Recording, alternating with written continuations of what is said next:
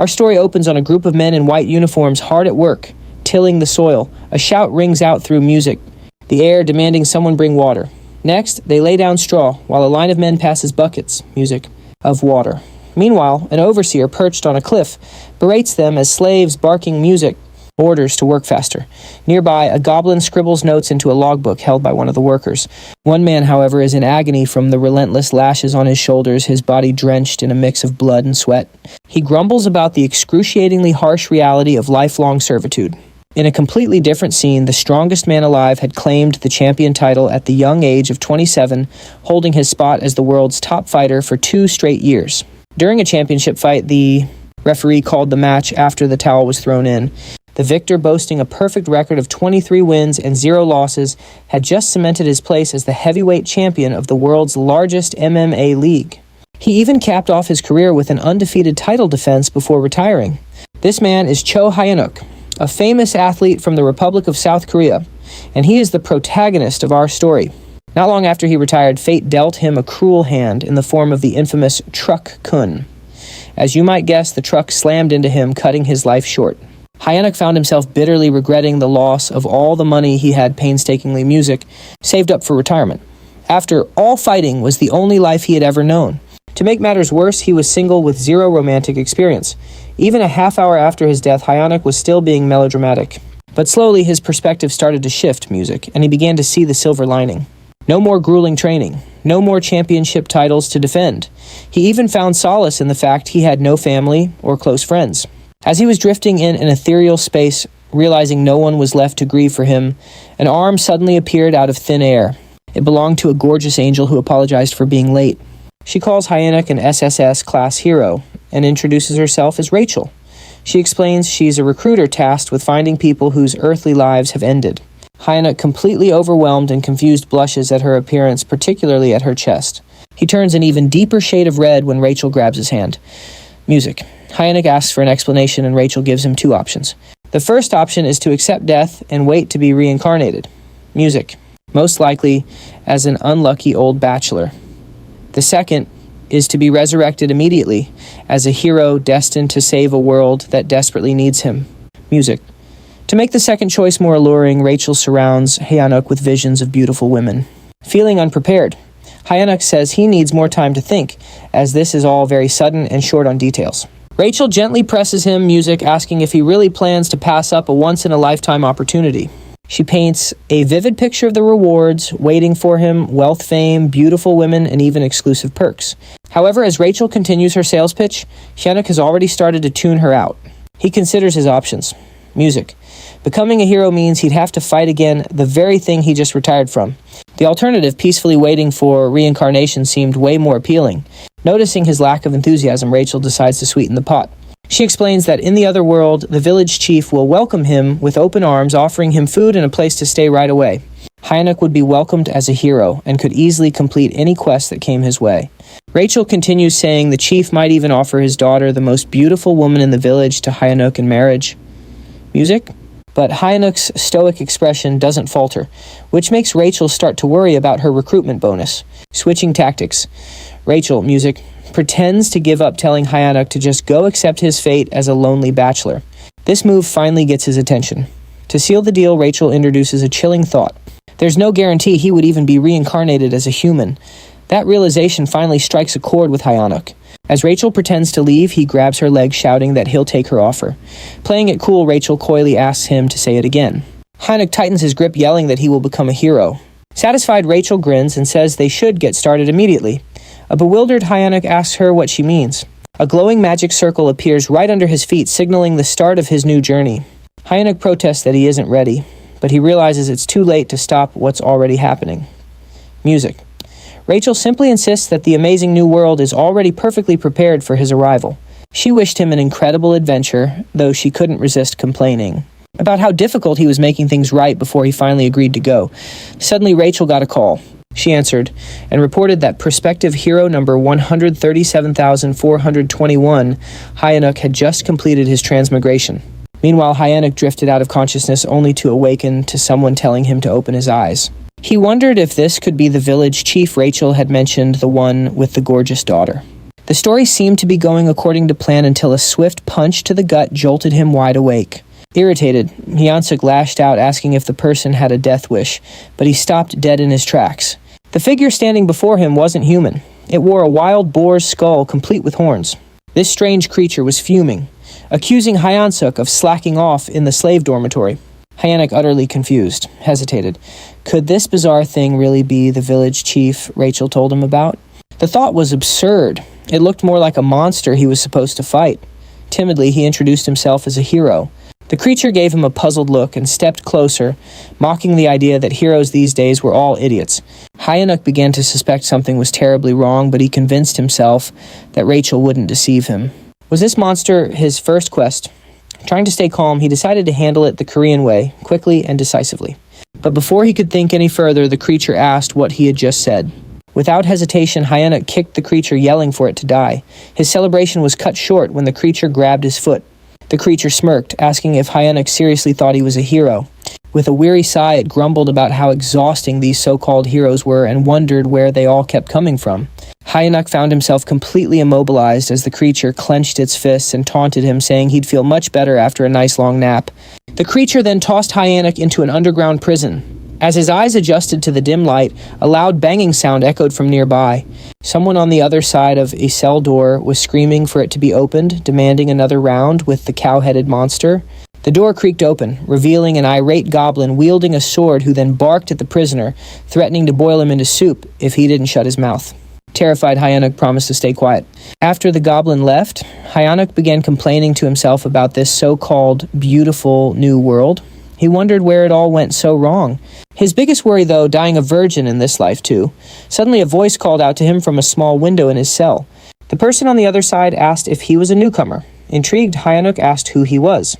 The man introduced himself as a senior hero who was supposed to be starting his own journey.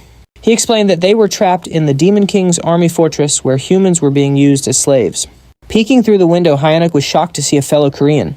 He respectfully addressed the man as his sunbae and asked how they ended up in such a terrible situation. The man, amused by Hyunsuk's politeness, teased him for a moment before shouting out to the other prisoners, asking if any of the other self-proclaimed heroes were still kicking. Voices erupted from all directions, each one claiming to be a hero. The prison was packed with unfortunate souls who had all met a similarly grim fate in this world. Baffled, Hyunsuk asked what was going on. The sunbae casually explained that there were at least 100 heroes who had fallen into the Demon King's fortress. He pointed out that the red cow-headed creature Hyunsuk had encountered was Reedrun, the warden of the fortress, and the goblin who had just threatened Hyunsuk was Jark, a notoriously cruel prison guard. The man then revealed the truth behind their predicament. It was all because of Rachel, the so-called angel. Hyunsuk's face twisted in confusion as the man cursed Rachel, calling her a wicked demon. The sunbae muttered bitterly, lamenting how things could have been different if it weren't for her mistake. Hyunsuk, becoming hysterical, demanded an explanation. This nightmarish place wasn't supposed to be their starting point, was it? The man confirmed his fears, explaining that other captured heroes from different locations had told him about the proper starting points. Heroes were supposed to begin their journeys in peaceful cities or quiet villages, even if they didn't have any powers. The realization hit Hyunsuk like a ton of bricks. The reason he was stuck in this hellhole was none other than the so-called angel Rachel. He could still picture her innocent face clearly. A few days later, we see the 2nd slave squad of the 3rd Battalion deep within the Demon King's army. Humans were forced to work under harsh conditions with goblins watching their every move. The humans were even made to chant, "Let's crush the humans. Let's devour the humans." Hyunsuk's body shook with exhaustion as he carried an enormous log a goblin perched lazily on top. Eventually, a bell rang, signaling the end of the day's labor. The goblin ordered them to return to their cells. Back in his prison cell, Hyunsuk reflected on how the prison conditions almost seemed better in comparison. He recalled the angel's promise about special privileges for heroes. He decided to try a popular command often used in these scenarios, status window. To his surprise, it worked, and his status appeared before him. As he examined his stats, he learned some basic information about his strength and abilities. Music. Hyunsuk muttered something about what he had discovered catching the attention of the man in the neighboring cell. The man overhearing him was surprised to learn that Hyunsuk already had stamina at level 1. Hyunsuk confirmed it and mentioned his strength stat was at 28. Music. The man, recalling Hyunsuk's reputation as a former champion, was amazed. He hadn't expected Hyunsuk to be so exceptional, especially with stats exceeding 30 at level 1. Hyunsuk, however, dismissed the praise, pointing out that he was still just a slave. Music. The man remained optimistic, assuring Hyunsuk that someone with his potential could definitely escape and become a true hero. Hyunsuk, unconvinced, feigned sleep. In reality, he was preoccupied with his low level, doubting it would help him break free. As the night deepened and the man finally fell asleep, Hyunsuk, Music, quietly got up to check his status window again. He noticed two intriguing options: mana that could grant superhuman strength and something called hero points. Hyunsuk realized that the other so-called heroes didn't seem to know about hero points, as no one had ever earned any. Suddenly a familiar light appeared and the angel re-emerged, flaunting her appearance. With a teasing smile and a playful pout, she greeted him with a cheerful, "Long time no see." She provocatively asked whether she should reveal some important information about hero points. Before she could finish, Hyunsuk grabbed the diminutive Rachel in his hands, his expression dark with frustration. He told her bluntly that he didn't care about hero points or anything else she had to say. At that moment, his priority was giving her a piece of his mind. Music. Moments later, Rachel found herself tied up and dangling like bait on a fishing line. Apologetically, she explained that her magic circles had malfunctioned due to an unfortunate accident involving spilled coffee during a snack break. During her explanation, soundproofing magic was activated to ensure their privacy. Hyunsuk questioned whether she had been punished by being assigned as his manager. Rachel clarified that her role was to be his personal fairy, a guide to assist him until he defeated the Demon King. Music. Hyunsuk made it clear that he no longer cared about being a hero. Rachel, puzzled, asked him to elaborate. He explained that he had no intention of defeating the Demon King and would prefer to live a normal life. Rachel admitted that many prospective heroes chose that path, but she emphasized his extraordinary SSS-level potential. Hyunsuk argued that his potential didn't obligate him to anything. He confessed that he never felt it was his destiny in the first place. Rachel tried to protest, but Hyunsuk interrupted, saying he didn't want to live a life filled with endless music, battles, as he had in his past. Rachel was startled by his words. She had always seen him as a foolish warrior, driven only by fighting and women, but now she worried about her own fate. When she received her assignment as a personal fairy, Rachel had vehemently protested.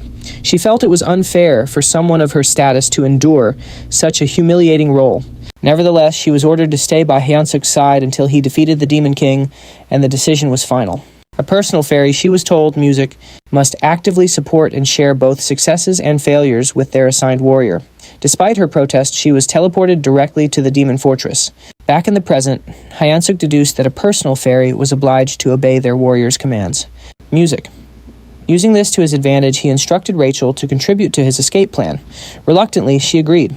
A sudden noise from the door made Hyunsuk act quickly, grabbing Rachel to conceal her presence. Goblins were waking the prisoners for the next day's labor. Rachel grumbled that she could use her stealth abilities without his interference. Even after roll call was complete, Hyunsuk Music noticed that Jark, the cruel goblin guard, was still lingering by his door. Jark informed Hyunsuk that Rayan had summoned him to his office. Music. Once there, Rayan brought up an unexpected topic. Apparently, Hyunsuk had been working diligently these days. Hyunsuk was utterly shocked while Jark casually lounged on his shoulders. He couldn't believe that the foul-smelling goblin had actually complimented him. Ron admitted that initially he thought Hyunsuk was just another crazy human, but seeing his recent efforts had changed his perspective.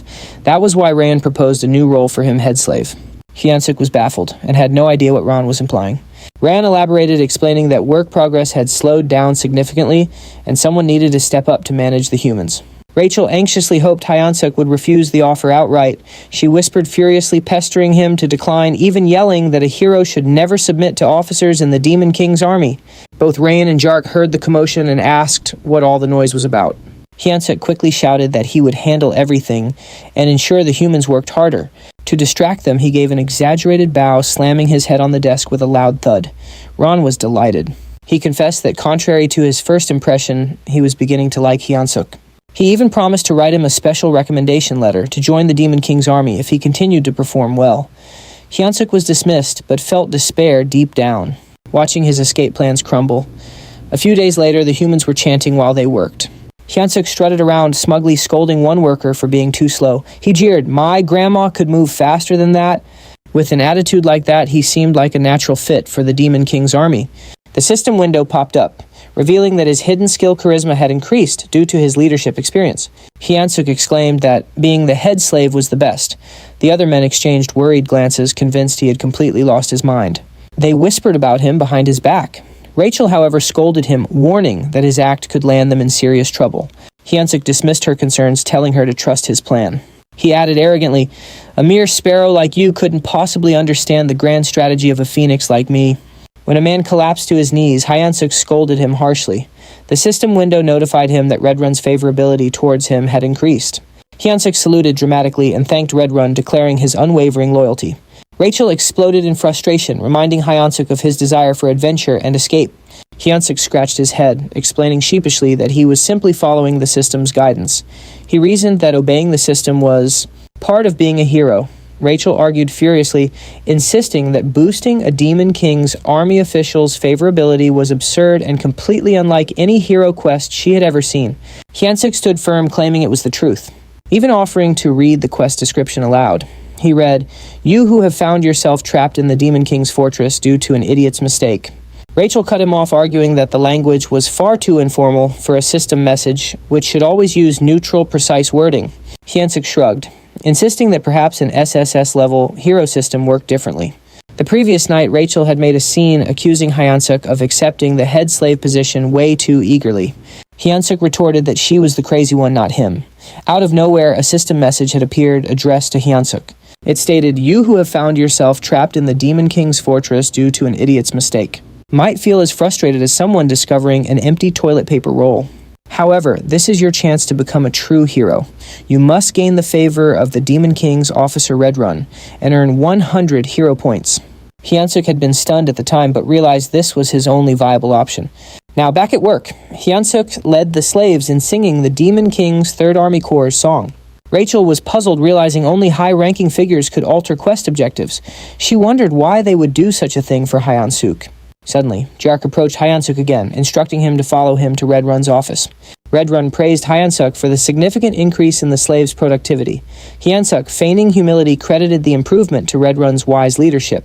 Rachel scoffed, muttering that such shallow flattery would never work. But to her shock, Redrun seemed genuinely pleased, visibly beaming with satisfaction. The system window reappeared, announcing that Hyunsuk had achieved his favorability goal and successfully completed the hero quest. He earned 100 hero points, unlocking the beginner hero store with his first points. Both Hyunsuk and Rachel were astonished that the plan had worked like a charm.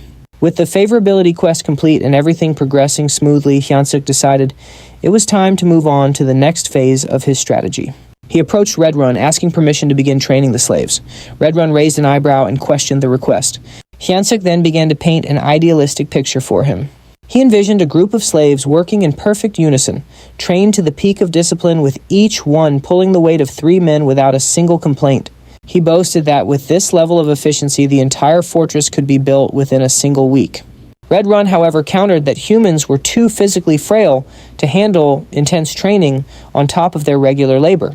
Unfazed, Hyunsuk played his trump card, pointing out that if this plan succeeded, even the commander would be singing Redrun's praises.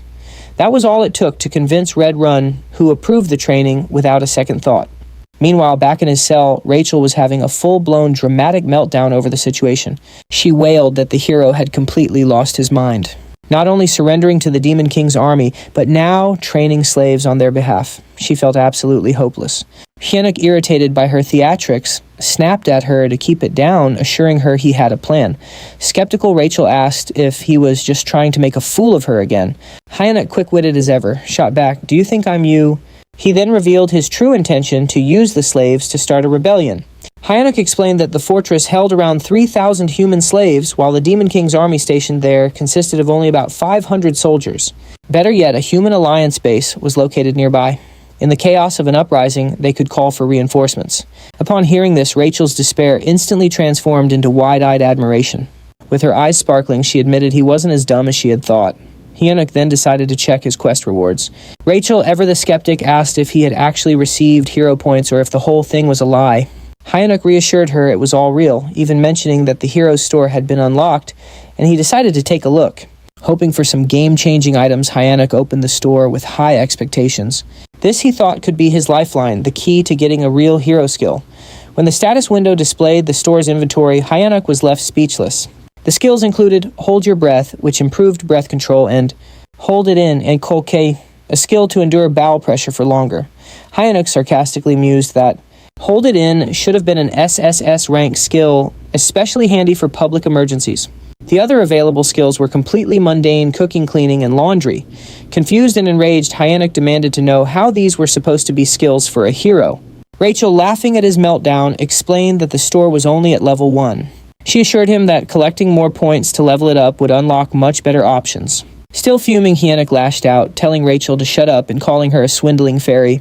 The next day, Hyanek had the slaves salute the demon commanders as he ordered them to sing the Third Army Corps' anthem. At his signal, they began, "We, the great Demon King's army, defeat the humans and eat the humans. Forget all suffering when you capture them." Nothing under the sky compares to the Demon King's affection. Red Run observed the performance, feeling pleased with his decision to let Hyanek train the slaves. Suddenly, the door to his quarters burst open as Jark rushed in with urgent news. The human army was advancing on the fortress. The 8th Division, the largest unit in the region, had already been trapped and forced to retreat. Jark warned that with them defeated, it was only a matter of time before the humans arrived. Despite the dire news, Red Run remained perfectly calm. He acknowledged Jark's suggestion to evacuate, but told him to wait a moment. He declared that since ancient times, wars were won and lost on supply lines. The number one rule of war, he stated, was to never lose a competent supply officer. With that, he instructed Jark to leave, saying he would take care of Hyanek before following. Meanwhile, Hyanek was drilling the slaves, demanding to know if they were prepared to follow his orders. Hearing a commotion, he sighed, suspecting that Red Run's constant surveillance was about to interrupt his combat training yet again. Checking his status window, Hyanek noted that while his stats had improved slightly, they weren't nearly high enough to launch a rebellion. He muttered aloud, hoping for some unexpected event that could help him power up quickly. He had barely finished his thought when Red Run landed abruptly right beside him. Red Run tapped Hyanek's shoulder and called out his name, catching him off guard. Hyanek turned surprised to see the demon looking like he was in a great hurry. "We don't have time," Red Run said urgently. "You must come with me right now." Confused, Hyanek asked where they were going and why, but Red Run offered no explanation. Just then, the commander of the human army bellowed an order to attack, declaring that victory was within their grasp. Human soldiers armed with spears charged forward, successfully piercing several goblins in their path. However, their advance came to a dead stop at the terrifying sight of the Red Nightmare Reed Run. Commanders screamed for the troops to fall back and let the knights handle him, but emboldened by their momentum, the humans charged forward anyway. Watching the chaos unfold, a question popped into Hyanek's mind. What were human troops even doing here? He immediately started scheming, wondering how he could turn this situation to his advantage. Maybe this was his golden opportunity to backstab the Demon King's commander and return to human society as a hero. Just then, one of the humans roared, "Die, Red Nightmare! Veikipo Shahasamai Ninchisa Gadan," and lunged straight for Reed Run. With terrifying ease, Reed Run caught the man by the head and simply crushed it, leaving Hyanek completely frozen in shock. Reed Run then unleashed his combat arts, executing the 7th movement. He smashed the soldier's face into the dirt, then followed up with a massive area of effect attack, the explosive destruction wave. The ground erupted, sending human soldiers flying everywhere. Turning back to Hyanek, Reed Run casually asked, "Are you all right?"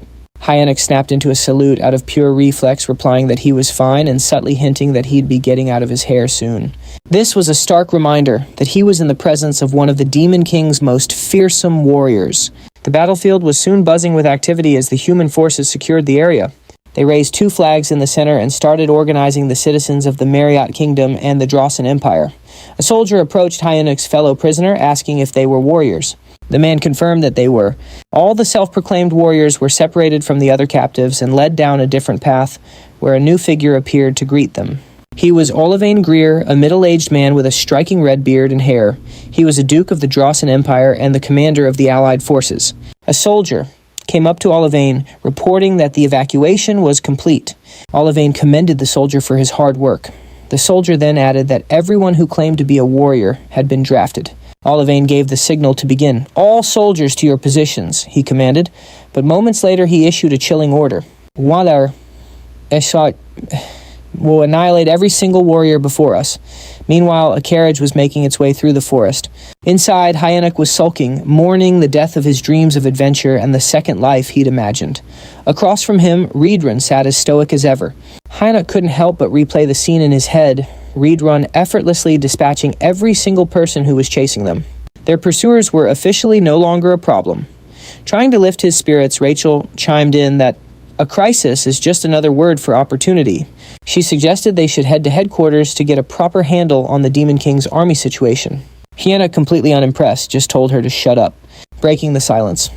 Reedrun mumbled, "I must have dozed off for a second." He looked over at Hyanuk and asked, "Did you say something?" Hyanuk scrambled to cover his tracks, claiming he was just mumbling about what an honor it was to be accompanying someone as amazing as Reedrun. Reedrun, looking genuinely touched, expressed his thanks. He then told Hyanuk they were approaching the 3rd Corps headquarters, encouraging him to look forward to it. "Once we arrive," Reedrun added, "I'll have you officially enlisted in the Demon King's army." Hyanuk's face went pale, but he managed to choke out, "It's an honor." Rachel was panicking internally too. At the headquarters, a guard announced Reedrun's return and the main gates swung open. Reedrun gestured for Hyanuk to follow, explaining that he was taking him straight to the commander.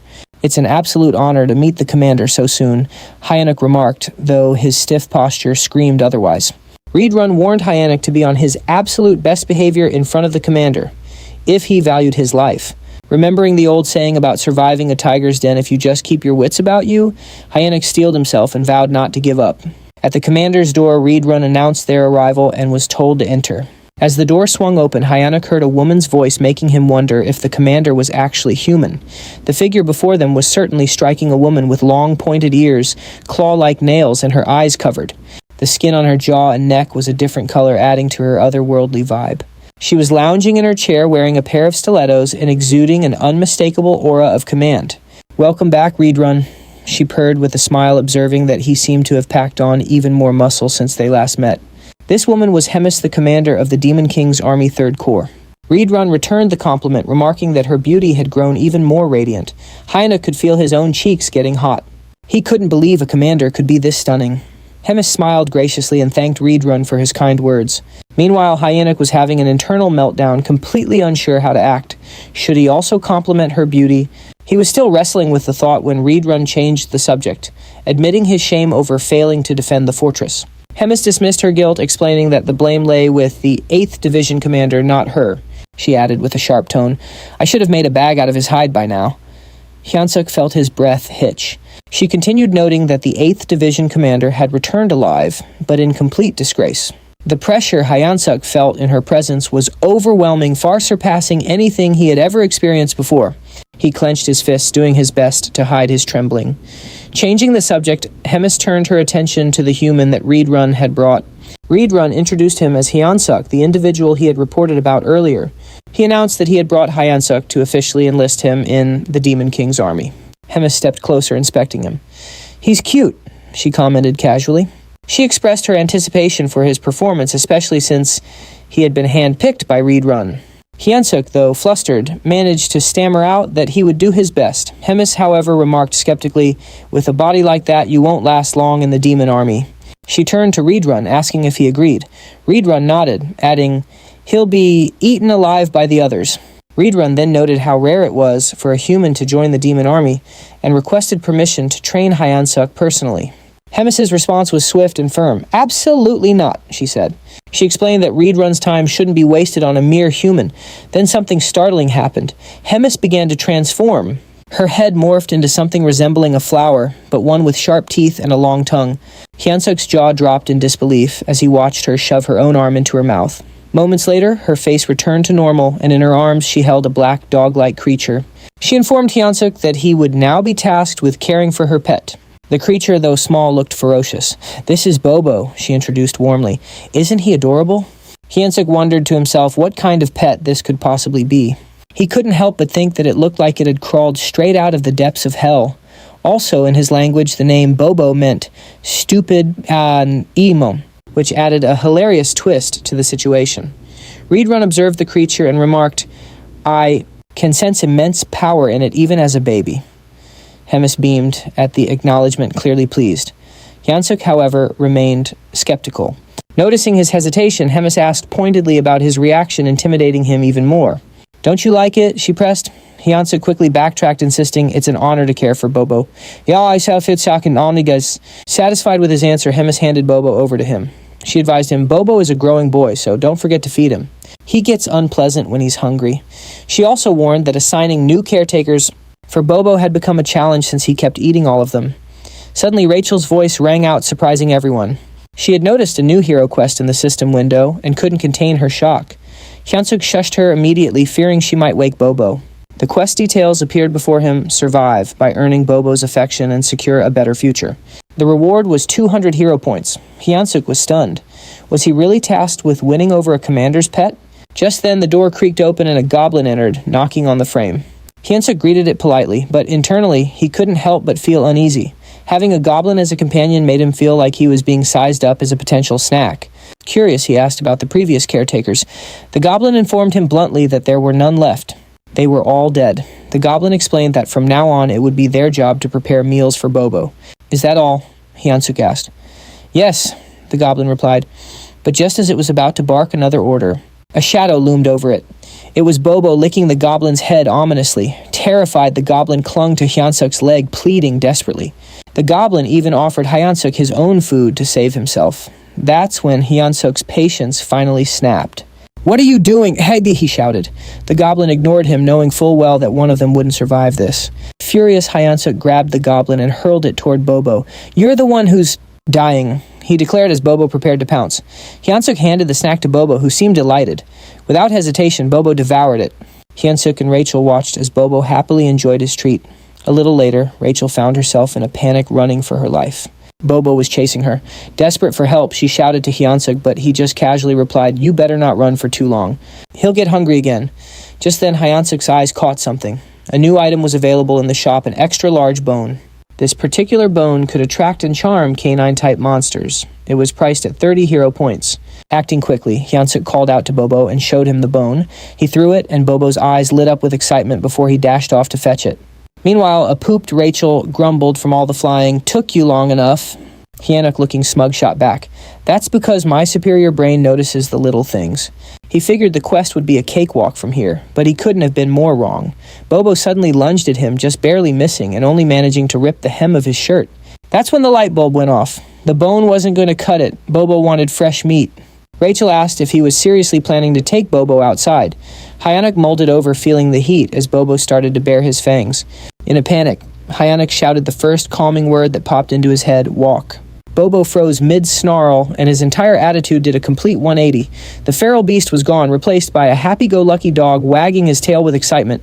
Bobo even gave Hyunsuk a big hug, who breathed a massive sigh of relief. Now that they were outside, Hyunsuk tried to find the kitchen, but he was completely and utterly lost. To make matters worse, an energetic Bobo was pulling him every which way. Rachel, surveying the area, had to admit she couldn't smell any food either. Then she spotted a goblin and suggested asking it for directions.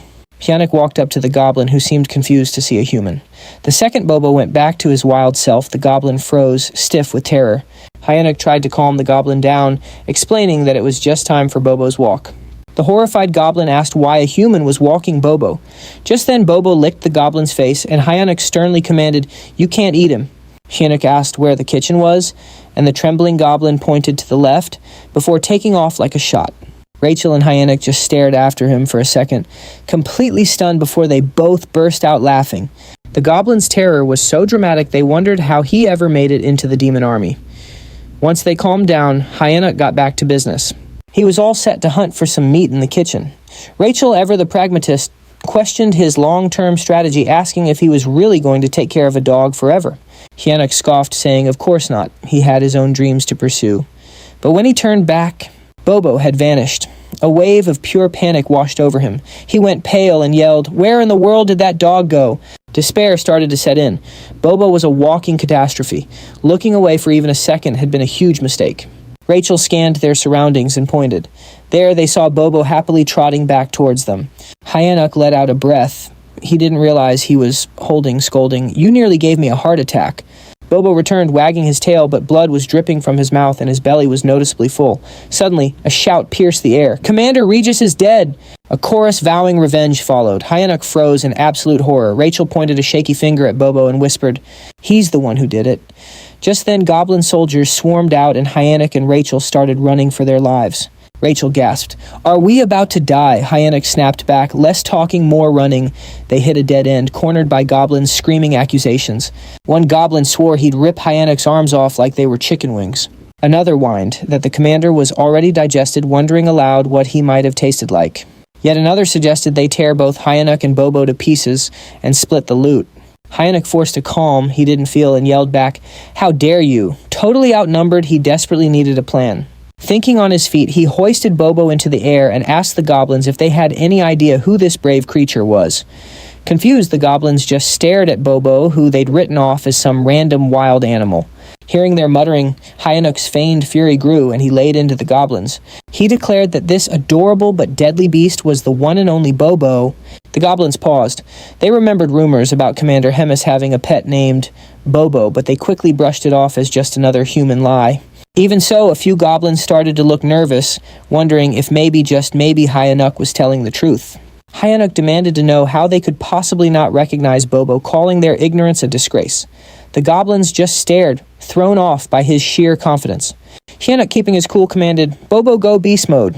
Without a second's hesitation, Bobo obeyed, transforming into a savage predator drool dripping from his jaws in anticipation of his next meal. Hyunuk addressed the goblins again, stating firmly, "This is Bobo." Then he gave the order, "Bite him." Bobo let loose a terrifying roar and leaped onto the closest goblin. Blood went flying as Bobo's teeth sank into his target. Hyunuk watched the gruesome scene play out, casually remarking, "You know, a dog without a muzzle can make a real mess." When Bobo was done, only the goblin's bones were left. Turning to the others, Hyunuk asked with a smirk, "Anyone else have any doubts about who this is?" The goblins fell over themselves, apologizing frantically, insisting they had no clue it was the real Bobo. In that instant, a system notification popped up in front of Hyunuk. It said his incredible charisma had just subdued a large number of demons, causing his hidden charisma stat to increase. Hyunuk broke into a wide grin, pretty pleased with the system's recognition. Just then, a calm yet commanding voice cut through the noise from behind, asking what all the commotion was about. Music. It was Commander Hemis. She glanced around, an amused smile on her face, and remarked that the cute new beak was certainly causing a stir. Music. Hyansuk's blood ran cold. Being in her office was nerve-wracking enough, but facing her out here was a whole new level of terrifying. She chuckled clearly, amused by Hyansuk's audacity in using her name and Bobo's just to survive. Hyansuk bowed deeply, admitting he'd committed a grave offense. She raised an eyebrow, confused by his apology, since she'd actually meant to compliment him. She admired his resourcefulness and quick wit, a refreshing change from the usual dim-witted demons she had to deal with. "You got guts music too," she added with a smirk.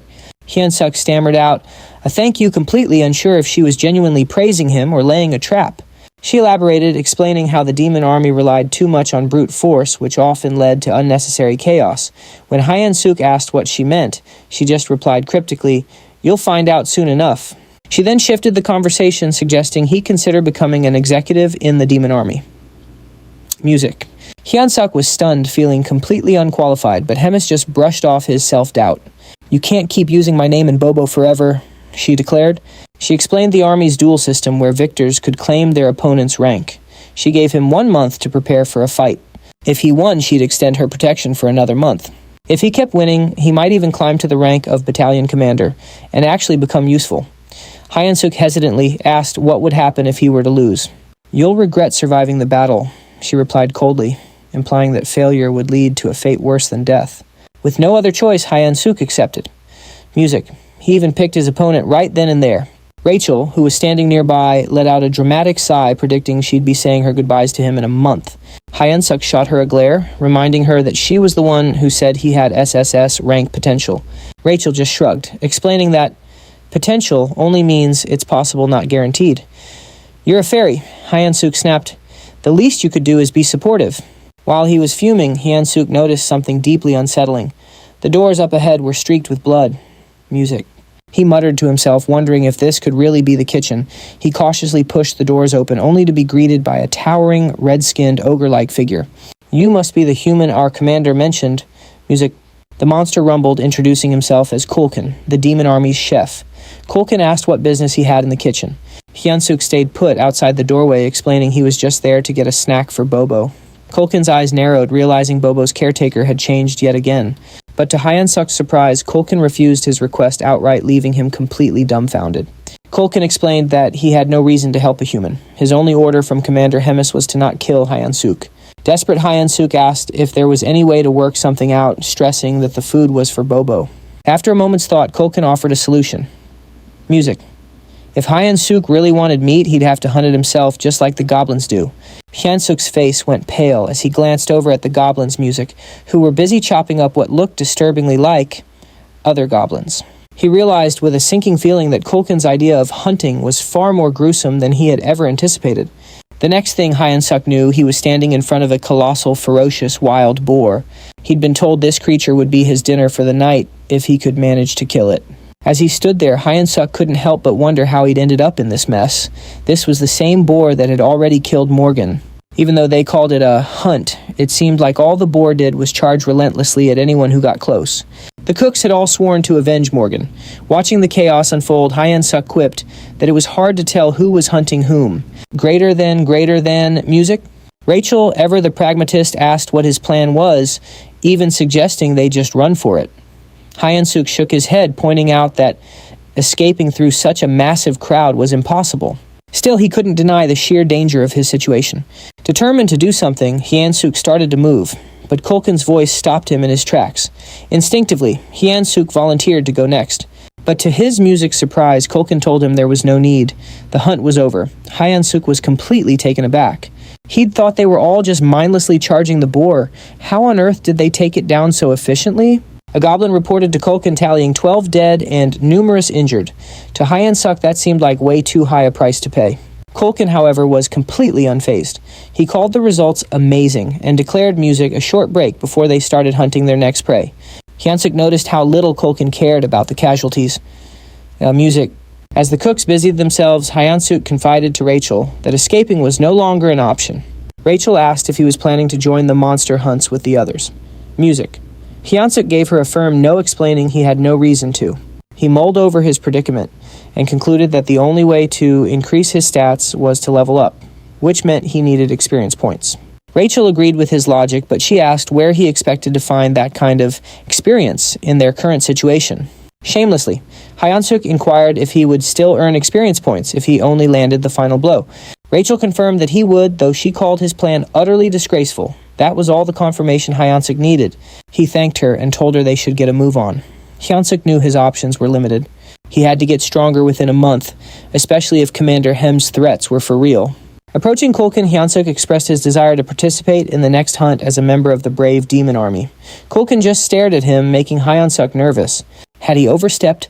But then, Kulkin music grinned, declaring that he liked Hyun-suk's audacity. Hyun-suk, relieved, offered his thanks while slipping in a few compliments to butter Kulkin up even more. Much to his surprise, Kulkin assigned Hyun-suk the role of leading the very next hunt. Kulkin explained that for their group, the leader's position was the most honorable, reserved only for exceptional cases. Hyun-suk, feigning humility, protested that he couldn't possibly stand before the noble demons, music, adding that the other cooks might object to him taking charge. Kulkin, completely unbothered, simply gave him a thumbs up. Their exchange was interrupted by an urgent call for Kulkin. "What's wrong?" the chef asked. A cook reported a monster invasion, describing its cry as the signal that an urn had arrived. Hyun-suk, confused, asked if they were in danger. Kulkin just dismissed the concern. Music. He did add, however, that urn meat wasn't particularly tasty. Drawing a knife from his back, Kulkin rallied everyone to arm themselves. Music. He announced that they would hunt the urn and add its meat to the dinner menu. Hyun-suk saw this as his golden opportunity. All he had to do was stay close and land the final blow.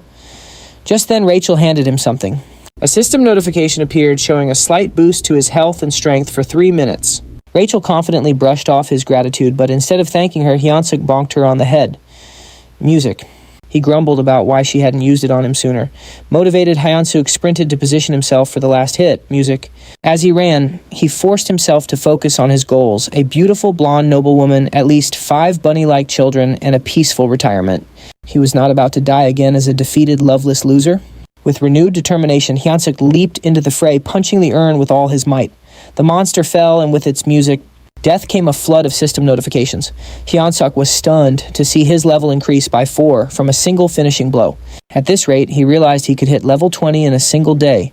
Elated, Hyun-suk felt a surge of power. Music. Finally, he could actually get stronger. Moments later, a trembling cook approached the dead urn, raising a butcher's knife. Before the cook could make a move, Hyun-suk casually elbowed him, claiming his arm had slipped. He laughed maniacally, his grin wide and menacing. It was as if he'd lost his mind as he declared that every last hit in the world was now his to claim. Time passed and more monsters were slain. Rachel, looking visibly drained, asked if they were finally finished. Hyunsuk just smirked and praised his personal buff bot for her assistance. All the monsters had been dealt with music, and it looked like the cooks had finished up their butchering. But upon closer inspection, he realized the cooks were already gorging themselves on the fresh meat. One of them even shouted for a bigger serving, leaving Hyunsuk completely baffled. Kulkin caught him staring and called out, asking what music had captured his attention. Hyunsuk asked if it was really okay for the cooks to be eating the army's food like this. Kulkin responded nonchalantly, explaining that it was one of the cook's privileges, especially since monster meat spoils quickly. He added that for the common soldiers, getting fresh meat was a rare and special treat. Music. The chef even admitted that enjoying good food was the main thing that kept him going. A flood of questions raced through Hyunsuk's mind, like what kind of privilege this was, or how they managed to function without a labor union. Music. Despite his skepticism, the chef offered him a piece of the meat, saying he'd earned it as a warrior. Hyunsuk hesitated, staring at the meat and thinking about how much the cooks had risked to get it. Eventually, he took a bite. The flavor wasn't half bad. It had a strong smell that, oddly enough, actually enhanced the taste. But overall, the meat was disappointingly bland and tough. Hyunsuk mused that back in South Korea, a restaurant serving this wouldn't stay in business for a week. It suddenly dawned on him. These cooks were literally risking their lives just to prepare such underwhelming food. That's when a brilliant idea sparked in his mind. Music. What if he could whip up something way better than this? He realized he could win them over with his cooking, basically become the god of the kitchen. With that goal in mind, he opened the Hero Shop interface, catching Rachel completely off guard. He quickly spent some points on a new skill and an item, then showed Rachel what he got. He'd bought an F-rank cooking skill for 50 points, music, and a special seasoning, basically pure MSG, for another 20. Rachel stared at him, completely baffled, and chewed him out for wasting points on what looked like fancy salt. But Hyunsuk just brushed her off, telling her she was seriously underestimating its power. Music. To prove his point, he sprinkled a little bit of the seasoning over the meat. The effect was instantaneous. A rich aroma filled the air, and the meat suddenly looked juicy and delicious. Hyunsuk felt a surge of triumph, already picturing himself as the god of this culinary world. He proudly presented the newly enhanced music. Meat to Kulkin. The chef turned it down at first, claiming he was full, but Hyunsuk wasn't taking no for an answer. Music. He dramatically claimed he'd poured his very soul into it and could die happy if Kulkin would just try one bite. With a sigh, Kulkin reluctantly took a bite, and the flavor instantly transported him. Music. Back to his childhood, he vividly remembered his mother asking him if he wanted meat for dinner. The memory was so powerful, it brought tears to his eyes. In the end, music, Hyunsuk left with a bag full of meat, a thank you gift from the chef, who warned him it would only stay fresh for about 2 days. As soon as Hyunsuk got back, Bobo came charging at him, giving him quite a scare. Thinking fast, he offered up the bag of meat, which immediately calmed Bobo down. Hyunsuk told Bobo to eat as much as he wanted, pulling out all the meat from the bag. Bobo happily scarfed it all down, and Hyunsuk even promised to bring more the next day. Music. This earned him a nice boost in his affinity with Bobo, and also completed their hero quest, netting them 200 hero points just as Hyunsuk had planned. Seeing his success, Rachel pointed to an item on his screen, telling him it could be used to boost his stats. She asked why he hadn't used it yet, and Hyunsuk admitted he'd been avoiding it because he had no idea how it worked, pointedly blaming a certain someone for skipping the tutorial. Rachel, completely unfazed by the jab, music, simply told him it wasn't too late to learn. She then launched into an explanation of how bonus points work. Strength obviously increases your physical power. Stamina improves your endurance and toughness. Agility makes you faster and more nimble. And mana is for all your magic-related abilities. Music. When Hyunsuk asked about charisma, Rachel explained that it's a hidden stat. You can't just pump bonus points into it. It has to be raised through actual training and actions. She recommended that he distribute his points evenly to create a balanced music build, but Hyunsuk immediately shot that down. He was convinced it'd be way more effective to dump everything into strength. Rachel was a little stunned by his logic. She tried to explain that while a pure strength build might work for a little while, mana becomes absolutely essential later on. It's music. After all, a body strengthened with mana is on a whole different level than one built with just physical training. So Hyunsuk adjusted his points and asked Rachel if the new distribution looked okay. After a quick look, she had to admit it wasn't half bad. She then told him to go to the shop and buy a basic skill for mana control. Curious, Hyunsuk asked what mana control actually did. Rachel explained it was a basic skill that would help him handle and use his mana more effectively. She figured it would probably cost around 100 hero points. Hyenic started searching the shop for the skill, but came up empty. Rachel was shocked, insisting that it should have been a common, easy-to-find item. Disappointed, Hyenic grumbled that he thought she was finally going to be useful for something. Getting more frustrated, he flat-out called her completely useless. Music. Rachel fired back, defending herself, and insisting that the skill was supposed to be there. 3 weeks later, Hyunsuk finally hit level 100, though it had taken a lot longer than he'd anticipated. Rachel commented, music, that the EXP requirement really ramps up the higher you level. Hyunsuk couldn't help but wonder if any of the other heroes were grinding as hard as he was. Rachel then informed him that he'd already become a real standout. Hyunsuk found that pretty hard to believe. He immediately started chewing her out, reminding her of all the times he'd nearly gotten himself killed just that day. Rachel explained that it takes most people about 6 months to reach level 100. She added a bit sadly that she really wanted to get along with him, but Hyunsuk just shot back that she'd brought his attitude on herself.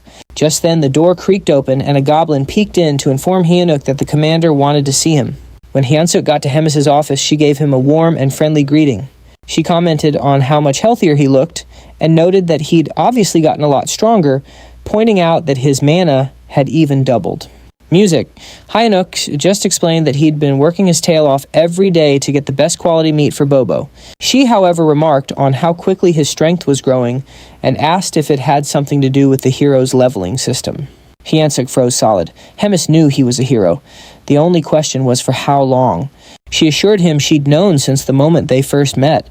Stunned, he asked how she could have possibly figured it out. She cryptically explained that she has a connection who's deeply interested in heroes, then turned the question on him. Why did he think she summoned him? Hyunsuk took a wild guess, bringing up his recent battles, but she quickly cut him off, reminding him of the promise they'd made and asking if he remembered it. When Hyunsuk confirmed that he did, her friendly demeanor vanished as she began to scold him for his behavior.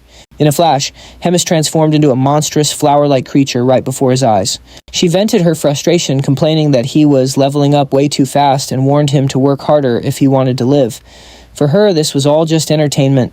Hyunsuk recalled a crucial fact about audiences: they aren't thrilled by flashy moves or easy wins, they crave dramatic, unexpected comebacks.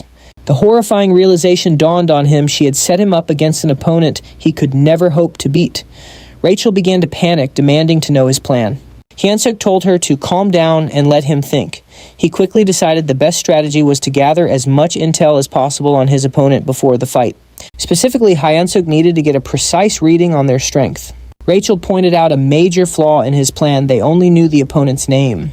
How was he supposed to find them? Hyunsuk revealed his ace in the hole. He planned to buy an item from the hero shop called the Combat Power Meter. This handy gadget, costing a cool 50 hero points, could measure an individual's strength, stamina, agility, and mana. Hyunsuk's plan was to use the meter to gauge his opponent's power level, then find a training partner with a similar level to practice against. Rachel let out a sigh, teasing him for only being clever when his life was on the line. Hyunsuk shot back that it was better than being useless all the time. To test it out, they took a reading on Rachel first. Her combat power registered at 375. Admitting she had no idea if that was high or low, she suggested they measure Hyunsuk for comparison. Hyunsuk handed her the device and waited for the verdict. However, Rachel's expression was one of pure confusion. He asked her if she was seeing anything. After a moment of hesitation, Rachel declared the device must be broken completely, unable to accept that his stats were higher than hers. As it turns out, Hyunsuk's combat power was a whopping 1,560. He smugly asked Rachel who the weak one was now.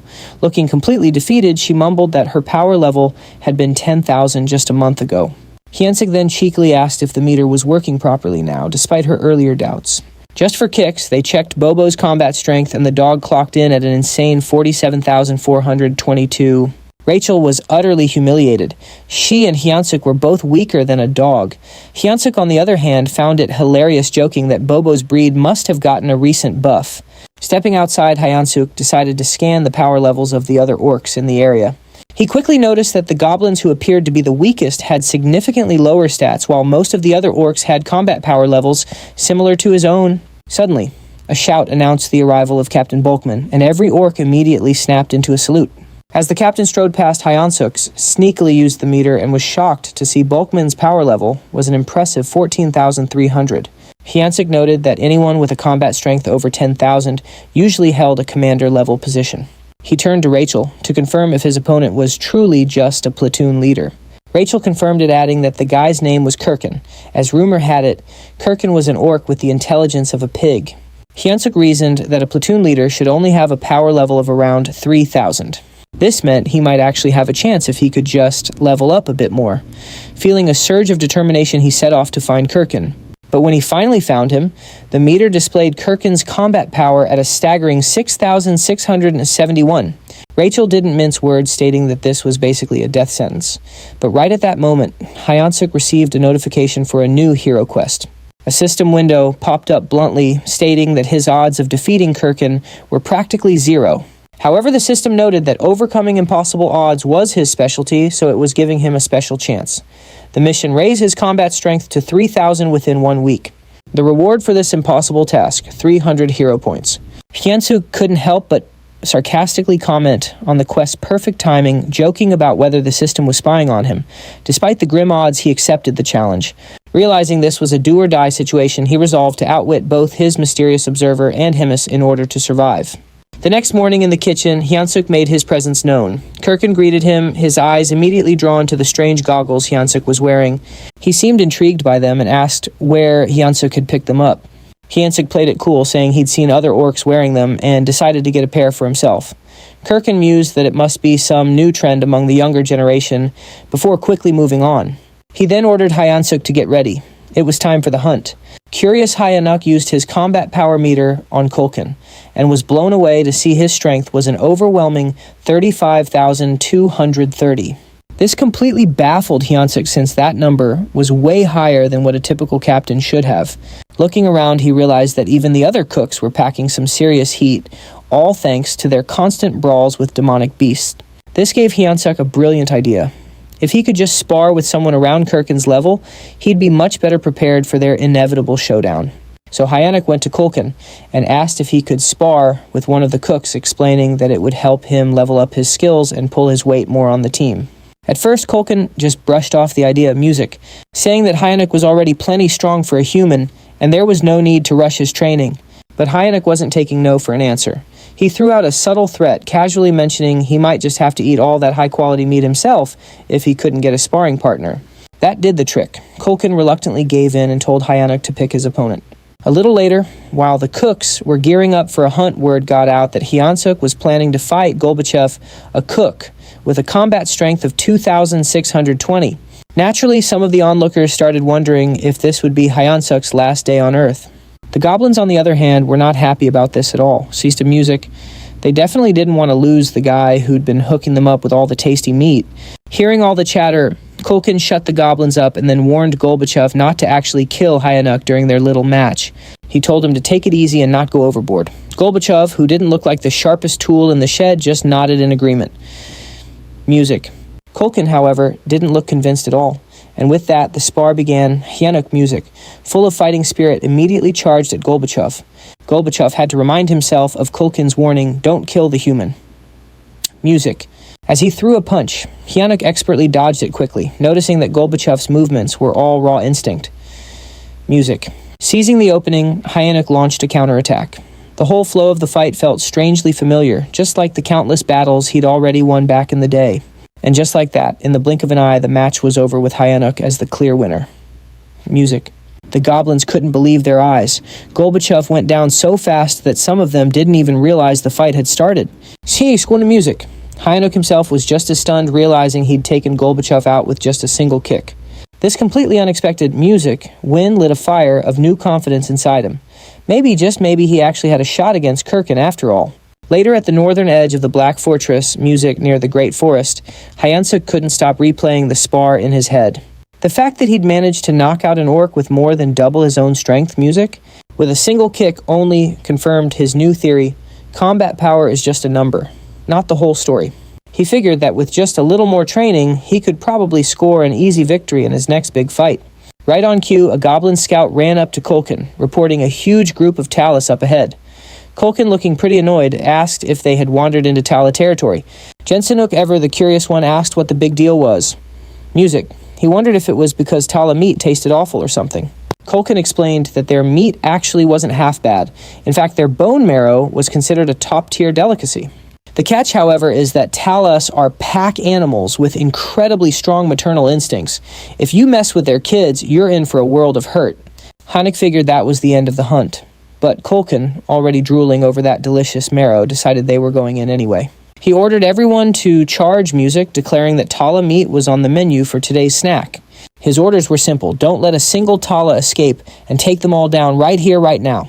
The creatures looked like giant spiders with creepy skull-like patterns on their backs.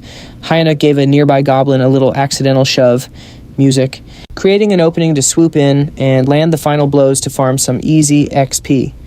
After a while, the group had piled up a pretty big collection of dead Talas. Hynek landed the finishing blow on the very last one, and just like that, he leveled up. Rachel complimented him, calling him a pro at kill stealing.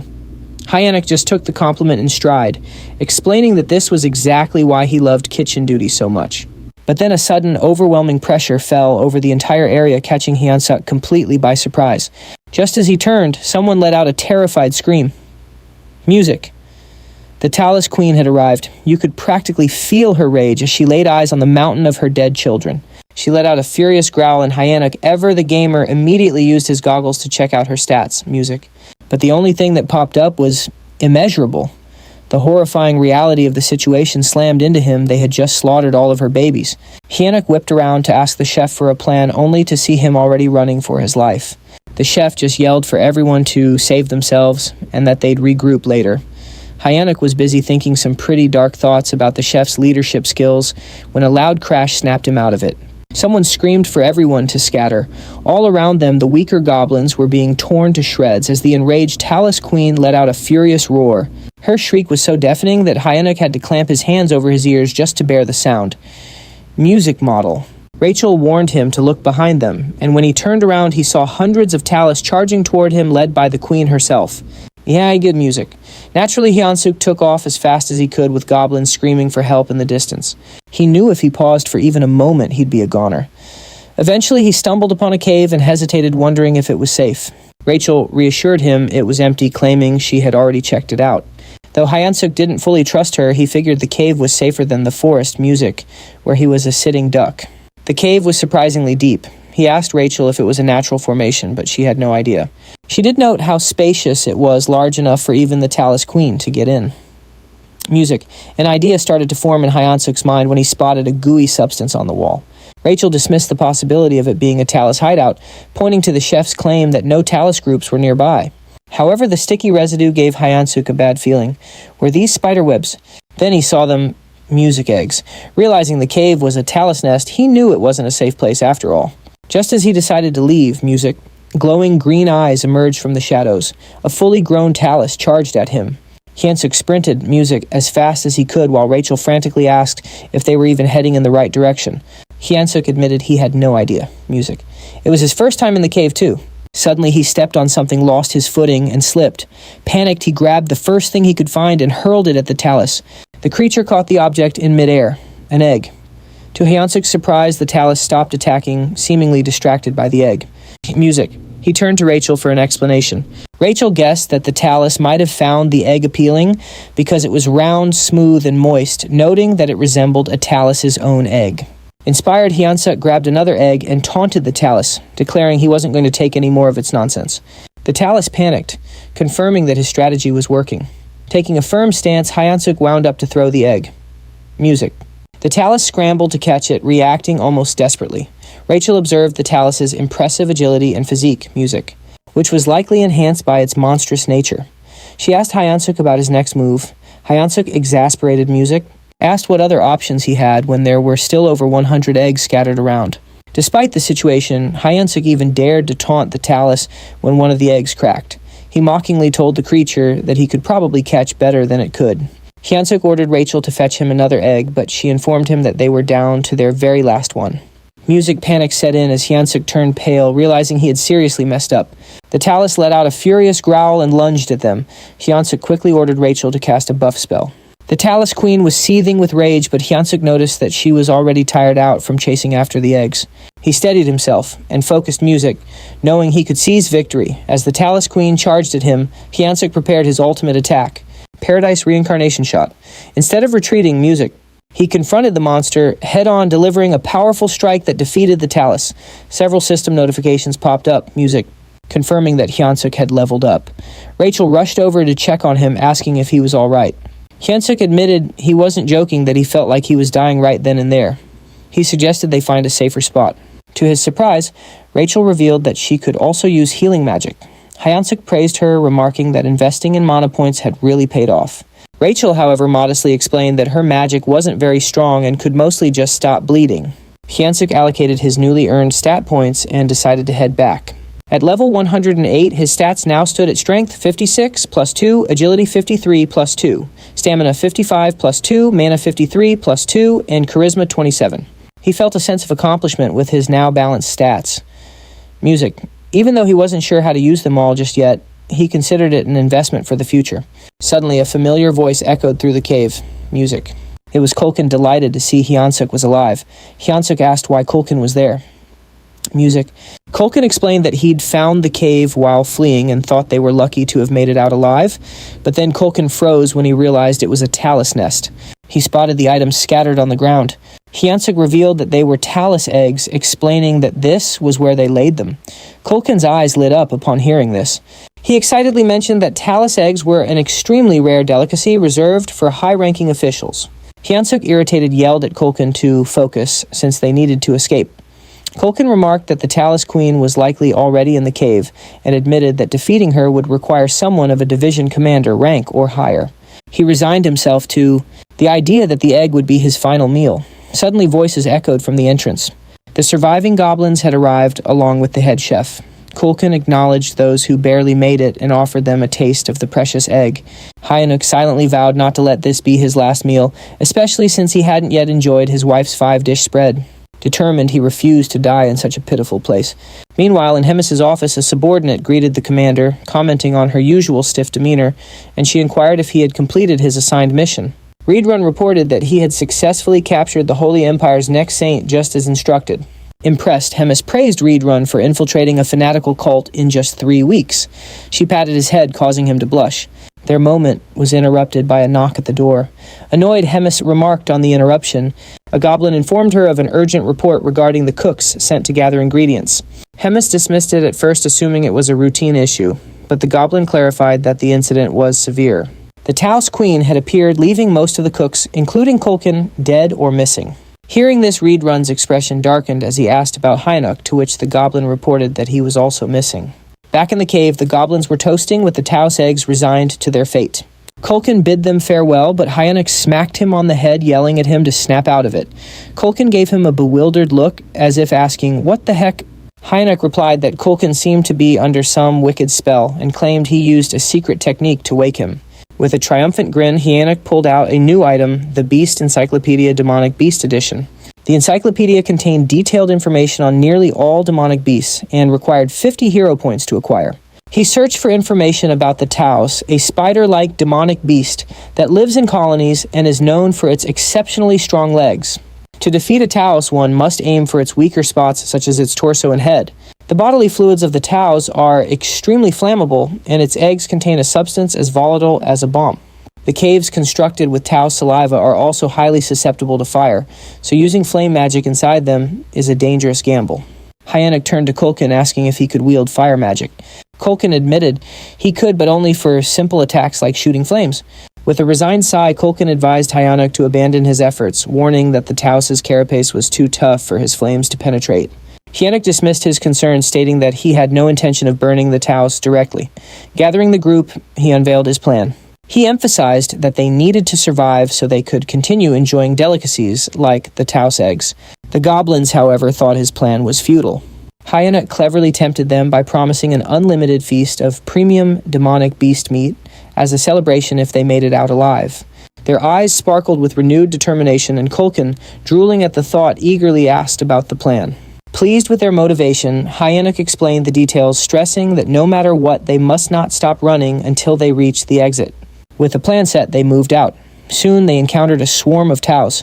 Hyunsuk signaled Kulkin to prepare his flames.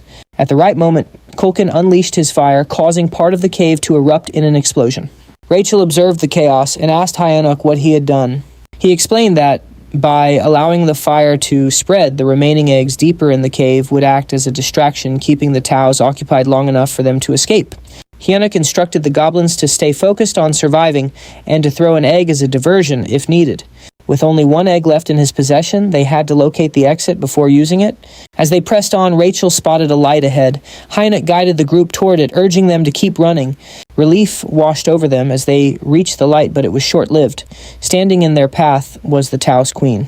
Hyunuk's expression darkened as the massive creature blocked their way. Kulkin, equally dismayed, whispered that the queen had returned. Believing their doom was imminent, Hyunuk refused to give up, noticing the queen wasn't attacking them outright. Sensing an opportunity, he addressed her directly. He instructed Kulkin to ignite something, then held up the last egg. He threatened to detonate it, warning, "If this explodes, we all die, your offspring included." The queen hesitated, her gaze fixed on the egg, and Hyunuk intensified his demand. He urged her to step aside. The queen screeched loudly, causing the tension to rise, and Rachel anxiously asked what they should do next. Hyunuk, out of ideas, lit the egg and hurled it toward the cave wall. The egg exploded, setting off a massive fire that spread in an instant. The ground shook violently as the cave started to crumble, sending the terrified goblins scrambling for their lives. Hyunuk screamed for everyone to just focus on getting out alive. But in the middle of his escape, he abruptly stopped dead in his tracks, completely distracted by a system notification. He had leveled up. An exasperated Rachel yelled at him to get a move on before he got buried under all the rubble. Music. Glancing over his shoulder, Hyunuk watched as the Taos Queen was crushed beneath the falling debris. Music. More notifications flooded his vision. He was leveling up over and over again. Then it suddenly clicked. Every single Taos killed in the cave-in was giving him experience points. This was without a doubt some next-level power leveling. Hyunuk just stood there completely dumbfounded, before finally snapping out of it and focusing on the escape. He yelled out to Rachel for a buff, which she quickly cast on him. As they emerged from the chaos, they found one last obstacle in their path. The Taos Queen was still blocking their escape. Kulkin, Music, desperate to create a distraction, pulled out an egg and yelled, "This is for you, my queen." He offered the queen an egg in a desperate plea for safe passage. Hyunuk immediately saw his chance. Music. Determined to make it out alive, he sprinted with everything he had. The queen shot out a green fluid that looked just like spider silk, and Hyunuk started to think this might really be the end for him. Suddenly, a pair of red hands grabbed hold of a massive tree trunk. A familiar voice asked if he was okay. It was only then that Hyunuk realized he was being dragged to safety. She's got in Music. To his absolute amazement, it was Reedrun. Reedrun was clearly pleased to see Hyunuk alive, Music, just as he'd expected. He confidently announced that he would take care of things from here. Reedrun then wielded the massive trunk like a club and delivered a devastating blow to the Taos Queen. The queen let out a deafening screech as Reedrun settled into a combat stance. Hyunuk couldn't help but be amazed, thinking how incredible Reedrun was. He just couldn't believe what he was seeing. Later, back at the Demon King's Black Music Castle, they received some grim news. Out of the 105 goblin packs in the Demon King's army, only 6 had made it back. Music. 99 packs were either dead or missing, and that included Kulkin. In Bobo's room, the huge beast was whimpering and clinging to Hyunuk, straddling his lap like a little kid. Hyunuk comforted the emotional Bobo, joking that he'd come back from the dead just to see him. Rachel remarked on how lucky they were to be alive, giving all the credit to their cow-headed savior. Greater than Music? Meanwhile, Bobo just kept affectionately licking Hyunuk's face. Hyunuk told Rachel they should enjoy this moment of peace, since the upcoming finals could very well be the death of them. Rachel, confused, asked him what he meant. Hyunuk explained that the final evaluations were coming up fast. Rachel noted that he seemed to have matured a lot, and she wasn't wrong about that. Thanks to the cave-in, Hyunuk had gained a staggering 75 levels all at once. Music. His current level was now 200, but Rachel pointed out that it still didn't feel like enough. Hyunuk agreed with her, especially when they were up against enemies with over 6,000 battle power. Rachel then decided to test him with a question. She asked if reaching 6,000 battle power would make him as strong as an orc. Music. Hyunuk replied that it wasn't just about the power level.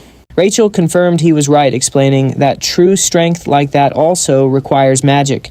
She urged him to master magic if he ever wanted a chance against opponents that strong. Music. Hyunuk admitted that was easier said than done. Rachel reminded him that he'd actually used magic before, even if he didn't realize it. Hyunuk, Music, completely puzzled, had no idea what she was talking about. Rachel admitted that it was so basic, you could barely call it magic. It finally dawned on Hyunsuk that the surge of power he'd felt back then was in fact magic. Their conversation was cut short when the door suddenly swung open. They were both caught off guard as Reedrun stepped inside. Music. Hyunsuk asked why a big shot like Reedrun would ever visit such a humble room. Reedrun informed him that he'd come to summon him to a meeting with the great commander in Hemis' office. When Hems saw Reedrun, she asked what brought him here. Music. Reedrun explained that he was there on a personal matter. He requested her permission to personally train Hyunsuk in the art of combat. Music. Hyunsuk was floored. He asked why Reedrun would do something like that. Reedrun explained that an orc named Harkin, one of the platoon leaders, was showing incredible potential and was a strong candidate for deputy battalion commander. If things kept going as they were, Hyunsuk was guaranteed to lose the position to him. Reedrun said that he believed in Hyunsuk's immense potential and wanted to see for himself what he was capable of accomplishing in the future. Hyunsuk was speechless, absolutely certain the commander would turn down the request. But to his complete surprise, Hems approved it. Reedrun expressed his thanks, and Hems dismissed them, saying she had work to get back to. Before they left, she commented on how much stronger Hyunsuk had gotten since the last time they met. While she was impressed by his rapid growth, it also annoyed her because he was becoming a threat to Kirkin. She decided then and there to give Kirkin something that would even the odds. Reedrun brought Hyunsuk to his private training grounds, and the sheer size of the place left Hyunsuk absolutely speechless. He finally understood why Hemis held Reedrun in such high regard. Watching silently Reedrun noticed Hyunsuk was overflowing with mana, but couldn't use a single drop of it. He figured Hyunsuk's insane growth spurt meant he'd completely skipped the fundamentals. And with the big battle just 4 days away, they were seriously pressed for time. Reedrun concluded there was only one way to do this. He cracked his knuckles and declared that growth always comes with a little bit of pain. After telling Hyunsuk to stay sharp, he promptly slugged him right in the face. As he was sent flying, Hyunsuk couldn't help but wonder if this guy was completely insane. 1 minute he's training him, the next, he's beating him to a pulp. Reedrun yelled at Hyunsuk to focus, warning him he would actually die if he didn't learn how to block with mana. Determined, Hyunsuk gritted his teeth and threw up his forearm to block an incoming kick from Reedrun. He quickly leaped back to create some distance, then gathered his power and launched a counter kick. This struck Reedrun as odd. While Hyunsuk's physical strength was nothing to write home about, his reflexes and perception were on par with a seasoned knight, Reedrun had to admit Hyunsuk's fighting spirit was on a whole other level. It became obvious to Reedrun that it wasn't just a fluke, that he couldn't dodge Hyunsuk's kick. Hyunsuk's combat instincts were honed to a razor's edge. Deciding to put his trust in Hyunsuk's innate battle sense, Reedrun planned his next move. He reminded Hyunsuk about his bet with the commander, stressing that without mastering mana, he had zero chance of beating Kirkin. With a stone-cold expression, he added that it was better to die here than to be humiliated in front of everyone. Then, with a single powerful punch, Reedrun sent Hyunsuk soaring into the air. In that instant, Hyunsuk realized Reedrun wasn't kidding. Another blow like that could genuinely kill him. His thoughts drifted to his yet unfulfilled dream of getting married and having adorable kids. But Reedrun wasn't giving him any time for a trip down memory lane. He was already rocketing after Hyunsuk in midair, leaving Hyunsuk with only two choices: die or block the attack. Saying a silent prayer, Hyunsuk clenched his fist and braced himself for a counterattack. The next moment, the ground shook from the force of a massive impact. That impact was Hyunsuk. The force of his crash landing tore up a huge section of the ground. Rachel, watching from the sidelines, looked absolutely horrified. Reedrun strolled over to Hyunsuk's motionless body, observing him closely. He announced that Hyunsuk had just successfully controlled his mana for the first time and asked if he'd felt it. Hyunsuk weakly gave a thumbs up, joking that God must have answered his prayers. His comically pained expression made Reedrun chuckle. Reedrun assured him he'd definitely win if he kept progressing at this rate. He then grabbed Hyunsuk's arm, telling him to hold still while he healed him. But the moment Reedrun began, Hyunsuk let out a yelp of pain, clutching his neck. It seemed Reedrun had forgotten a crucial detail: dark mana is essentially poison to humans. Realizing his epic blunder, Reedrun apologized profusely, scooping Hyunsuk into his arms and pleading with him to stay alive. In this world, certain powers work like a game of rock, paper, scissors. Dark mana trumps regular mana, mana trumps divine power, and divine power trumps dark mana. Mana was the power wielded by humans. Dark mana was the domain of demons, while divine power was reserved for the devout followers of God. The Church of Tussus, the most powerful religious body, had fought countless wars to bring all other faiths under its dominion. Now operating as the divine empire of Gatron, they would anoint a chosen one who could hear God's voice, revering her as the saintess. Deep within the Demon King's fortress, whispers spread about the captured saintess locked away in her room. The next saintess of the Divine Empire, Abelson Marriott, was currently a prisoner of the demon army. Doubts were starting to surface among the demons. She hadn't prayed in days, making them question if she was the real deal. Still, they trusted Reed Run's judgment in capturing her. Abelson, meanwhile, saw no reason to pray. She felt her current predicament was a major upgrade from her time in the church. Suddenly, the door burst open and Reed Run stormed in carrying Hyanuk. Abelson immediately scolded him for his complete lack of manners. Ignoring her completely, Reed Run demanded that she heal the human. Hyanuk's head was throbbing as he vaguely wondered what fresh hell Reed Run had put him through now. It was almost comical. His last thought was lamenting that the final hand he held was a man's instead of Rachel's. When he opened his eyes, he was greeted by the sight of a gorgeous silver-haired woman. His immediate thought was that he had died again and wound up in another random place. Hyanuk began to wail, crying out that he would never forgive the angel responsible for this. He dramatically swore he'd rather become an archage by 30 than ever go through that again. Praying his heart out, he cursed Rachel, calling her a demon in an angel's disguise and demanding she suffer for all eternity. Then he muttered one final request: if that angel was so insistent on him being a hero, she'd have to marry him first. Absin, completely unimpressed, called him pathetic, causing Hyansuk's eyes to fly open in shock. Reed Run, so relieved that Hyansuk was awake, couldn't stop himself from grabbing his shirt in pure excitement. Still in a daze, Hyansuk was completely lost. Reed Run pulled him into a tight hug, but Hyansuk immediately protested, accusing him of trying to kill him again. It was at this very moment that Hyansuk realized he wasn't actually dead. Turning, he glanced at Absin, suddenly piecing together all the embarrassing things he'd just said in front of her. Meanwhile, Reed Run asked the Saintess if Hyansuk was fully healed. The Saintess explained that Hyansuk wasn't fully recovered, adding that Reed Run himself should be able to see the dark mana still lingering in his body. She confessed that she had no idea what might happen to him.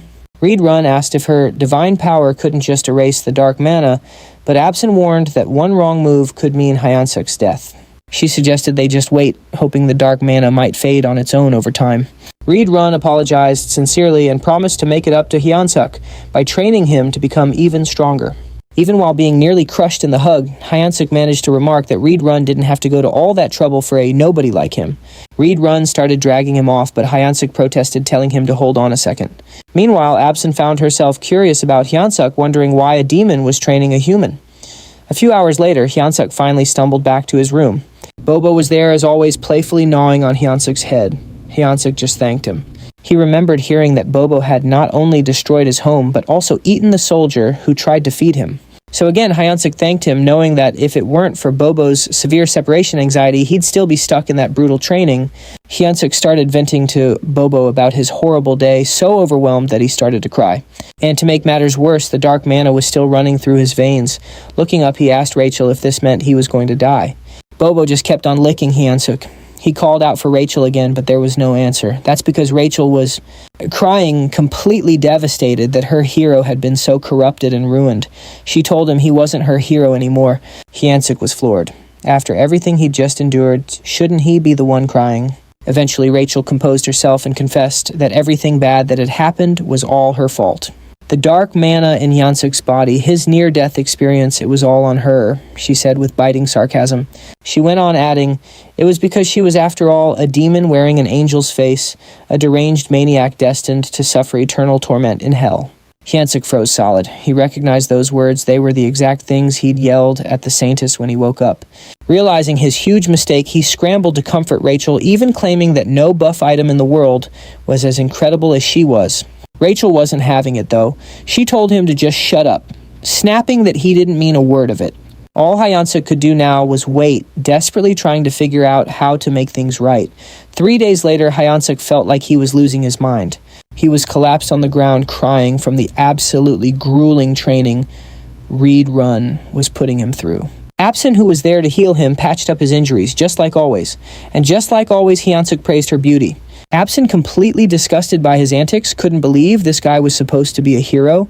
Still, she healed him anyway. Hyansuk shyly scratched his head and asked Absin for a favor for his battle tomorrow. He wanted her to pray that he'd survive and maybe even come watch him fight. The request clearly caught Absin off guard. The day of the battle finally arrived. It was a match that would seal Hyansuk's fate, and the crowd was buzzing with speculation. Who would be crazy enough to challenge the commander, especially a mere human? Naturally, Hemis and Reed Run were there to watch. Hemis, soaking up the atmosphere, asked Reed Run who he thought would win. Reed Run answered without hesitation that Hyansuk would emerge victorious. After all, he'd trained tirelessly, and his talent was off the charts. Intrigued, Hemis leaned in closer and proposed a little wager. If Hyansuk won, Reed Run could keep training him. Finding the bet a bit strange, Reed Run asked what would happen if Hyansuk lost. With a sly grin, Hemis revealed the catch: Reed Run would have to kill Hyansuk with his own 2 hands. Greater than music, greater than, it would be the price he'd have to pay for his confident words. A sense of unease washed over Reed Run, but he had no choice but to accept the terms. As Hemis watched Hyansuk, she remarked that it had been a long time since she'd felt this exhilarated. Just then, the announcer began to introduce the fighters. Hyansuk stood ready, his mind clear and his body in peak music condition. He wasn't nervous. When his name was announced, he stepped forward with confidence. Suk reflected on how much he'd grown. His stats had improved significantly. He'd gained a new skill and trait. The intense training had paid off. Reed Run's unique combat style, composed of 10 distinct forms, was now a part of Hyansuk's arsenal. Though his proficiency with it was only at 8%, he believed it would suffice. Our boy was determined to win this fight and hoped that after the battle he could go on a date with the silver-haired saints. But his thoughts were quickly interrupted when Rachel shouted, demanding to know what he was thinking. On the other side, his opponent was introduced. Music. This beast named Korkin was here to punish Hyansuk for his arrogance. Both Hyansuk and Rachel immediately noticed that something was different about Korkin. Music. He didn't look the same as when they had seen him before. Reed Run was also caught off guard as soon as Korkin appeared. He wasted no time in reminding Reed Run that there was no backing out of their bet now. Korkin let out a roar so loud it sent shockwaves through the area. His combat level now stood at 10,573, which Hyansuk confirmed with his goggles. Hyansuk couldn't believe it. Korkin had surpassed 10,000 in just a few days. Rachel, too, was in disbelief. She suspected that Korkin must have done something underhanded to increase his strength so rapidly. Music. However, Hyansuk clenched his fist and muttered to himself, of course nothing was going to be easy. As soon as the fight began, Hyansuk charged toward Korkin. Korkin, already anticipating the move, raised his weapon in preparation. Music. Hyansuk knew that if that massive club landed even once, he was done for. Korkin swung his weapon, but Hyansuk managed to avoid it. The swing was large and easy to predict. Hyansuk knew that he just had to stay calm, dodge, and wait for the right opening. He landed a solid blow, Music, and the announcer remarked that it must have hurt even Korkin. Hyansuk readied himself for another strike, landing it once more. The impact was tremendous, but Korkin didn't even flinch. Music. Hyansuk immediately realized he had messed up when he saw something blurry coming toward him. The object hit the side of his body with a powerful force. Music. He quickly created distance between them, only to notice that his left arm had been broken by that single blow. Korkin, however, seemed unfazed by the damage he had taken earlier. Hyansuk observed that Korkin appeared normal, and his movements were still predictable. Music. In his mind, Hyansuk reminded himself that he had endured worse before. He steeled himself, telling himself not to be afraid and remembering the lessons he had learned. Combat arts involved using mana, with martial arts allowing someone to smash the ground or break a rock with a single punch. Reed Run had explained this to him. He added that combat arts weren't just about raw strength. The crucial point was that combat arts are techniques meant to kill your opponent. Back during their training, Hyansuk had been told he couldn't beat Korkin with his current abilities. Music. The reason he lacked the intent to kill. Without a clear intention to kill, his attacks were meaningless. As the present moment unfolded, Hyansuk recalled Reed Run's words. Korkin was about to strike again, but this time, instead of dodging, Hyansuk surged forward as if he was about to counter. This time his attack was fueled by killing intent. Hyansuk's punch landed and he shouted, "Just die!" Unlike his previous attacks, this one pierced Korkin's muscular body. This was the first form of Reed Run's combat style, instant obliteration. And as the name suggested, the arena was obliterated in the process. As the dust music clouded the arena, Abson wondered who had won. When the dust finally settled, Korkin's body was revealed, a massive hole torn through his chest. "Welcome to the Donut Club, you ugly brute," Hyansuk thought to himself as he raised his fist in victory. It was official. The weak human Cho Hyansuk had won. Despite his victory, Hyansuk's body music trembled, and he realized that if he used Reed Run's technique again, it might just kill him. Meanwhile, Rachel was celebrating. She told Hyansuk that he had pierced straight through Korkin's heart. Hyansuk could hardly believe they had won. But then a dark red aura surrounded Korkin's music body. Something wasn't right. The announcer, too, couldn't believe his eyes, exclaiming that it was a miracle. But Hyansuk knew this wasn't a miracle. He watched as a red object emerged from Korkin's body, causing him to twist in pain as a strange transformation began. It's clear that the blow wasn't fatal enough. Korkin remained standing almost miraculously despite a massive hole where his heart should be. Korkin has now literally become a walking meat donut and will henceforth be known as Mr. Donut. Hyansuk was surprised that Korkin could still fight even with his heart torn apart. Music. He realizes this must be the commander's doing as he stares at the gaping hole in Mr. Donut's chest. Meanwhile, the commander watches the fight with a satisfied smile, enjoying how events are unfolding. Beside her, Reedrun wonders what she was thinking sharing her dark mana with Mr. Donut. She also cast a curse that would turn him into an undead the moment he was fatally wounded. The commander, impressed by Choi's quick learning and talents, smiles, though her expression carries a hint of frustration that she had expected even more from him. Back on the battlefield, Choi wonders if Mr. Donut is still alive as he looks at the heartless monster still standing. Rachel clarifies that he is not. It's actually a curse causing this effect. However, she notes that the curse won't last long. Suddenly, Mr. Donut charges at the hero, preparing to strike with a murderous gaze. Choi laughs, joking that this move is old news and easy to dodge. Famous last words, "In the blink of an eye, he is struck." Mr. Donut's fist is already at his neck, and apparently the blow wasn't as avoidable as Choi had thought. Mr. Donut, holding the hero's neck in one hand, strikes him multiple times with the other, only stopping when Choi, in a desperate response, grabs the monster's arm with both his arms and legs, causing a surge of energy. This prompts Mr. Donut to throw him away, sending Choi crashing hard into a wall. As Choi reflects on the less than gentle meeting between his body and the wall, he recalls the near-death sensation he just experienced. It feels like every bone in his body is broken. With no time to dwell on his misery, he notices someone willing him to get up and continue the fight. Choi then realizes it's Absin, gesturing with encouragement, telling him he can win. The hero hesitates to believe her, but the doubt quickly vanishes. He rises, realizing the fight isn't over until it's truly over. His newfound courage stems from one thing, the fear of embarrassing himself in front of a girl. That's one way to overcome death, I guess. Even with all his bones seemingly broken, he channels mana that acts as an armor for his body. A blue aura covers him as Choi decides to counterattack. As he moves toward Mr. Donut, the system updates, displaying 2 consecutive changes. His mana control skill advances from rank F to E and then from E to D. While charging a powerful energy-infused attack, the hero shouts an invitation for Absin to go on a date. Screaming while smashing a goblin's head in seems like the perfect time to ask a girl out. The attack drives Mr. Donut's head into the ground, and while it isn't enough to neutralize him, it was incredibly close. Realizing his attack was highly effective, Choi continues his assault, repeatedly smashing Mr. Donut's head. The audience watches in stunned silence, unable to process what is happening in the arena. Meanwhile, in the viewing room, the commander asks Reedrun if he was the one who taught the hero all those moves. Reedrun denies it, adding emphatically that he's never seen anything like this in his life. Back on the battlefield, now nearing its conclusion, Choi's thoughts are focused on his possible date. Things like 2 days, 1 night on dinner and a hotel are clearly the most important things to think about in a situation like this. However, he knows he must remain cautious right before he collapses in exhaustion. As a result, the commander tells Reedrun to be careful. Choi is a monster. She reflects that having a hero serve the demon army will be fun, even though Choi's face reminds her of someone she isn't fond of. Sometime later, the hero wakes up startled in his cabin, completely bandaged, and in the company of Dog and Rachel, who are standing nearby. Before he can even ask where he is, Rachel informs him he's obviously in his cabin. Choi, concerned about the outcome of the fight, is quickly reassured that he won, and that Absin had tended to his injuries. Eager to check the system, he looks at his stats. Hero candidate Choi, now level 212, has seen significant increases not only in his level, but also in stamina, mana, charisma, and has unlocked the mana control skill. As he reviews his stats, Rachel mentions that she could have healed him too. Choi ignores the comment, focusing solely on the absurd number of levels he gained. Noticing the mana control skill, Rachel reacts with exaggerated surprise.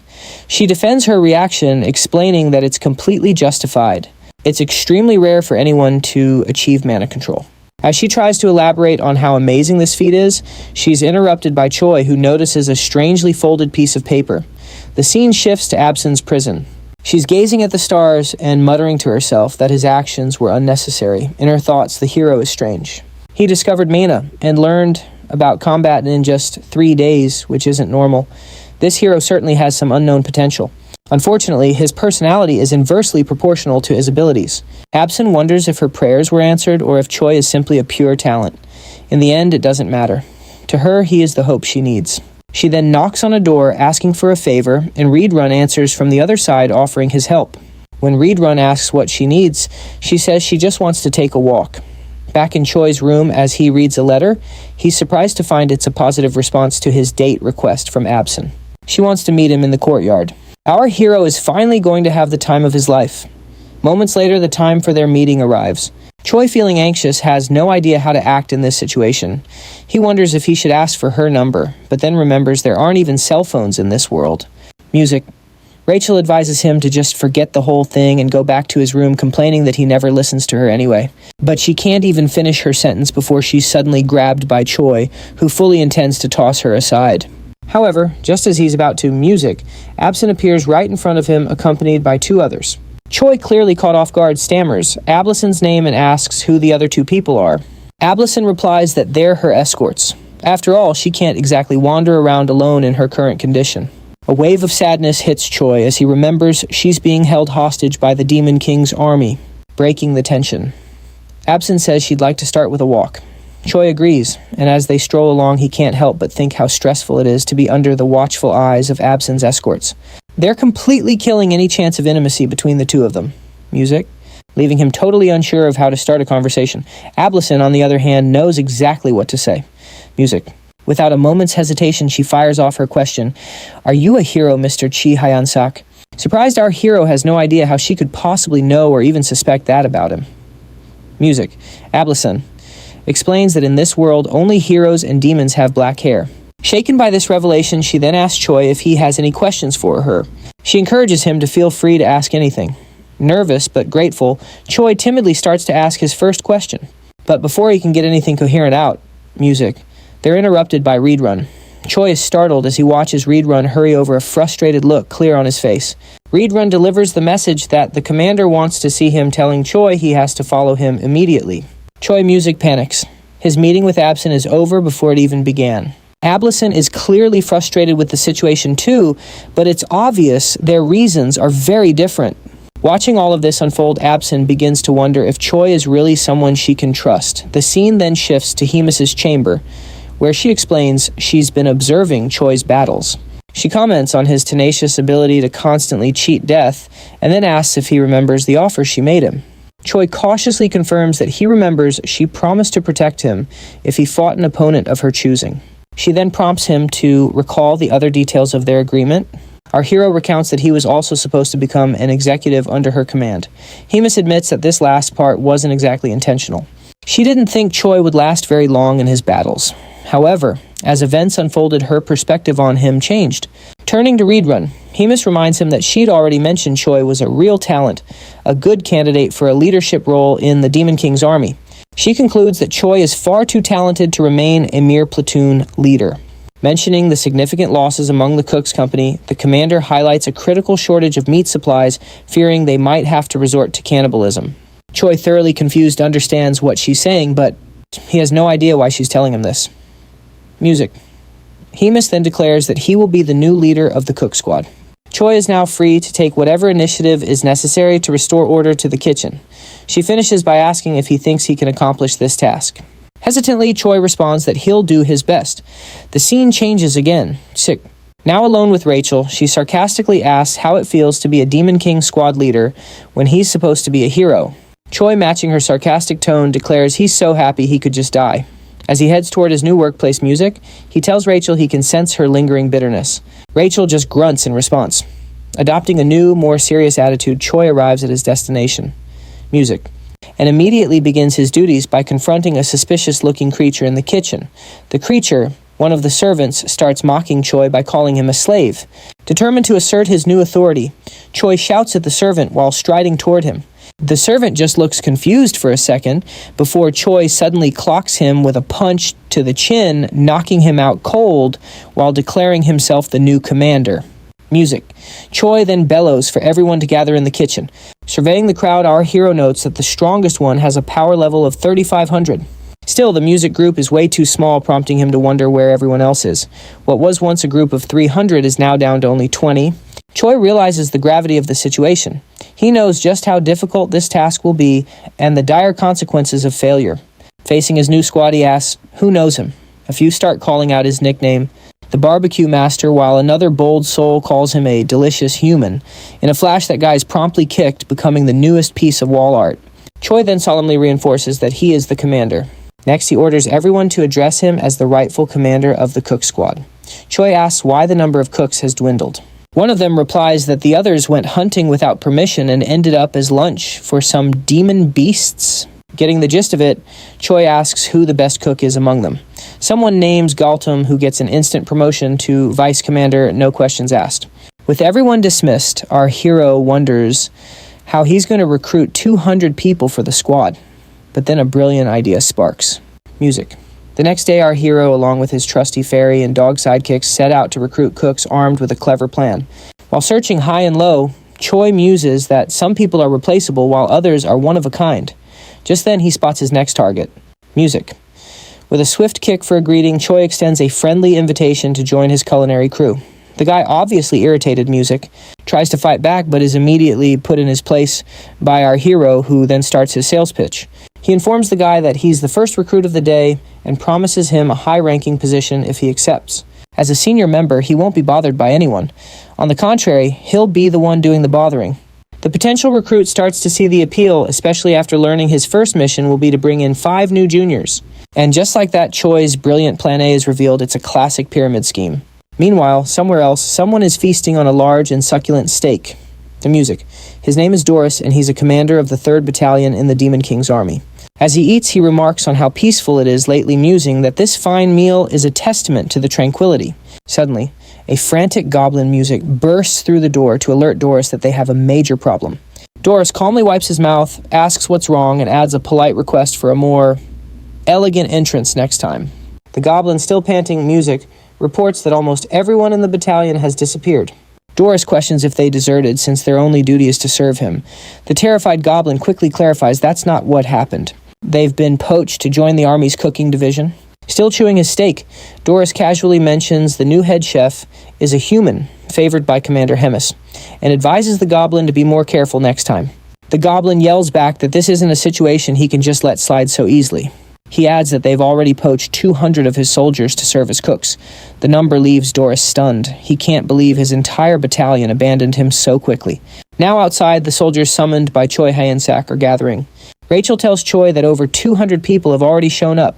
Choi strokes his chin, looking pleased. Music. He smugly declares that it's all thanks to his brilliant mind. He then adds that they have enough culinary soldiers and he'll be wrapping up recruitment soon, but a sudden noise makes him turn his head. The noise came from the goblin perched on Doris's shoulder, furiously pointing at the soldiers who had left the battalion. Choi's first thought is that this can't be good. Pushing up his glasses, he mutters that he has no clue who these guys are, but they definitely look ticked off about something.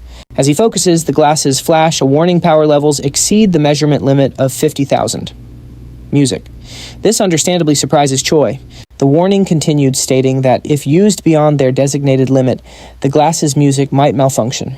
Choi mutters that he needs to end this quickly and get out of there before he gets into more trouble.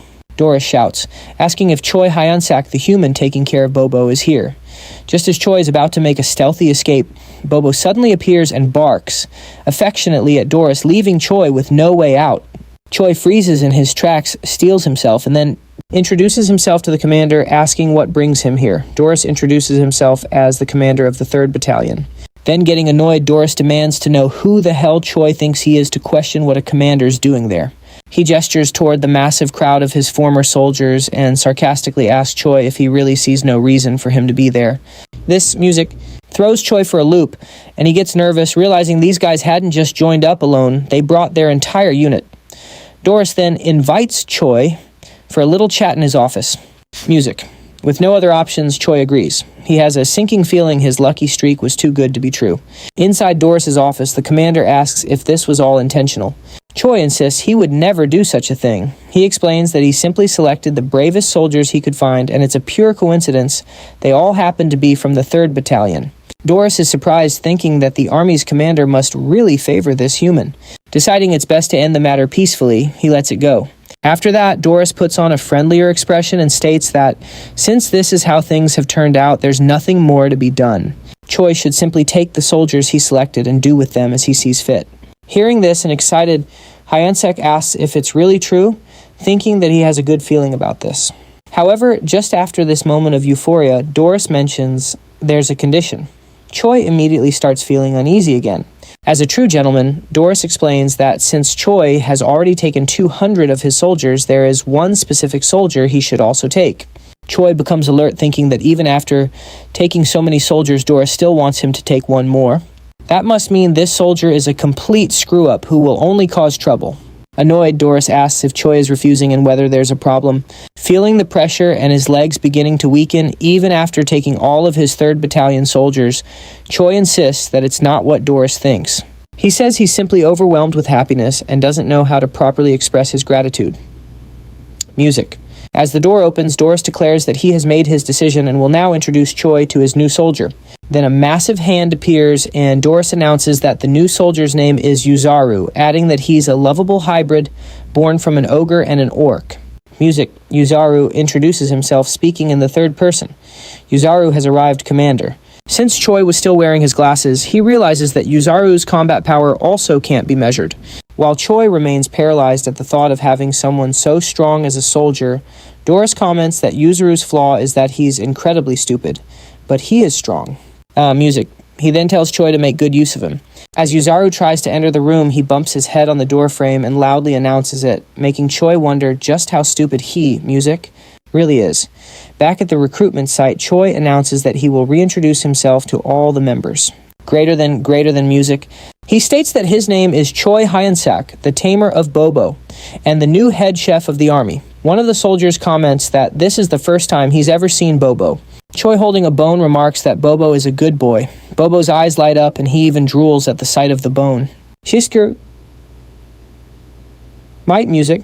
Then turning to the members, Choi declares that from now on he will be organizing the unit.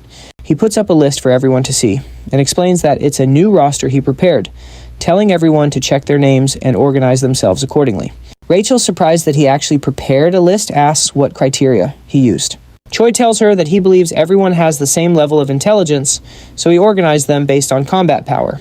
He further explains that he assigned the weaker soldiers with more kitchen experience to kitchen duties.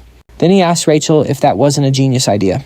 After a while, one of the soldiers calls for him, stating that everything is ready and everyone has been organized. Delighted, Choi says he'll go check. With everyone divided into 2 large groups, Choi announces that the squad on the right is the culinary unit, while the one on the left is the combat unit. Using his experience, he acknowledges that some people might be unhappy with their assigned roles and invites anyone dissatisfied to step forward. A soldier raises his green hand, confirming that there is in fact a problem. The goblin with a parted hairstyle, one of the weakest in the battalion, is the one who raised his hand. He states that he also wants to hunt and eat fresh meat right away. Choi gives a strange smile, thinking to himself, what a headache this is. He then calls for the goblin to come closer. The goblin cautiously approaches, wondering what might happen. Once he is close enough, Choi suddenly kicks the poor goblin in the jewels, making him scream in pain, his eyes bulging. Music. Then Choi announces that this was his entrance exam. The poor goblin, now realizing that he'll never be able to have children, is left in agony. Without remorse, Choi declares that since he failed to withstand the kick, he has failed the test. Only then does the hero system finally appear, displaying a notification that thanks to his excellent leadership and command skills, Choi successfully organized and stabilized the unit. The system grants him the hidden skill Charisma level up, as well as an upgrade to his leadership skill level. Looking at the squad members, Choi asks if there are any other candidates with complaints. After a brief silence, Choi clenches his fist, ready to make an announcement. He then shouts for everyone to hear that it's all confirmed. He orders the combat unit to grab their weapons because it's time to hunt. Deep in the vast forest north of the Black Fortress, Choi assembles the entire combat unit. Choi mentions to Rachel that the forest seems eerily quiet today with not a single beast in sight. She figures it's probably because of Bobo and Yuzaru. Their immense power is likely frightening the monsters away. She just hit more music. Choi has to agree that her theory makes sense. Meanwhile, we get a shot of Bobo and Yuzaru looking more adorable than ever. Choi grumbles that despite their cuteness, they're his best soldiers, so he can't just leave them behind. Rachel then chimes in with an idea: use bait to lure the monsters to them. Choi scoffs at the idea, pointing out that if he had meat to spare for bait, he wouldn't need to be hunting. But Rachel just smiles and says he's misunderstood. She explains she's not talking about that kind of bait. Pointing to the rest of the squad, she declares that they will be the live bait to draw out the demonic beasts. The light instantly drains from Choi's eyes as he looks to the sky, asking what he did in a past life to deserve this. Music.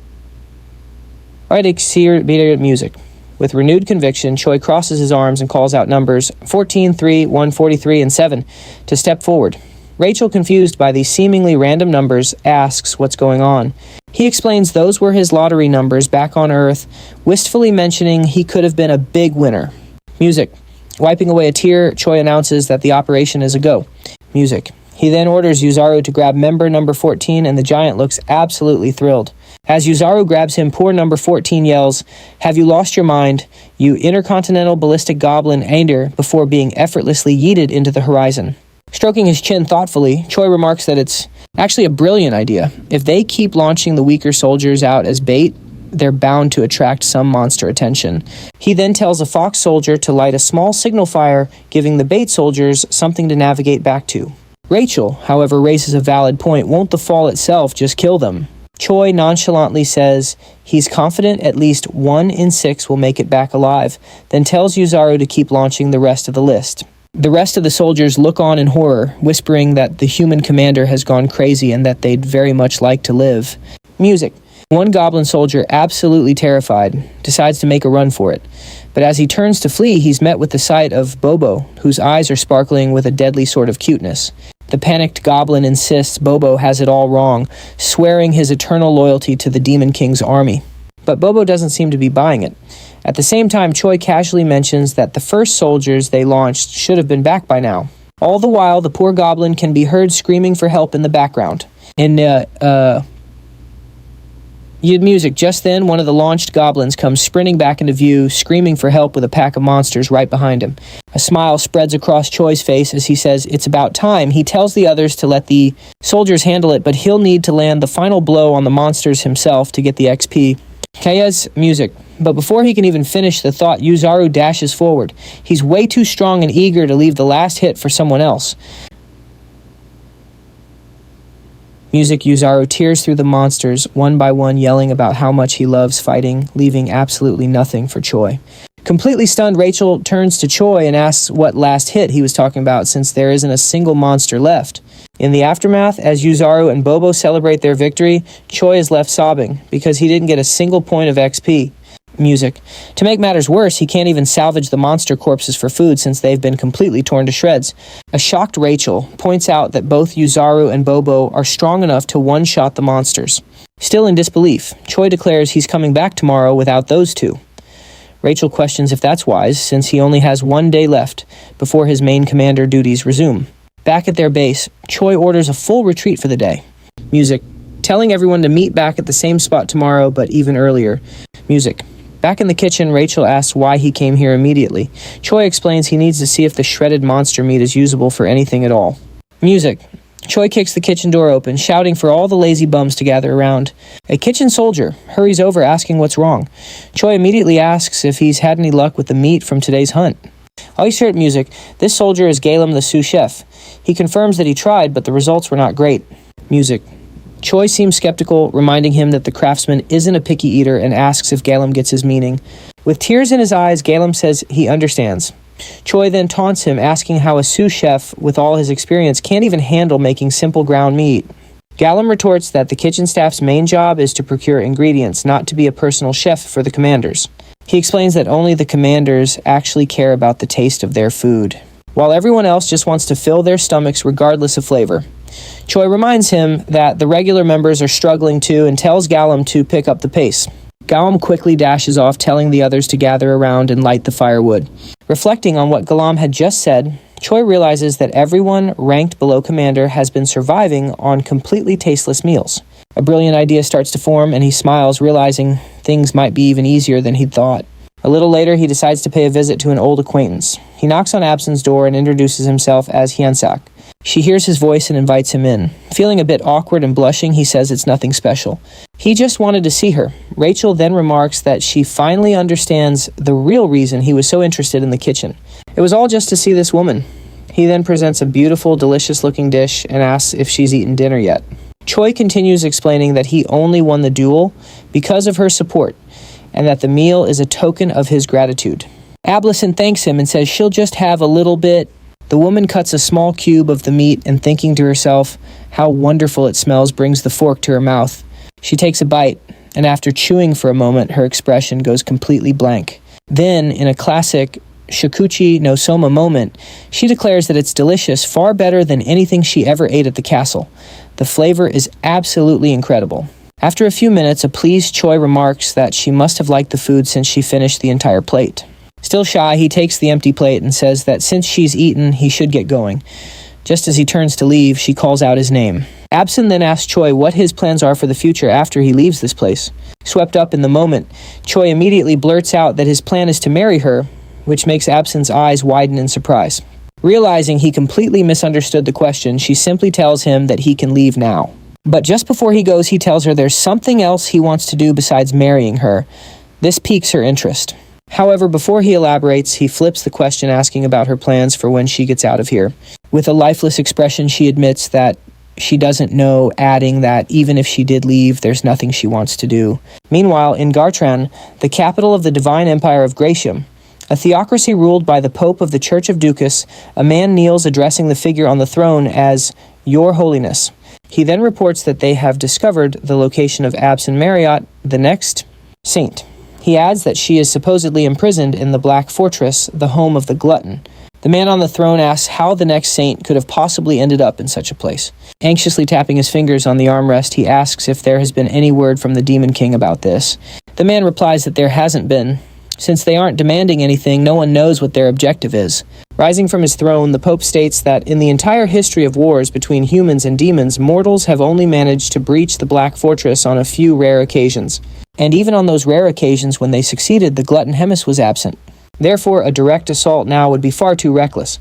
Pulling back a curtain, he declares that he will dispatch a secret rescue team. Then Pope Orvan IV gives the order for the man to summon their hero. Back at the hunting grounds, Choi has the kitchen battalion soldiers fall into two formations. However, something is still nagging at him. He can't stop wondering what on earth Absin meant when she said there was nothing she wanted to do. After walking to a suitable spot, he stops and says that this should be far enough. While rummaging through his backpack, he calls the platoon commanders forward. He pulls something out and tells them to eat. What he pulled out were two perfectly cooked steaks. As the commanders stare in disbelief, wondering if it's a new kind of bribe or just leftovers, Choi asks if they're not going to eat. They quickly apologize and dig in. After taking a bite, the commanders' eyes go wide as they're sent into a state of ecstasy by the meat's delicious flavor. All three platoon leaders drop to their knees, pledging their undying loyalty to Choi and begging for another piece of the meat. However, Choi pulls out more steaks and announces that the free taste test is over. From now on, he shouts they have to run because only the platoon that captures the most living demon beasts gets to eat with him. Music? The three platoon leaders sprint off, desperately urging their soldiers to follow suit. Watching them, Choi smirks, confident. His plan was a success, since they're all slaves to their appetites. The whole reason he wants the monsters brought back alive is so he can land the final blow on each one and level up. Glancing at his system screen, Choi sees his level status and charisma have all increased, remarking that just by cutting down monsters, he's already leveled up 10 times. Just then, one of the platoon leaders asks who the winner was. Choi turns to them and announces that the Wolfkin platoon came out on top, earning them a special dinner with him. Greater than music. The members of the other platoons ask what they get, and Choi nonchalantly tells them they'll get the leftovers. Choi then shouts an order for them to gather all the butchered meat and take it to the kitchen. Meanwhile, music. Beyond the black forest, we see the lifeless bodies of several soldiers scattered around a man in a black cloak holding a sword. Back at headquarters, a figure stands before a door and mutters that they've finally arrived. Inside, Ablison thinks to herself that she shouldn't have said that to Choi, realizing she can't keep this hidden forever. The door opens to reveal a man in a black hood who calls Ablison by her full name. He removes his hood, revealing not Choi, but a blonde man with green eyes. He tells her that he's here to rescue her. Recognizing him, Ablison calls him Sir Guffin and asks if the Pope sent him. He replies, "Music, I think so," adding that he's not completely sure. Leaning against the table, she apologizes and tells him she can't go back now, then politely asks him to leave. To her surprise, he says he'd love to leave as well, but a mission is a mission, and it must be completed. With a serious expression, she reminds him that, as he should know, Hemis, the glutton, lives in this very fortress. And music. If he tries to take her, he must know what the worst-case scenario would be. He approaches her with a smile, asking how she plans to stop him. Ablason declares that she will use her holy power to summon Hemis right here. The man suddenly grabs Ablason by the throat, telling her he's not here to play games. He's not a prince, he's a soldier. His expression turning cold, he orders her to close her eyes, promising that when she wakes up, she'll be back in the capital. As his grip tightens and she begins to lose consciousness, music, Ablason realizes he can use holy power and wonders how that's possible. As her eyes slowly close, her last thought is that she can't go back. Just then, an attack hurtles toward the blonde man. It's Choi shouting for him to get his hands off Ablason. His fist connects with the man's face, but it seems to have little effect. A small trickle of blood runs down his face. As the blonde man notes, it was a punch infused with magical energy. He then demands to know what exactly Choi is. He adds that Choi's movements are quite impressive considering the amount of magic he possesses. Irritated Choi throws another punch, demanding to know what the hell the man is talking about, and ordering him to get away from Ablason immediately. The man retaliates with a kick stating that it wasn't part of the mission, but deciding that since Choi seems useful, he'll take him along too. The kick lands so hard in Choi's stomach that it knocks him right off his feet. With Choi and Ablason both on the ground, the blonde man sneers that trivial worms always get on his nerves. Watching from afar, Rachel sees that the intruder defeated Choi in a single blow. She hesitates, unsure if she should call Bobo for help, but then Rachel senses a frightening presence approaching. Back in the room, the man pulls out a teleportation scroll, muttering that he'll have to bring another person along. He just needs to alter a few parameters, but just then someone appears right behind him. A smiling voice asks the blonde man if something isn't going according to plan. It's Hemis. She asks if he needs any help. Music. The man whips around, shocked to see Hemis standing before him. He wonders how this is possible since he had blocked the saint's power. She then asks if he minds if she calls him her appetizer. Trembling with fear, the blonde man realizes he can't sense any magical energy from Hemis at all, likely due to the enormous difference in their levels. Placing the scroll in his mouth to activate it, he thinks that the stories about Hemis the glutton devouring 1,000 soldiers in a single day might actually be true. She begins to emanate a terrifying power, her body glowing with a pink aura, and says it's time to see just how skilled her blonde guest really is. The pressure from her magical energy is so immense that the blonde man is frozen in place. Nyad music. He desperately tells himself not to panic, knowing it's his only hope of being able to dodge her attacks.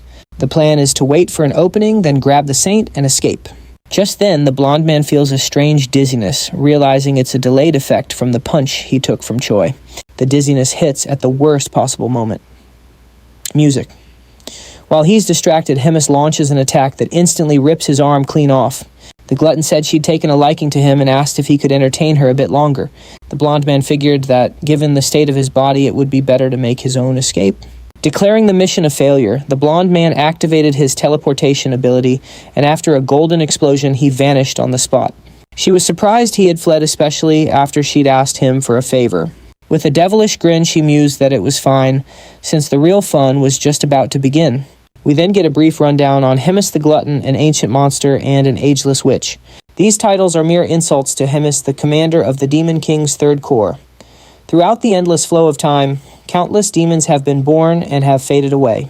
However, the Demon King and Hemis, these two have remained as unshakable as great mountains. Yet the infinite passage of time has a way of numbing things, a cruelty too harsh for any sentient being to endure. A few days later, Choi is training only to be struck in the exact same spot again, leaving him lying on the ground and crying. He's been training with Reedrun, who tells Choi that his attacks and his use of magic are still way too direct. Reedrun says he doesn't need to be so rigid and should try being more flexible with his approach. Still crying, Choi says he'll keep that in mind for next time.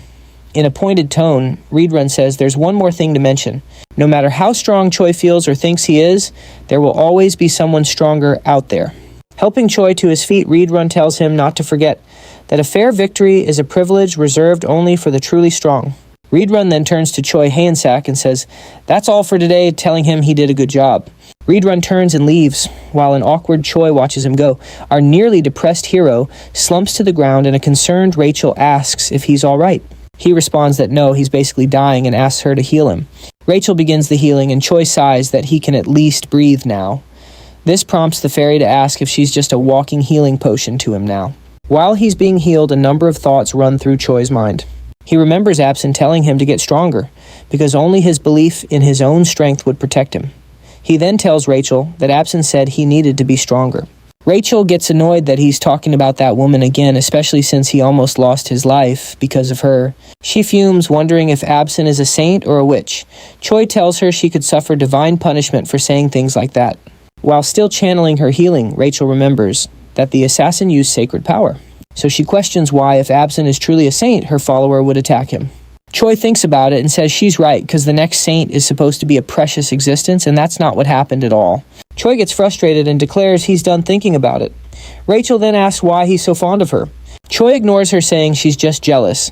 Rachel explodes, calling him a woman-crazed moth, and asks if he has a death wish.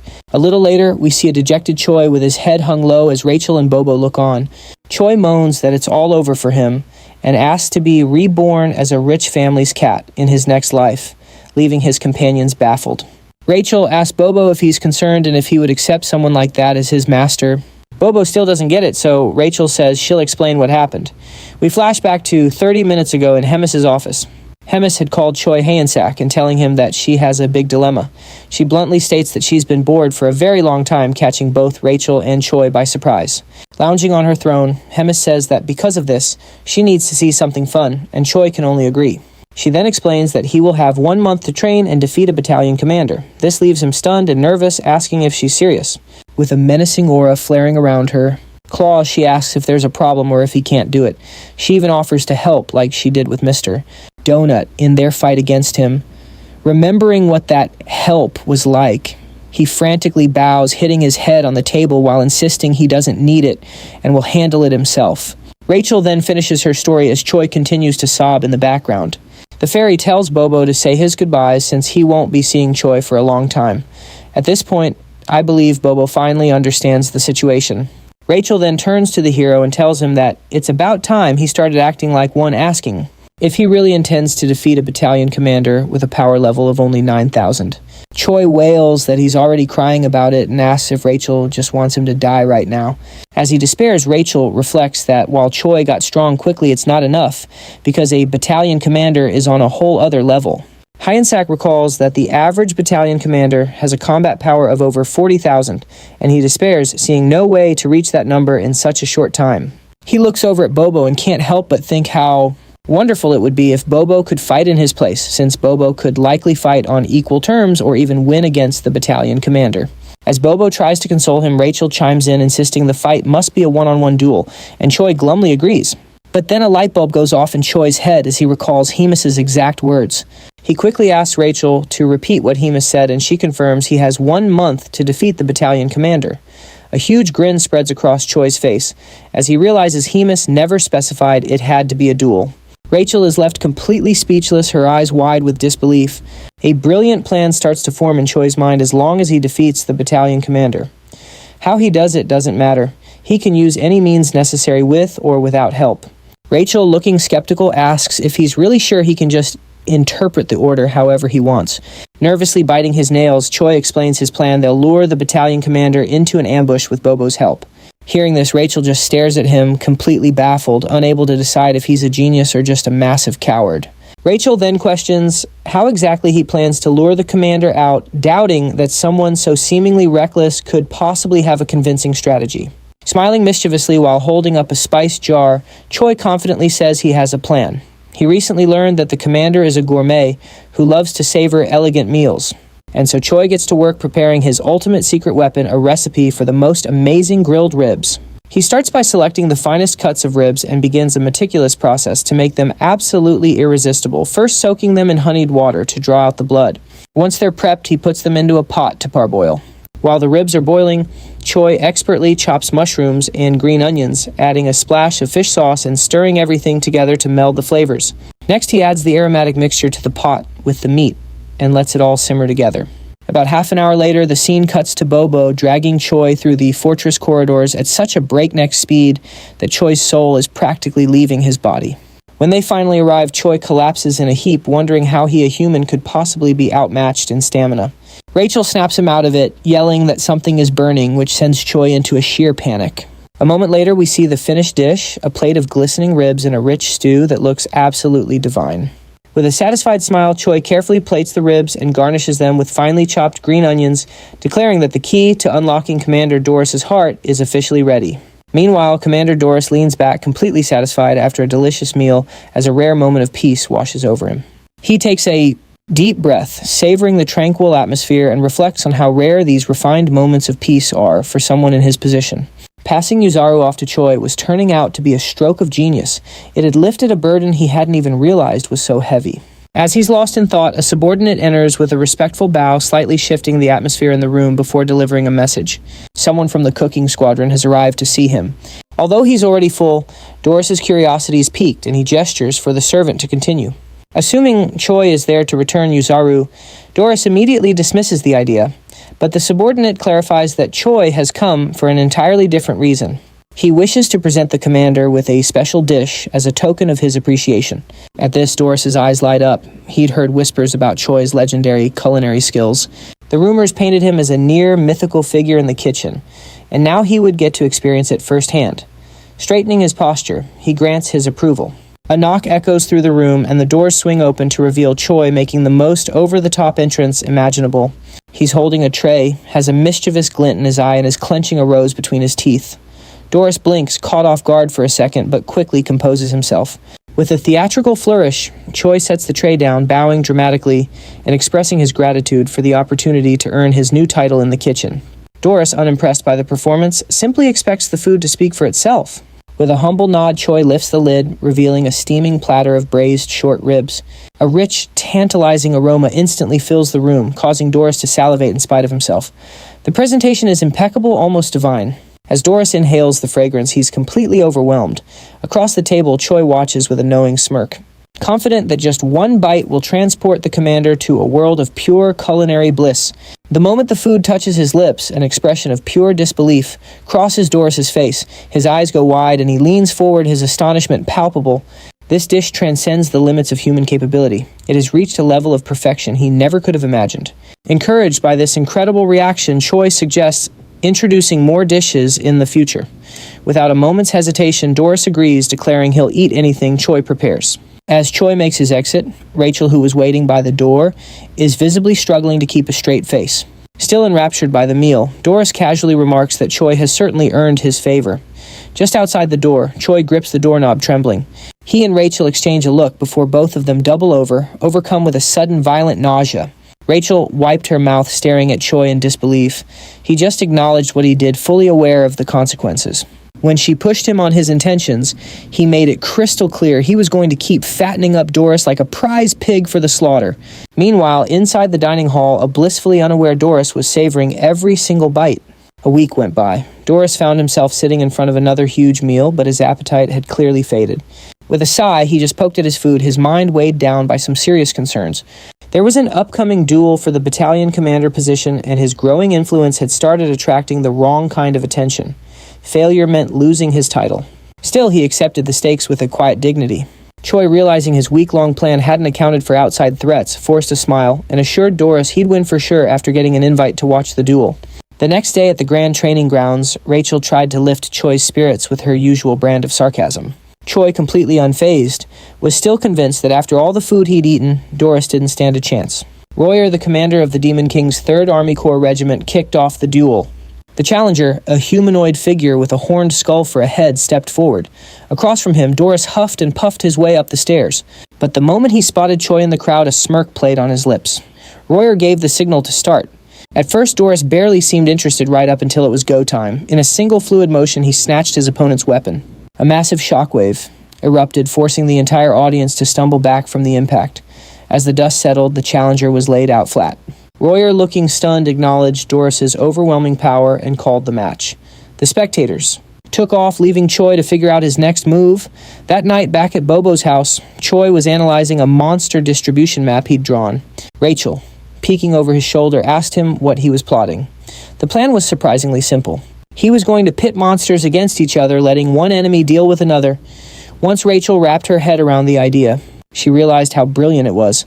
3 days later, deep in the forest, Choi, the Rachel was groaning from exhaustion after having to memorize endless monster entries. Choi had offered to split the workload, but she'd proudly refused a decision she was seriously regretting now. The dense forest around them rustled as unseen creatures moved through the brush. The air was thick with tension, with every shadow hiding a potential threat. The night was alive with distant roars and the sound of twigs snapping under massive feet. When asked about their first target, Choi simply pointed ahead. Rachel immediately pegged it as a surfib, a gigantic forest worm. Despite its massive size, she dismissed it as useless for their plan since it was such a passive creature. Puffing her chest out with pride, she looked to Choi for approval. He, however, was unimpressed and just remarked that even a fool can be useful. A soldier walked up and asked where their next hunting spot would be. Choi told him to hold on, then asked Rachel about any dragon-like monsters with scales as tough as steel. She replied that a few types matched that description, and she'd have to see it for herself to properly identify it. This meant they had no choice but to face the creature head-on. Choi then announced to the cooking squadron that they were going to sweep the area clean. No captures necessary. Everyone was free to kill to their heart's content. He even gave them the green light to eat their prey right then and there. The soldiers were ecstatic. They thought their commander had finally come to his senses. They celebrated the chance to finally eat their fill. They cut down monsters relentlessly, stacking up piles of meat. Choi observed their work, but noted that the true ruler of the territory hadn't shown up yet. He started to worry their efforts had been for nothing. Deciding to call it quits, he ordered everyone to put away their weapons. The platoon commander made sure his orders were carried out. However, just as they started to relax, an odd sound caught Choi's attention. He knew instantly that something had arrived. Birds scattered into the sky as a monstrous presence made itself known.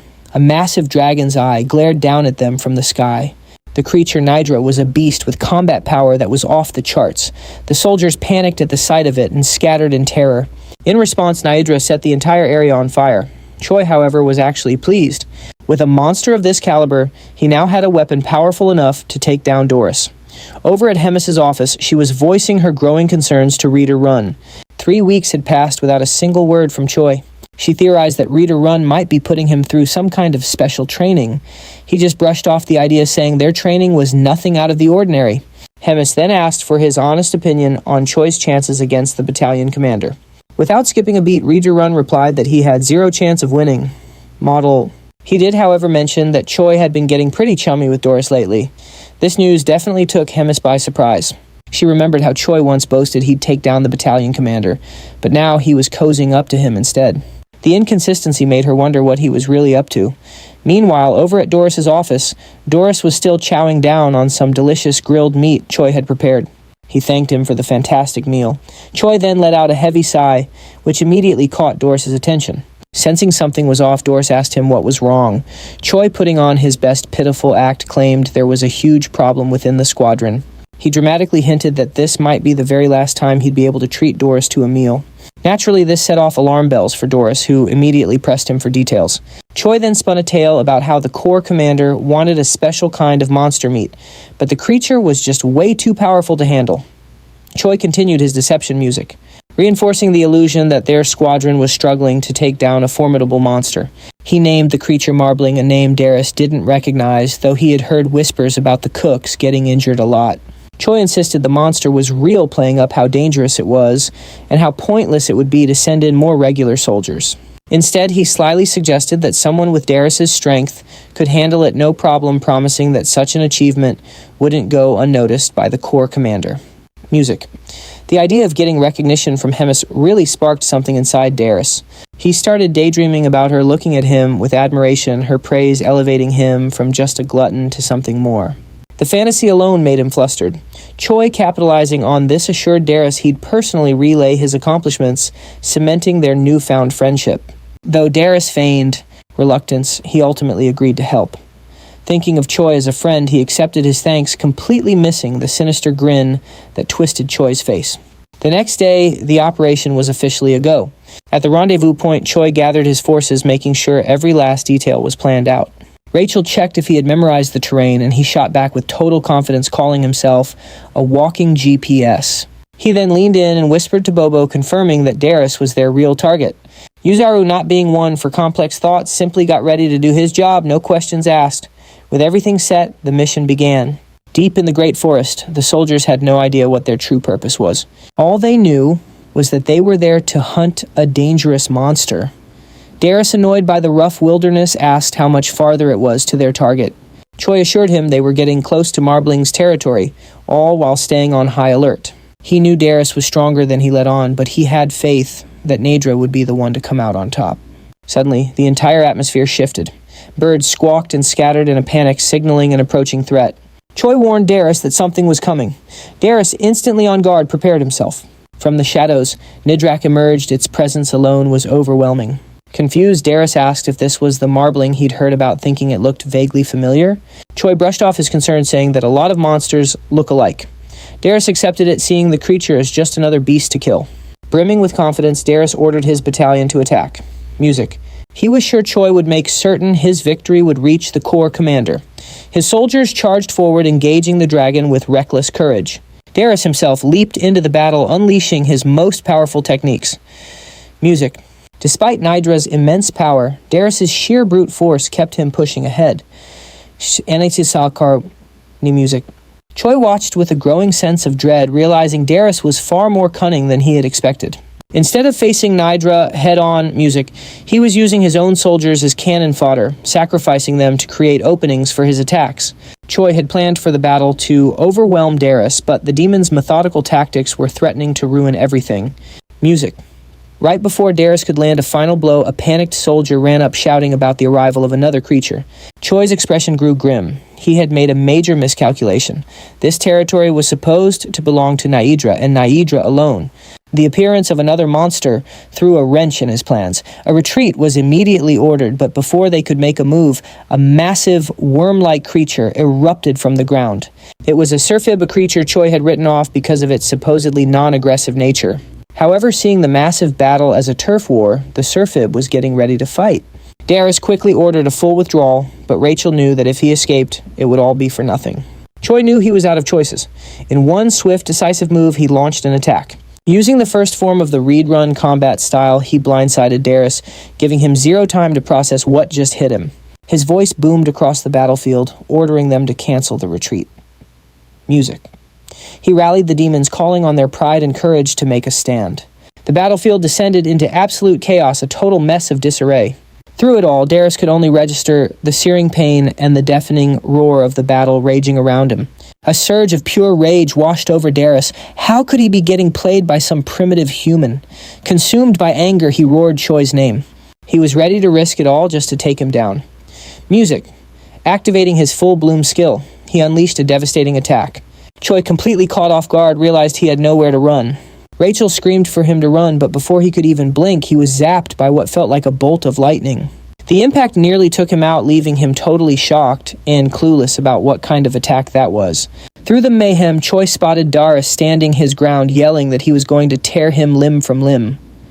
Music. Realizing just how much danger he was in, Choi quickly sized up the situation, wondering where on earth Bobo and Yuzaru had gotten to.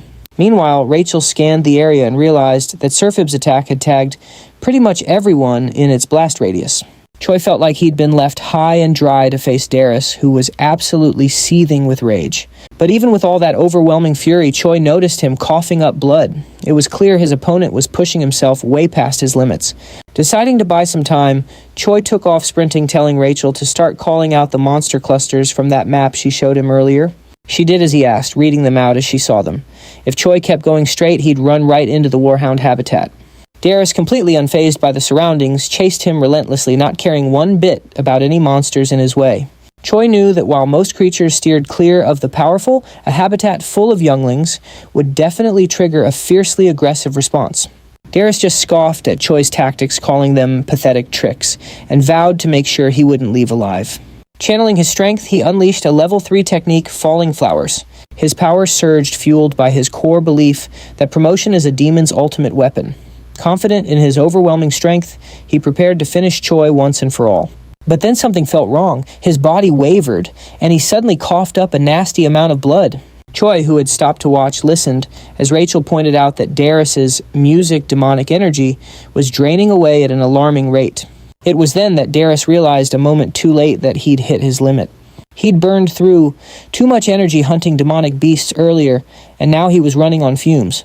Accepting the reality of the situation, he turned to leave, knowing he couldn't keep fighting. Choi called out, "Hey, where do you think you're going?" Annoyed, Darius admitted he had no choice but to fall back and recover. He vowed to come back and get his revenge, declaring that he would never forget this humiliation. But before he could make his getaway, Choi made it clear he wasn't letting him off that easy. Calling after him, he taunted the demon, stating that while he may have entered on his own terms, he wouldn't be leaving so freely. Darius just laughed off the challenge, mocking Choi for thinking he could be beaten by mere fists. Music. But Choi was ready for that. Activating the Read Run Combat Art's 7th form, he unleashed the explosive destruction wave. To his shock, Darius actually tanked the hit, proving just how tough he was. The demon smirked, telling Choi he'd seriously underestimated him. But before the fight could go on, an unexpected guest arrived. A voice cut through the noise, clearly amused by the spectacle. Music. It was Hemis. She'd appeared wondering what all the commotion was right outside her castle. A sudden explosion sent Choi flying headfirst into a tree, leaving him dazed and in a world of hurt. As he clutched his head trying to figure out what was going on, Darius turned to the Corps commander, begging her to step in. He insisted that he hadn't lost yet, and argued this wasn't the final battle. Hemis, completely unimpressed, shut him down immediately. She openly mocked his incompetence, finding it unbelievable that a mere human had managed to beat him this badly. Music. Considering their ongoing war with the humans, she found the idea of someone like Darius holding the rank of battalion commander to be an absolute disgrace. The music, very thought, made her shudder. She decided then and there to eliminate him on the spot. Choi, seeing his chance, rushed forward and boldly declared to the Corps commander that he had in fact defeated the battalion commander. Without a second thought, he kicked Darius, sending a spray of blood right onto Hemis's face. Honoring their previous bet, she considered the outcome and extended an invitation to Choi, letting him know they had a lot to talk about. Music. As they talked, Hemis found out that even a Surfib had jumped into the chaos at the end. Choi admitted he hadn't seen that coming either. Curious about his thought process, Hemis casually suggested that maybe cutting open his head might give her some answers. Model. Hemis had to admit that Choi had played her, and while she found his methods sneaky and pretty distasteful, she couldn't deny that they worked. But she warned him that an opportunity like that wouldn't come twice. If he ever tried to deceive her or cause trouble again, the consequences would be severe. Over at Bobo's house, Choi was sprawled out on the floor, completely drained from the ordeal, but grateful just to be alive. While recovering, he asked about Darius's polymorph ability and what the deal was with promotion. Rachel guessed it was probably a martial art only demons could use and suggested they ask the big, cow-headed guy for answers. As Bobo barked, Choi acknowledged how rough the whole mess must have been for the little guy, noting that the Corps commander had sorted things out quickly. Thinking back on the battle, Choi admitted that he felt a little bad for Darius, thinking he wasn't a completely terrible opponent. However, Rachel called him out, pointing out that he totally snagged the final blow on purpose just to get all the experience points. In response, Choi offered a half-hearted apology, but behind the hand covering his face, a wicked grin gave away his real thoughts. Curious about his progress, Choi checked his level and was thrilled to see he had jumped up significantly. But his status window was filled with question marks, which confused him. He figured it was just an error and mentioned it, but Rachel immediately dismissed the idea. Music. Insisting that the hero system is flawless and never malfunctions. She thought he was joking, but Choi was completely serious before deciding to drop it. To celebrate him hitting level 48, Rachel suggested they check his combat power. Music. After glancing at the device, she announced that his combat strength had leaped to 13,936. Choi was incredibly proud of the massive increase, remembering how just a short while ago he struggled to beat a single goblin. As a surprise, Rachel pulled out a beer to properly celebrate the moment. They drank, music, cheered, and soaked in their victory. Yet even in this light-hearted moment, you could feel that more danger and chaos were just around the corner. Sometime later, Choi is back to his usual grind, which is split between sleeping, prepping, hunting, eating, cooking, training, and resting. Music. He's stuck in this endless daily loop no matter how much stronger he gets. While getting ready for a training session, music. Wrapping bandages around his hands, Choi wonders if he should track down Ablyson after his workout to clear up some remaining questions.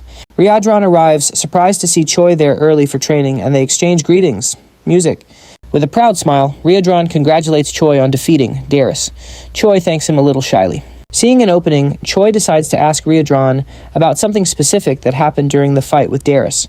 When asked if he knows anything about a technique called promote, Riadron thinks for a second, stroking his chin. He recalls that it's an informal style of ancient combat, and that word makes Choi curious. Riadron explains that there are two forms of combat: formal, which is based on set movements, and informal, which breaks away from those rigid structures.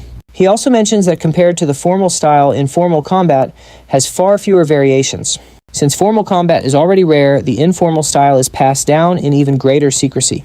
Choi figures that the difference is basically like normal attack damage versus skill damage. Ryodran continues saying that promote is a style that's been passed down for a very long time, and any demon who uses demonic chi can learn it. However, it's an extremely dangerous ability with a lot of side effects, so very few people dare to use it. Choi immediately asks if he could learn how to use promote, since he has a bit of demonic chi. Ryodran scoffs at the tiny amount of chi Choi has, pointing out that not only is it weak, but it's not even natural or true demonic chi. It seems Choi completely tuned out the part about it being extremely dangerous. Choi uses Ryodran's own argument against him, saying that because his chi is so weak, the consequences would be minor and Ableson could just patch him up if things went wrong. Faced with Choi's persistence, Ryodran is still hesitant to teach such a dangerous skill. Choi, meanwhile, is getting frustrated with the holdup. Music. Desperate for approval, Choi dramatically drops to his knees and grabs onto Ryodran's leg. In a last-ditch effort, Choi passionately argues that he'll definitely die without promote. He complains that all his fights are meaningless and that his life is nothing more than a tiny ant with an expiration date set by the commander. Finally, he promises he won't ask again if even a single attempt goes wrong. Convinced by Choi's arguments, Ryodran finally gives in and agrees to the training. Music. Ryodran admits he's still unsure, but he made a promise he can't back out of much to Choi's relief. Ryodran then announces the start of their training and tells Choi to pay very close attention. The scene changes to the underground prison of the Gartran Empire. There, a shackled prisoner is visited by a man in white robes who greets him by name Geffen. Geffen replies that he was wondering who it could be expressing surprise, that it's the Pope. Geffen asks what the Pope wants, reminding him that he'd said they had no more business together. The Pope replies that he's brought an opportunity to make amends. Geffen then asks what he needs to do. With a malicious look, the Pope reveals the mission eliminate Ableson. Geffen is shocked by the mission, asking why it's not a rescue and why the orders have suddenly changed. He also questions what the church gains from the goddess's death. The Pope ironically replies that it's not something Geffen needs to worry about. Geffen voices his concern about the glutton being there, but the Pope reassures him. He explains that 4 warriors will be assigned to him and that the glutton will be out of the picture for a while. The Pope finishes with a threat telling Geffen he must succeed and that failure will not be tolerated. Back at the training grounds, Choi is in agony as a red energy radiates from his body and he begins foaming at the mouth. A worried Ableson is by his side urging him to try and control it. Ryodran, however, just watches without reacting. Meanwhile, Ableson scolds them for practicing demonic combat techniques, calling it sheer madness considering Choi is human. Ryodran argues back that Choi insisted he was fine the entire time, and after so much training, there shouldn't have been much demonic chi left. Enraged Ableson dismisses Ryodran's words and retorts, "Are you a healer?" She points out there's no way they could have known if Choi was fine since they aren't experts. Ableson explains that she had controlled and sealed Choi's demonic chi, but the seal broke during their training because they thought they could handle it. Ryodran then asks what will happen to Choi, and Ableson admits she can't maintain the situation as it is. She says it's too late to try and reseal the demonic chi. Instead, she decides to try and make Choi's body adapt to the energy flow. Ableson attempts to compress the demonic chi using her divine energy to suppress and spread it out. The goal is to deconcentrate the energy so that Choi's body can withstand it. Ryodran is surprised by this approach and questions if it's even possible. Ableson admits she isn't completely sure, as she's never attempted anything like it, nor has she heard of any other deity doing so. There's a significant risk the demonic chi will rebel against her divine power, causing it to spiral even further out of control.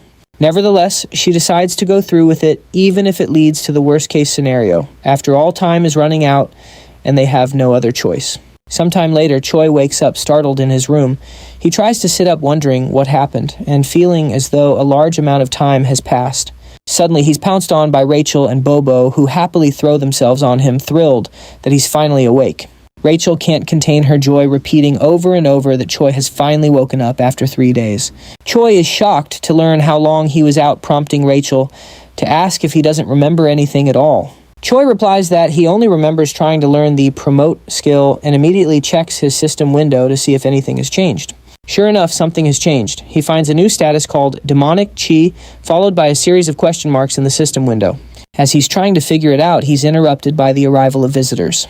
Riadron and the commander enter the room, and the commander jokes that she knew he'd wake up. Choi staggers as he tries to get up and greet her. However, the commander tells him not to strain himself, seeing as he can barely stay on his feet. The commander then mentions that she heard from Riadron about Choi practicing how to use demonic chi. Choi gets nervous when she asks why he didn't tell them about it. The commander approaches Choi to evaluate his condition, noting that the goddess was the one who healed him. She remarks that Ablison truly lived up to her reputation as a saint. After all, she says she did a fine job. Choi is confused by the mention of a saint. The commander turns back to Choi, dark energy swirling from her mouth, as she says his demonic chi training isn't over yet. This time, she herself will provide some special assistance. After all, as Choi himself said, he's just a little ant that belongs to her. The commander's magic then strikes Choi on the neck like a snake's bite, instantly sending him into shock. Riadron starts to ask what's happening. The commander replies that it's nothing to worry about, and that Choi will just need to rest a little longer. In his last few seconds of consciousness, Choi watches them leave for a meeting with the Demon King. A few days later, at Bobo's house, the saint is just finishing up another healing session on Choi. Music. Ablison has been treating Choi ever since the incident during training. Once she's finished, Choi thanks her for her constant help, privately thrilled that he gets to see her every day. Ablison mentions there's no need for thanks, since it was Choi's willpower that helped stabilize the crisis. She also murmurs that thanks aren't necessary because he is her hope. Choi doesn't understand Abson's murmur and asks her to repeat it. She ignores the request and says goodbye, saying she's done everything she had to for the day. Choi is left confused, thinking about other times the saint said things he couldn't understand. Music. And how many strange things are happening in this world, leaving many questions. The only thing left for Choi is to wait for things to unfold. Later that night, Choi and Riadron are together with Choi receiving lessons on the theory of demonic chi manipulation. Riadron, however, warns Choi not to overdo it. Choi says he's fine as it's already been 3 days since he woke up and he'll be okay as long as he doesn't use that type of magic again. Riadron then recalls that it's been exactly 3 days since the commander left. As Choi continues talking, Riadron gets lost in his thoughts. He reflects that even though the meeting is an annual and recurring event, music, this particular year feels like there's something strange involved.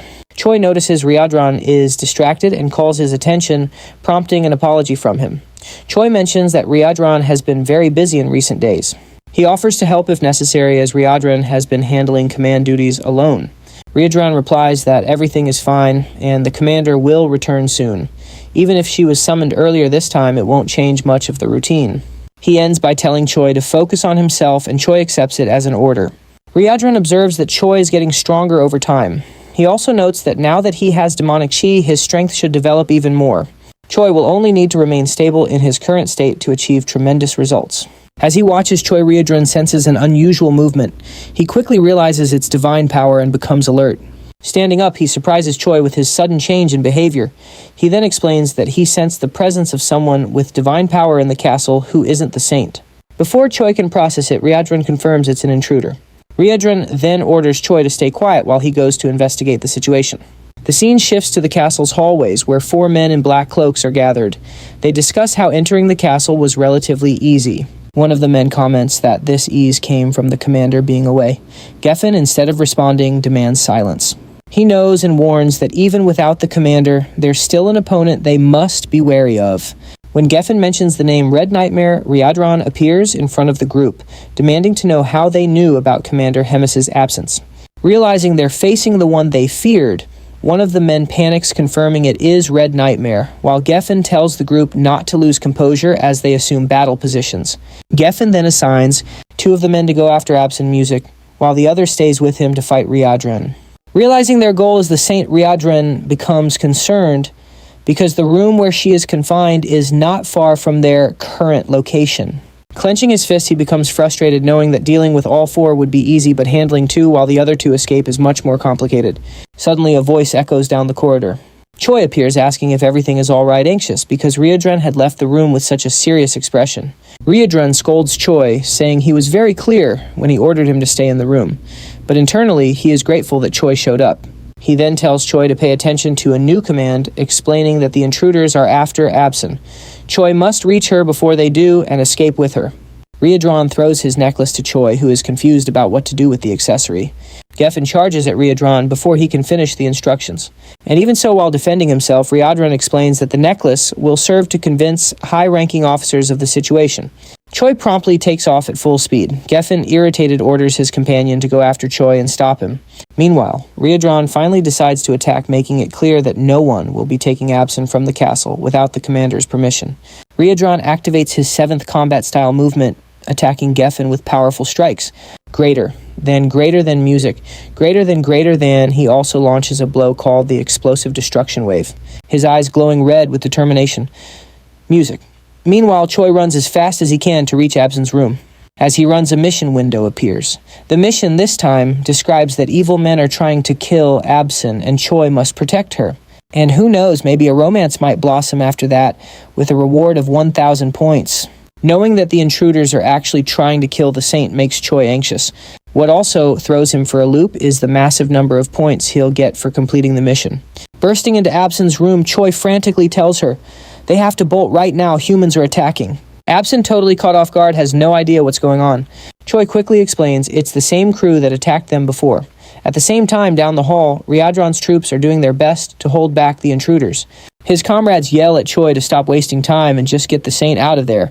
Without a second to lose, Choi grabs her hand, hoists her onto his shoulder in one smooth move, and makes a run for it, carrying Absin. No time for a "pardon me." The scene cuts over to a meeting room where the 3rd Commander, Roger, is in charge. He sounds pretty disappointed as he mentions Doris getting beaten by some low-level human. He flashes back to the commander, asking him to handle things while she's away, and Roger can't help but wonder why he got stuck with this job. Shaking it off, he brings the meeting to a close, saying there's nothing else to discuss, and telling everyone to just follow their orders. But just then a goblin bursts in with an urgent report. He explains that Choi has shown up with Riadron's necklace, leaving Royer trying to piece things together. The goblin adds that more humans are attacking the castle looking for Absin. Royer gets the message and is clearly annoyed by this whole mess. A few moments later, Royer runs into Choi and Absin in a hallway, and Choi tries to explain what's happening. Choi starts explaining that Riadron sensed divine power inside the castle and immediately went after the intruders who turned out to be humans trying to take out Absin. Royer can't believe humans would try to harm the saint, and he tells Choi to calm down, insisting it must be some kind of mistake. Just then, Royer senses something weird approaching. Before he can even react, he barely has time to yell for everyone to take cover, before a massive attack shatters the hallway windows, announcing the arrival of another enemy. With all doubt erased about the human's goal, Royer is just stunned by what he's seeing. Seeing the enemies closing in on the Saint, Royer casts a restriction spell to try and stop them. But they're too far away and the spell isn't strong enough to stop both attackers.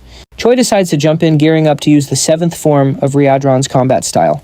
Just before one of the enemies reaches Absin, Choi slams him from behind with a powerful punch, knocking him out cold. As he attacks, Choi yells out that he will protect Absin. Meanwhile, back in Riadron's fight, one invader is already down and Geffen is busy mocking his fallen comrade, who he literally just used as a human shield. Riadron knew Geffen would be tough, but even he is surprised by this level of strength. It's on par with a commander's. Besides, strength, divine power, and demonic energy are natural opposites. These are the key traits that classify warriors like Geffen as heroes of humanity. Geffen laughs, trash-talking Riadron, and saying that his struggle against just 2 invaders proves he's nothing more than a run-of-the-mill demon. Riadron keeps his cool, wondering how someone with 0 chance of winning can be so arrogant. Greater than. Geffen taunts him, asking who's going to stop him now that the commander isn't around and the Red Nightmare isn't as scary as everyone thought. Confident in his plan, all Geffen has to do is keep Riadron busy while his buddies take care of the weaker minions. Riadron's expression turns serious. The enemy clearly knows way too much about the castle's defense strategies. Determined to end this, Riadron declares that he's done talking and is going to finish this fast. Geffen just smiles and asks how Riadron plans on ending the fight so quickly when their powers are a terrible matchup. Riadron's response, pure brute force, overcomes any and all compatibility issues. Meanwhile, back with Choi, after knocking out one invader, he hears the other one mutter that he didn't realize there was another hero in the Demon King's army. The man complains that he never expected to find 3 corrupted humans fighting for the Demon King. Choi just shrugs off the comment, warning the guy that his invasion plan has already failed and that backup from the castle is on its way. Choi adds that no matter how strong he is, he can't fight an entire army, so his best bet is to just surrender. The man just scoffs at him, asking if he's really so sure the invasion has failed. Nearby, Royer is wondering when the heck Choi learned Riadron's fighting style, but he's also just grateful they managed to capture one of the invaders because of it. The captured invader starts muttering something under his breath, which turns out to be an incantation for a spell that uses his own body as a sacrifice to unleash a burst of flames. He used sacred magic to completely immolate himself, creating a last-ditch wall of fire that formed a sort of flaming arena. A single touch from these flames is enough to kill a person. Feeling more confident, the man raises his sword, boasting that not even the highest-ranking demons could easily pass through this firewall, leaving the hero with only one option, hand over Absin. Choi is completely distressed and desperate, not understanding why these humans are so intent on killing the saint. Choi desperately demands to know why they're attacking someone on their own side. Music. The man just ignores Choi's question, and as he tries to spell things out, Absin decides to speak for herself. The divided empire abandoned God a long time ago. Choi is caught off guard by this revelation, and Absin continues explaining that the only thing the empire needs is a puppet who will obey their commands. For that purpose, it doesn't matter if she's the real saint or not. Getting tired of the conversation, the man slams his sword into the ground. Music. He declares he's done with the drama and gives the hero a 10-second head start. Choi is under immense pressure with no safe strategy to survive a direct fight for long. The only idea that comes to mind is also the riskiest one possible. As the man begins his 10-second countdown, Choi starts activating Promote. Upon activating the first level of the magic, Choi immediately worries Absin because, she realizes what he's planning to do. The saint warns him that his body won't be able to handle it and begs him to stop, but time is running out. Nothing can convince Choi to stop. He's already convinced they're all going to die anyway. So the only thing left to do is fight with everything he's got. Pushing the technique to its limit and reaching stage 2, Choi still isn't giving up on evolving Promote. He recalls Riadron's instructions, who explained that Promote has 3 stages: Bloom, Full Bloom, and Falling Flowers. Each stage dramatically increases the risk to the user, and Riadron stressed that Choi should never even think of going that far. Even though he's supposed to master each level, before moving on, reaching the 3rd stage is just too risky. But facing certain death, Choi feels he has no choice. Music. He decides that if he can pull this off, it'll be a one-time only deal. After 7 seconds, Choi finally reaches the peak. His heart feels like it's about to explode, and his body is screaming at him to stop this madness. A desperate Rachel can't believe that even in this dire situation, using Promote is his only solution. Choi, however, is completely focused, ignoring everyone. He has only one step left to act. Because Promote has already reached level 3, with his body completely transformed, his eyes glowing crimson and a dark aura swirling around him, Choi asks Rachel to use her buff abilities. Music. Time's up. The man is surprised to see a human using Promote, recognizing that Choi isn't just some random guy. Choi ignores him and announces the start of his attack. He then dashes forward at incredible speed, and the man braces himself to defend against Choi's blows. He recognizes the 3rd level of the ability and opts to defend, figuring that since Choi is human, he'll run out of stamina soon enough. Once again, Choi ignores the man's taunts, relentlessly punching the sword. Music. The enemy is confident he can win just by waiting it out, but Choi suddenly knocks the sword aside with his bare fist, leaving the man disarmed and wide open. Before the invader can even react, Choi lands a precise, powerful punch right in his chest. The blow is enough to stagger the man, who starts complaining about Choi's dirty tricks. He watches Choi prepare for another attack, astonished that a human would allow himself to be corrupted by demonic arts. Choi knows he's reaching the limits of what his body can handle, but he can't fall now. He's the only thing standing between the assassin and Absin. Remembering that pushing Promote to its limit can have irreversible consequences, Choi finds a reason to go even further. There's a beautiful woman crying in front of him, and for a hero that's just unacceptable. If dying means she'll stop crying, then that's a pretty good deal. Now that his body is doomed to perish anyway, Choi's only option is to push forward and surpass all his limits. There's no turning back now. Choi decides to give it his all to protect Absin. Witnessing Choi's unshakable will to neutralize the threat, the saint realizes the danger. If she tried using holy power on him now, the demonic chi taking over his body would cause him to explode instantly. All Absin can do now is pray for him. Determined, Choi advances on the enemy, activating his combat arts. The man realizes Choi is stacking different attack types and just laughs, calling it self-mutilation. Choi ignores the enemy's taunts and launches himself into the air, attacking with his instant obliteration strike. The enemy keeps trash-talking, saying Choi will regret this when he's facing death. As he lands a blow, the enemy counters with his sword, declaring it was a very weak attack, but Choi continues charging a much more powerful strike. Not just one more blow, but a combo of attacks. This time there was no room for the invader to utter a single word. The overwhelming power of Choi's simultaneous strikes left him stunned. All that was left was to wait for the barrage of attacks to annihilate him. The sheer force of the strikes was so great that it destroyed part of the castle structure, sending a massive beam of red energy into the sky. The enemy is finally defeated. Choi briefly observes the damage he's done to the invader, before finally snapping out of his promote state. Rachel immediately notices that Choi had pushed himself too far, while Ablison panics and rushes over to help. Before Choi collapses unconscious, the saint holds him, keeping him seated, while checking the hero's shocking physical condition. Ablison notices that Choi could barely breathe. She tries to talk to the hero to keep him going, but suddenly, a scream startles the saint. Music. The defeated enemy stands up again, furious, declaring that Choi will become a threat to the Empire. The enemy manages to gather strength just to end Choi's life, but a massive hand grabs his head, foiling his plans. Music. Riadran arrives on the scene, apologizing for the delay and finally putting an end to the invader. The saint watches while caring for Choi as Riadran wipes what looks like ketchup from the enemy's head. Riadran quickly notices that Choi had broken his promise and used the forbidden technique they had trained on again. He then asks if the saint can take care of Choi, and she promptly replies that she will once again do her very best. Worried about how far the hero went to save her, Ablison prays that he'll make it. The scene shifts to the waiting room in the Demon King's castle. It's the 5th day of the commander's meeting. There, Hemis is complaining about the food and is promptly confronted by a woman who tells her to stop whining and eat what was given, calling Hemis a big mouth. The woman is Park Hyuna, the 4th commander of the Demon King's army. She scoffs at Hyuna's comeback music, calling her disrespectful and pointing out that if it weren't for the non-aggression pact between commanders, Hyuna would have died many times already at Hemis's hands. Such a statement leaves the 4th commander very irritated. Before a bigger argument can break out, a humanoid hamster enters the room yelling. He brings information to Hemis, saying there's something urgent coming from the Black Fortress. She asks what's going on, and the hamster replies that the Garten Empire attacked the fortress.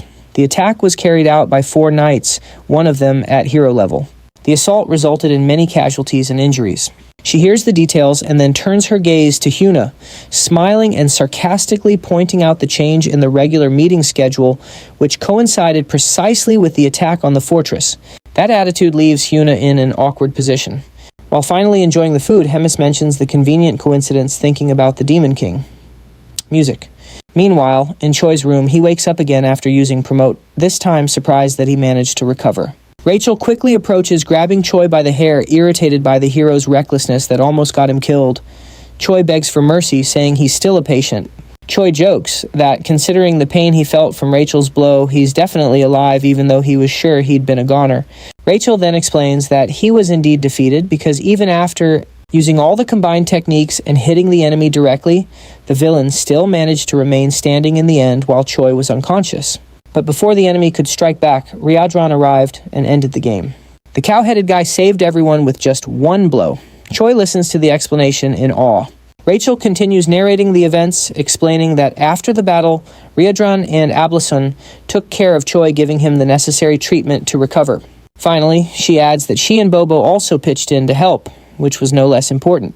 Both Riadran and Ablison described it as a miracle that Choi came out alive and asked him not to repeat that recklessness so he wouldn't make others worry again. Choi then points his finger at Rachel, who immediately gets irritated, thinking Choi is about to argue with her. However, he just gently touches her face and apologizes for making her worry, thanking her for all the care. Rachel lets her guard down, and the two are fine again.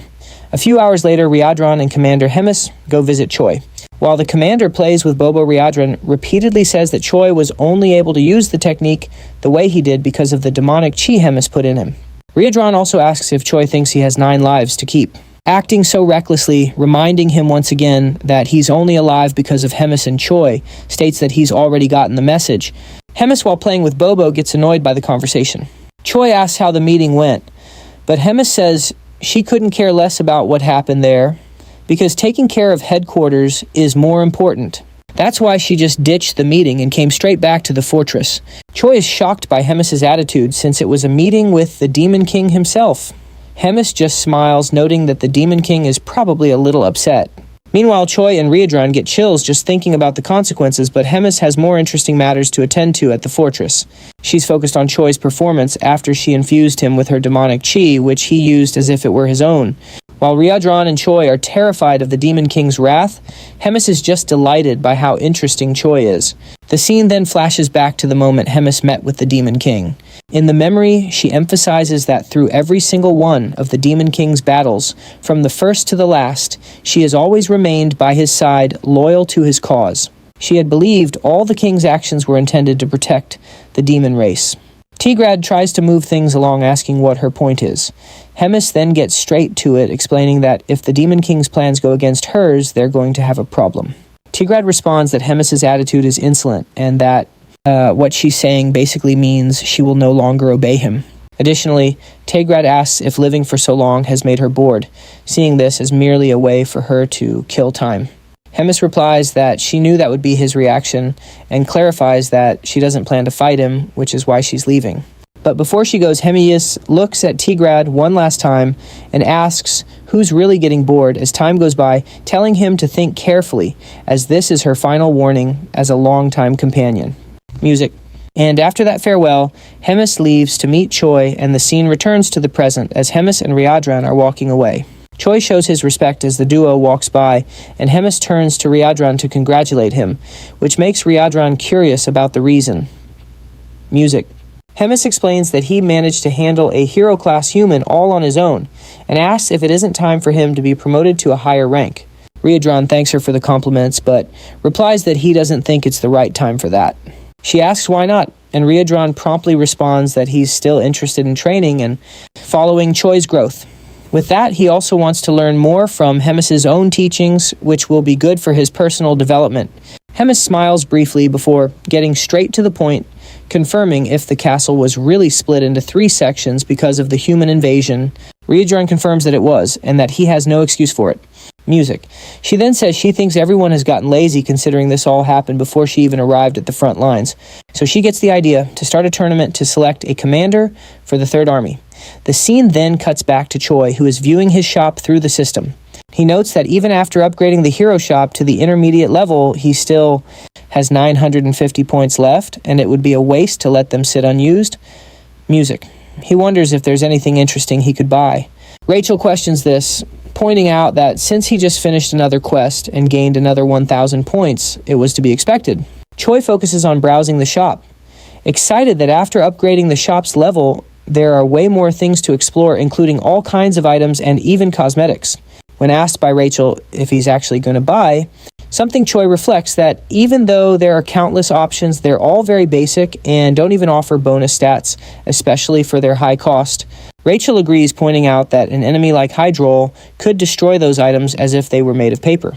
Taking another look at the shop, Choi notices that some accessories have different options, but they're hard to understand. So he decides to first upgrade his combat power gauge. Before proceeding, Choi notices something and asks what the Wrath and Magic Creation item is. Rachel then explains that it's not an item. It's more like a unique skill from the creation system where Choi can, for example, music, turn his kick into a formal skill and then level it up. Even though it's the same kick, it will probably hit much harder. Choi reflects on Rachel's words. After spending 500 hero points, the system begins the creation process, analyzing his mana and physical movements for a period of time. The duration of the analysis is manageable by Choi himself, but the countless pieces of information leave him confused at first. And as soon as he understands how the system records movements, he becomes amazed by the skill. With that, he stands up and prepares to register his new skill. While the system records his movements, Choi chooses to start with his kick performing the motion for the recording. Music. Once it's finished, the system will generate the new skill, optimizing his physical balance and mana control. Music. Choi simply watches as the system operates, and suddenly a warning message catches him completely by surprise. Just when he thinks his life is finally turning into an epic isekai story, the system hits him with a big nope. A failure message pops up telling Choi he needs to perform the movement correctly. Choi, totally ticked off, yells, "What the heck is going on?" He did exactly what the system told him to, so why in the world isn't it working? Rachel guesses that the system might not be recognizing Choi because he's a bug user due to his demonic chi, clarifying that the hero security system in this world is top-notch. Therefore, it's not Choi's fault that he wasn't able to use the skill. Choi, even more frustrated, grabs Rachel and starts shaking her like a rag doll, leaving the poor girl completely frazzled. As he's complaining that her explanation only made things worse, something catches his eye. A new hero quest pops up. Before he even reads it, Choi is already fuming about another mission after wasting a ton of points, demanding the system give him a refund. The mission description tells him it's too early to cry over spilled points, cheerfully reminding him he can always earn more. So it's time to forget the past and move on. The mission is to create a brand new skill using his own unique power. Sometime later at Ryadron's training field, we find Choi on his knees, once again begging his master for help. Ryadron recaps the request, saying he needs help to develop his own personalized wrath, and Choi eagerly confirms. After a moment of thought, Ryadron agrees to help. Choi, with tears in his eyes, is totally speechless, and Ryadron adds that he was planning on training him anyway. Ryadron turns and announces that the training has officially begun, and Choi quickly follows him. Moments later, the two are sitting in deep concentration, marking the start of their session. The training montage continues with powerful strikes and some intense physical exercises which completely wipe Choi out. At the end of it all, Ryadron and the Saint look in on Choi, who's passed out in his room again, covered in bandages with his feet propped up in a weird way, marking day one. Complete Choi manages a smile, thankful to have survived. After dragging himself out of bed, he checks the system window and sees a mission complete notification. Choi's combat power gets a nice boost, and he reflects on successfully creating his own personalized wrath. It's a modified version of Ryadron's martial arts, and Choi names this new style Noblesse.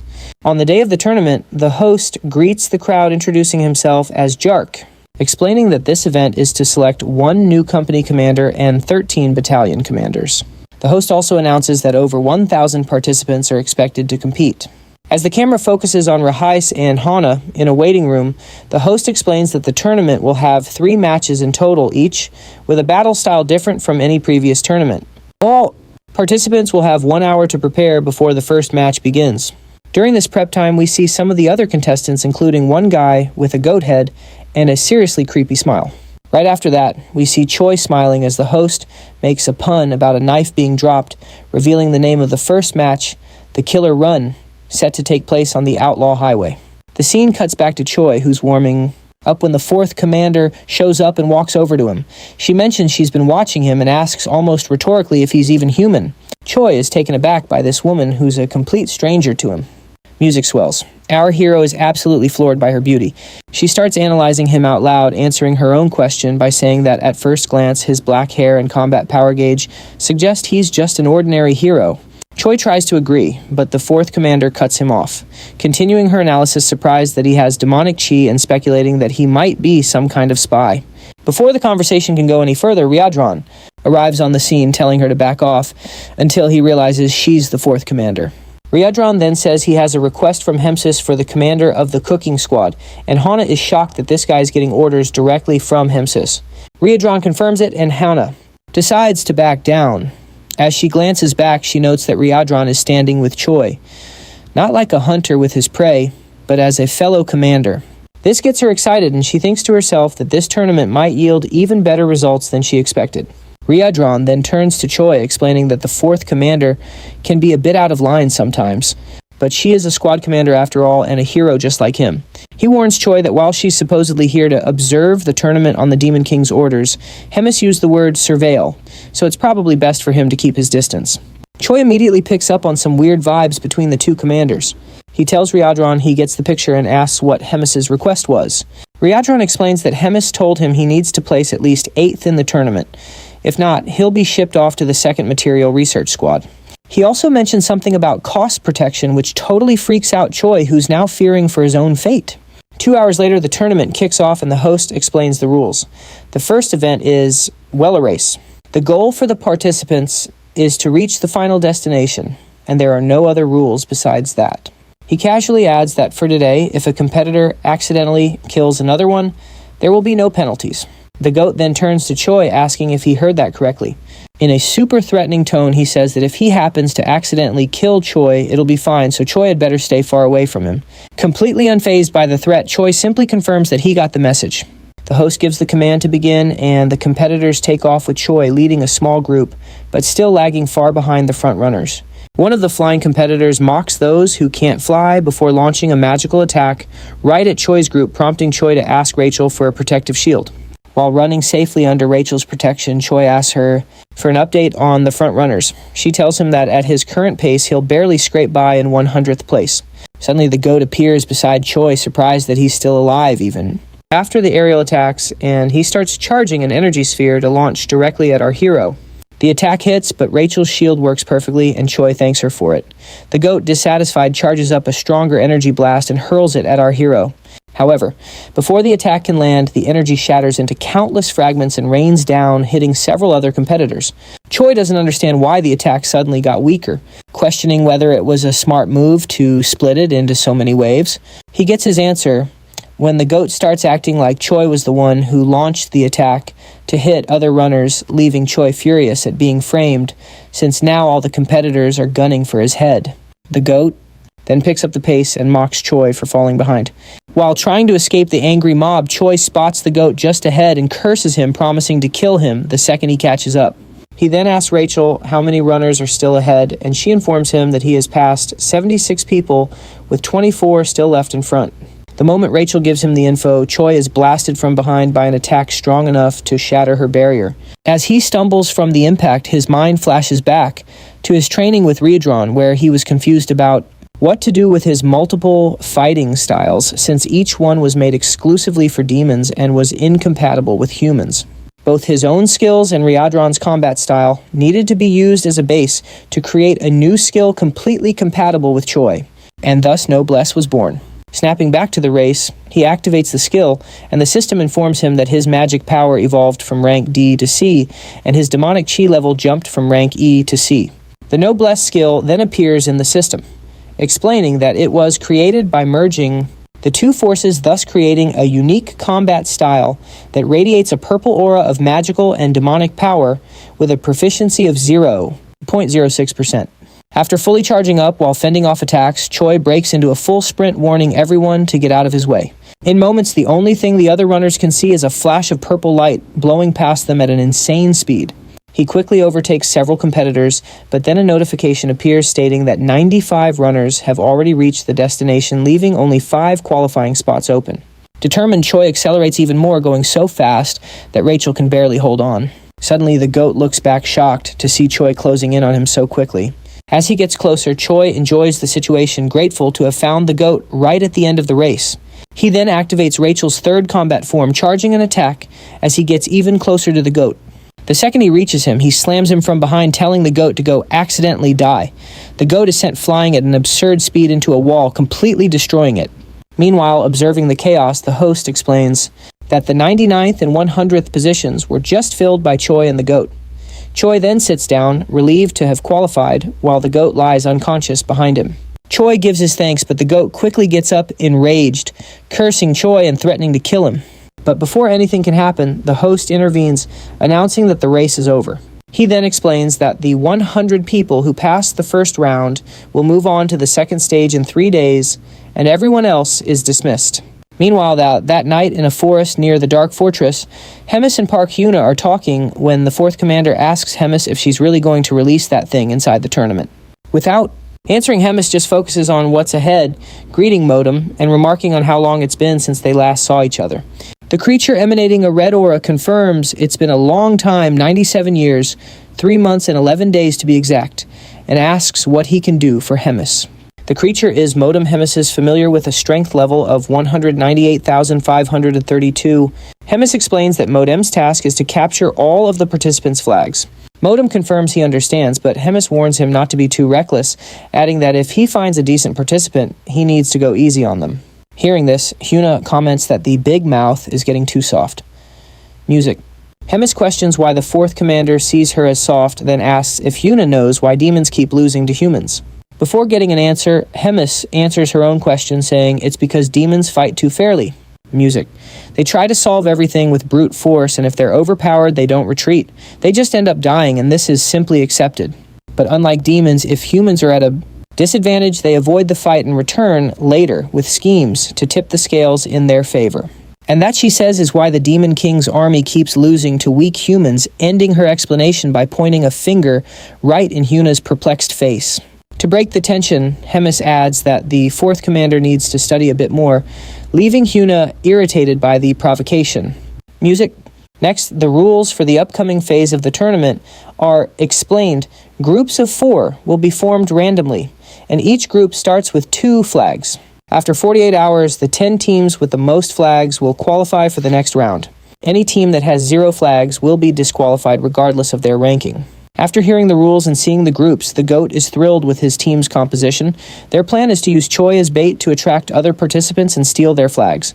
Choi also seems pretty happy with the strategy, calling it brilliant. But deep down, he's wondering what kind of bad luck landed him on the same team as the GOAT. Meanwhile, in the background stand their other 2 expressionless teammates. One is a hawk person, and the other looks suspiciously like an arbok. The 4 of them make up Team 9. The GOAT, still hyped about their plan, declares that they just need to wait, because with the number of flags they have, they're practically guaranteed to qualify. But Choi just watches him, thinking about how incredibly annoying the GOAT is. We then see that Choi's team is in 4th place with 4 flags, but that wasn't their rank just moments ago. Their ranking shot up abruptly, and then it climbs again to 3rd place, even though they haven't done anything. Seeing this, everyone is surprised, wondering what's going on.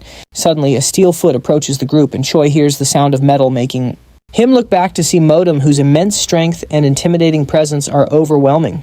Spotting several flags on Modem's back, the GOAT realizes he's probably the one causing all the chaos in the rankings.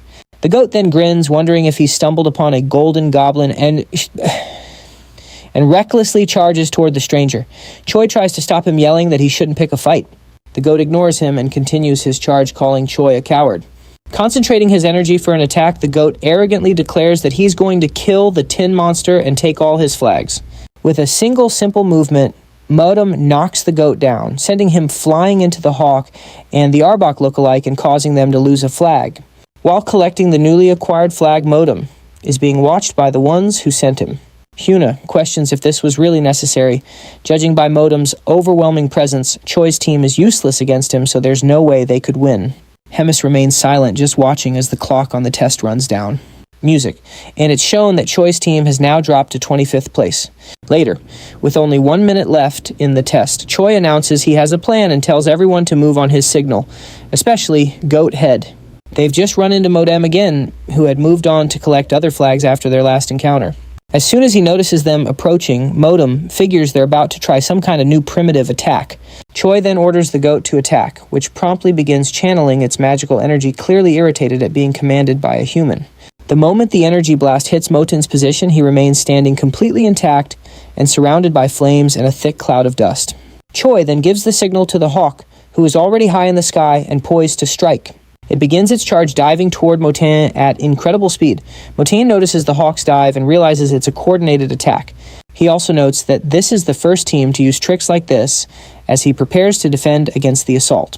As the hawk closes in on Moten, it's intercepted by the Tin monster's defense, which restrains it by the neck, halting the attack and leaving only the powerful tailwind in its wake.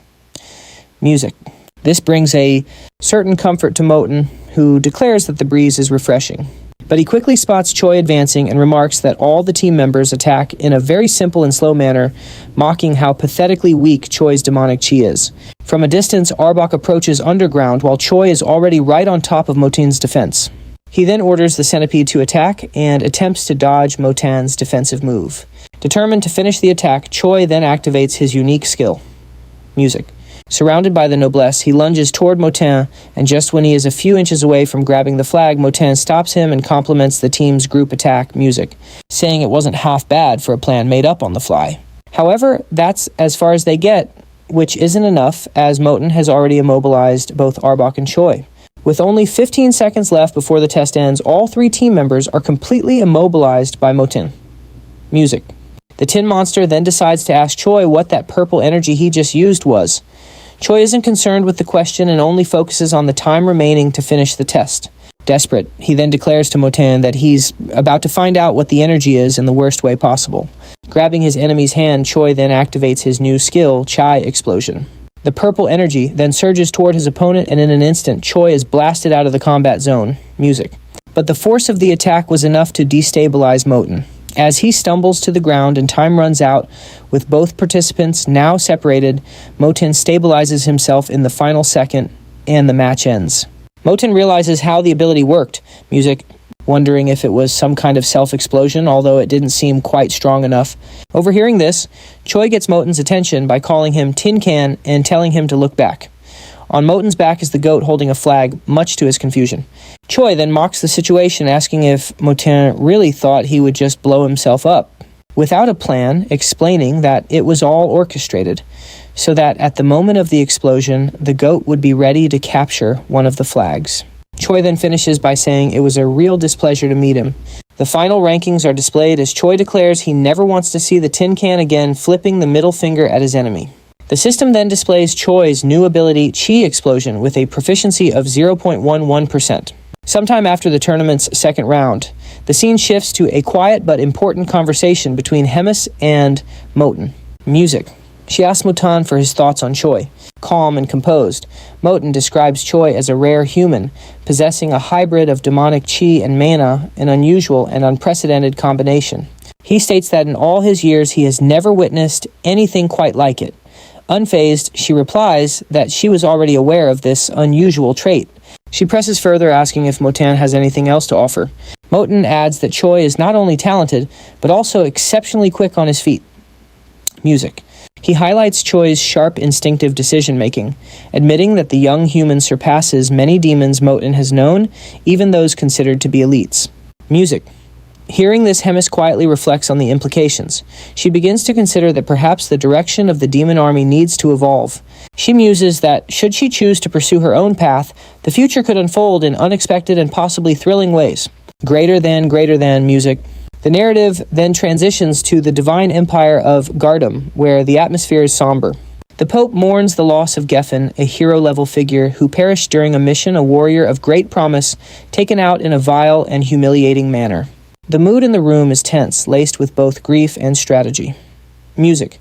In the same chamber, a man seated nearby asks what will be done about Ablyson. The Pope pauses in silence before coldly announcing that, despite her popularity, Ablyson is merely the princess of a small, insignificant kingdom. With a final decisive tone, he declares her removal as a candidate for sainthood, and orders her to be publicly branded a heretic, an ally of the Demon King's forces. Next, the Pope turns his attention elsewhere. He wonders if Hemis is stirring up problems once more. The man confirms that she started overhauling the military command structure and intends to pick new officers via a skill-based tournament. The ever-scheming Pope asks if there's a way to undermine her plans. The man, Music, who we now see is Eland, explains that he tried reaching out to the Demon King for help, but Music, he was met with some serious pushback. It appears that meddling with Hemis's work might provoke the Demon King himself. The Pope suggests sending a hero to directly mess with the new structure, putting Kinley's name forward as a candidate. Eland is hesitant, pointing out that Huna, who is now considered a traitor, is posted at the Black Fortress. With her there, it'd be almost impossible for Kinley to take on both of those powerful women at the same time. The Pope, sharp as ever, figures that Huna's post at the fortress could mean the Demon King isn't completely on board with Hemis. For a moment, Eland thinks about calling off the sabotage mission. But the Pope holds up a hand to stop him. He insists that the empires of Gardam and Drasen have always prospered by welcoming conflict. Their strength is derived from waging a holy war against the evil demons. He goes on to explain that evil needs to exist for the light of justice to shine even brighter. That very light then strengthens the faith of the common folk, a faith that fortifies the empire itself. And for that reason, the war has to go on no matter how things change.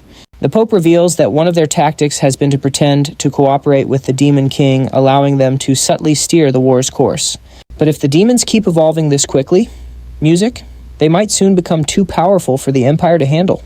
He then tells Eland to confirm if their spy on the inside has reported the location of the next tournament. Eland checks his notes and unfurls a map, showing that the next tournament will be held in Inamazit, a secluded forest area known for its dangerous monsters. They both observe that the area is quite a distance from the Black Fortress, taking the choice of location as a sign of divine will. With that, the Pope gives his final order. Call the heroes and use this chance to test their abilities. As these plans are set in motion within the Empire, the scene shifts back to Choi. Back in his room, he's sitting calmly, finding the chaotic mess of his system rather amusing after he merged his demonic ki with mana. Manipulating energy has become a whole lot more complex. Rachel watches him with a blend of wonder and curiosity, thinking to herself that just a short while ago, Choi only had a single ability, a skill he perfected thanks to Hydron's tough training. Choi notes that Hydron's different combat styles are now officially listed in his skill window, with Noblesse and Magic Explosion appearing as separate entries. This brings his total number of unique skills to 5, which is a major milestone. Rachel, noticing the update, asks if his leadership ranking has gone up too, music, commenting that the new effects on his abilities are incredibly helpful. She mentions how quickly he's climbing the ranks as an executive in the Demon King's army. Clearly impressed with himself, Choi browses through his system and wonders out loud if there are any items he can get to boost his stats even more. All of a sudden, a voice cuts in bluntly, stating that nothing can help him at his current level and telling him he needs to snap out of his daydream. The cold, sharp voice belongs to none other than Huna, who shows up out of nowhere, startling our hero. Choi instinctively scoots backward in alarm as he realizes the unexpected guest is the 4th commander herself. Music. Annoyed by his panicked reaction, Huna tells him to be quiet and demands to know how many hero points he's earned. Choi quickly replies that he's gathered 1,300 points. She then asks about his shop's rank, and he tells her it's at the intermediate level. Huna scoffs at his progress, calling it completely pathetic, and even labeling it as garbage. Seeing a golden opportunity to learn from a pro, Choi timidly asks what Huna bought when she was at his level, basically begging for some veteran advice. Music? Amused, Huna laughs, knowing full well he's trying to get information out of someone way more experienced. She agrees to give him a tip, but on one condition: he has to answer every single one of her questions. Without a moment's hesitation, Choi eagerly accepts the deal. Huna then advises him that since he's already got an aura, his next move should be to upgrade his shop level and buy a dimensional pocket, which is a super useful inventory type item that's a great value for the price. Choi thinks about how useful an item like that would be and wonders if it'll be available in the next shop rotation. Huna confirms with a nod, but quickly changes the subject, announcing it's her turn to ask the questions. Her first one is: Choi really a hero? He gives a vague answer, saying that somehow yes he is. Her second question: why in the world is he working for the demon army? Again, he just answers that he somehow wound up there. Her third question: how can he use both demonic energy and mana simultaneously? Choi gives the same vague answer: it just happened. Frustrated by his lack of a straight story, Huna sarcastically sums it all up. He's a hero who somehow ended up in the demon army and somehow can use both demonic energy and mana. Choi simply nods in complete agreement. Furious at his nonchalant attitude, Huna delivers a brutal kick to his face, sending him flying across the room. Dazed and annoyed, Choi retorts that Huna herself is also a part of the demon army, thank you very much. The scene then shifts to a short time later with Choi lying face down, pinned under Huna's legs as she casually rests on top of him. When she calls his name, he responds instantly. Huna asks if he wants to transfer to the 4th Army and become her direct subordinate, offering to train him personally. Choi, still in pain, politely declines, but thanks her for the offer. Her mood sours again and she increases the pressure on his back, making him groan. As he struggles, she demands to know why he insists on staying put. Choi, gasping through the pain, replies. Hyuna then asks what Choi's next move is, wondering if he has any goal beyond just staying alive to avoid getting killed by Hemis. Choi, without a moment's hesitation, replies that his grand ambition is to marry a wealthy blonde noblewoman and become the proud father of 5 children. The sheer absurdity and randomness of his honest answer completely catches Huna off guard. She freezes for a second, before scrambling off of him, clearly rattled by what she just heard. With a dismissive wave of her hand, she mutters that it would be best for both of them to just forget this entire conversation ever happened. Trying to pull herself together, Huna tells Choi he's free to chase whatever weird dream he wants, and admits, though begrudgingly, that he's probably right about one thing. Hemis would never let him just walk away so easily. With that, she turns to leave, tossing a comment over her shoulder that he should get some rest while he still can. Music. As her footsteps fade into the distance, Choi lies there in silence, staring up at the ceiling and reflecting on things. He acknowledges that beyond his fear of Hemis or his silly personal goals, there's another reason he's choosing to stay. And music. His growth as a person, a fighter, and maybe even as a hero is inextricably linked to this unpredictable, chaotic life in the Demon King's army. And to his own surprise, that thought doesn't scare him one bit. In fact, it makes him genuinely happy. Sometime later, the day of the third round of the tournament finally arrives. Music. The air is tense with anticipation. Choi begins his preparations with focused determination, checking over his gear and gathering the few things he needs. Before heading music out, he flashes a smile and asks Bobo to guard the house while they're gone, confidently promising he'll return victorious with the first place prize. Bobo gives a single bark, his tail wagging as if offering his blessing. As music. As Choi and Rachel get ready to leave, Rachel brings up their route to Animosity, asking if they plan on passing through Lee Dong-jin before getting to the arena. Choi confirms with a nod, giving the map one last double check. With everything set, the two step out the door, the energy between them buzzing with excitement. Their hearts are set on victory, and their minds are sharp and ready. With unwavering resolve, they march forward, determined to bring home the top prize and carve their names into the tournament's history. The scene shifts to the beginning of the third day of the tournament, where Choi is out hunting monsters. He quickly notices that he's gaining one full level for every monster he defeats. At this point, he's already leveled up 4 times and starts to wonder if this is even real. The monsters he's defeating are dries, which are generally female creatures, classified as plant-type demonic beasts.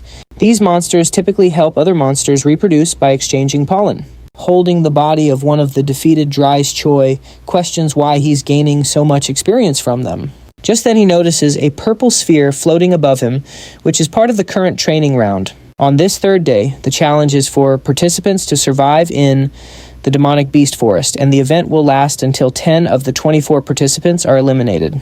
Each participant has been given a magical item for the day, which happens to be the same purple sphere that Choi is now eyeing with suspicion. The sphere is a military tracking device made by Hemis himself, composed of demonic energy that can pinpoint an individual's location. Its main function is to report the position of every participant to the organizers, essentially acting as a magical GPS. Rachel drew closer to the sphere, completely floored by the magical skill of the Demon King's army. Impressed by their ability to craft such complex spells, Choi decided to book it before someone else came along and stole the monsters he'd taken down. Out of nowhere, he gets smacked on the head by something which sends him to the ground and makes him drop the monsters he was carrying. His attacker seems absolutely delighted to have found him. As Choi struggles to get his bearings, it's revealed to be the goat, who is now seething with rage and determined to finish Choi off for good. Meanwhile, in another location, the tournament host looks incredibly bored, clearly annoyed with having to oversee the event. He wonders why he always gets stuck with jobs he compares to guarding a doghouse. While other guards help watch over the portal to Inamos, one of them tries to lift the host's spirits, reminding him that guarding the portal is a critical job. It's the only one that connects to the main gate, and if it were to break, something terrible could happen. The host agrees, but argues that it's highly unlikely anyone would ever show up in such a remote place. Far off in the distance, a presence makes itself known, and the portal guardian quickly senses some strange creatures. He channels his energy to scan them and identifies a group of humans, assuming they might be monster hunters. However, he decides to ignore the potential threat since he doesn't sense any significant magic from them. The guardian figures it would be a huge headache if he attacked first and they ended up discovering the portal. He chooses to wait it out, reasoning that Inamazed is enormous and they probably won't cross paths with the tournament group. Despite feeling that something is off, he brushes it aside and decides to leave the strangers alone for now. Back to the showdown between Choi and the goat, the angry animal tries to intimidate our hero, boasting about his immense power and demanding Choi beg for mercy. When he notices Choi is completely unfazed, the goat tells him that if he won't beg, then he should just run, saying there's no shame in fleeing since scars on the back are no dishonor for a true fighter. An annoyed Choi asks Rachel if it wouldn't be easier to just take care of the goat already. Sensing the change in Choi's tone, the goat does a complete 180 and starts begging for his life, warning Choi that he'll regret killing him. This just leaves Choi confused as he can't imagine why he would regret it. The goat then reveals he has some very valuable information which piques Choi's interest enough to ask what it is. The goat explains that right now every demon out there has Choi at the very top of their hit list. Choi is skeptical, asking why, if that's true, they aren't all swarming him already, since he's supposedly their number one enemy. The goat just starts a countdown, leaving Choi utterly bewildered. As the countdown finishes, all the other tournament participants start closing in on him, leaving Choi stunned, while the goat laughs maniacally at his predicament. Meanwhile, at the Black Fortress, Hemis and Hyuna are watching the whole scene unfold via a magical broadcast of the tournament's third day. He admits he didn't expect everyone to gang up on Choi and chuckles, calling it a shameful display. Hyuna scolds him, saying, "This is no time for laughter." Their broadcast is suddenly cut short by the Guardian, who reports that humans are attacking and trying to destroy the gate. He explains that the enemy is a group of heavily equipped humans using stealth devices, and they somehow know the gate's exact location. The transmission ends, and Hemis immediately orders Ryadron to deal with the situation. Ryadron instantly grasps the severity of it all and agrees to act at once. Hemis notes how well prepared the attackers are and declares there must be a leak somewhere. As he says this, Hyuna watches on in total shock. He then raises his voice, demanding to know where the leak is coming from, which makes Hyuna flinch again, looking visibly shaken. Back in the forest, Choi has managed to escape the other participants. He's completely panicked, wondering why the contestants are breaking the rules and why the moderators aren't stopping them. Rachel tells him to keep quiet so they don't reveal their hiding spot. Nearby, a couple of participants are seen searching for Choi. They give the area a quick look over, but soon conclude he isn't there, and leave, deciding to wait for the next tracking update. Choi lays low a little longer to be safe, then collapses to the ground, completely overwhelmed and afraid for his life. He wonders how he's possibly going to survive this.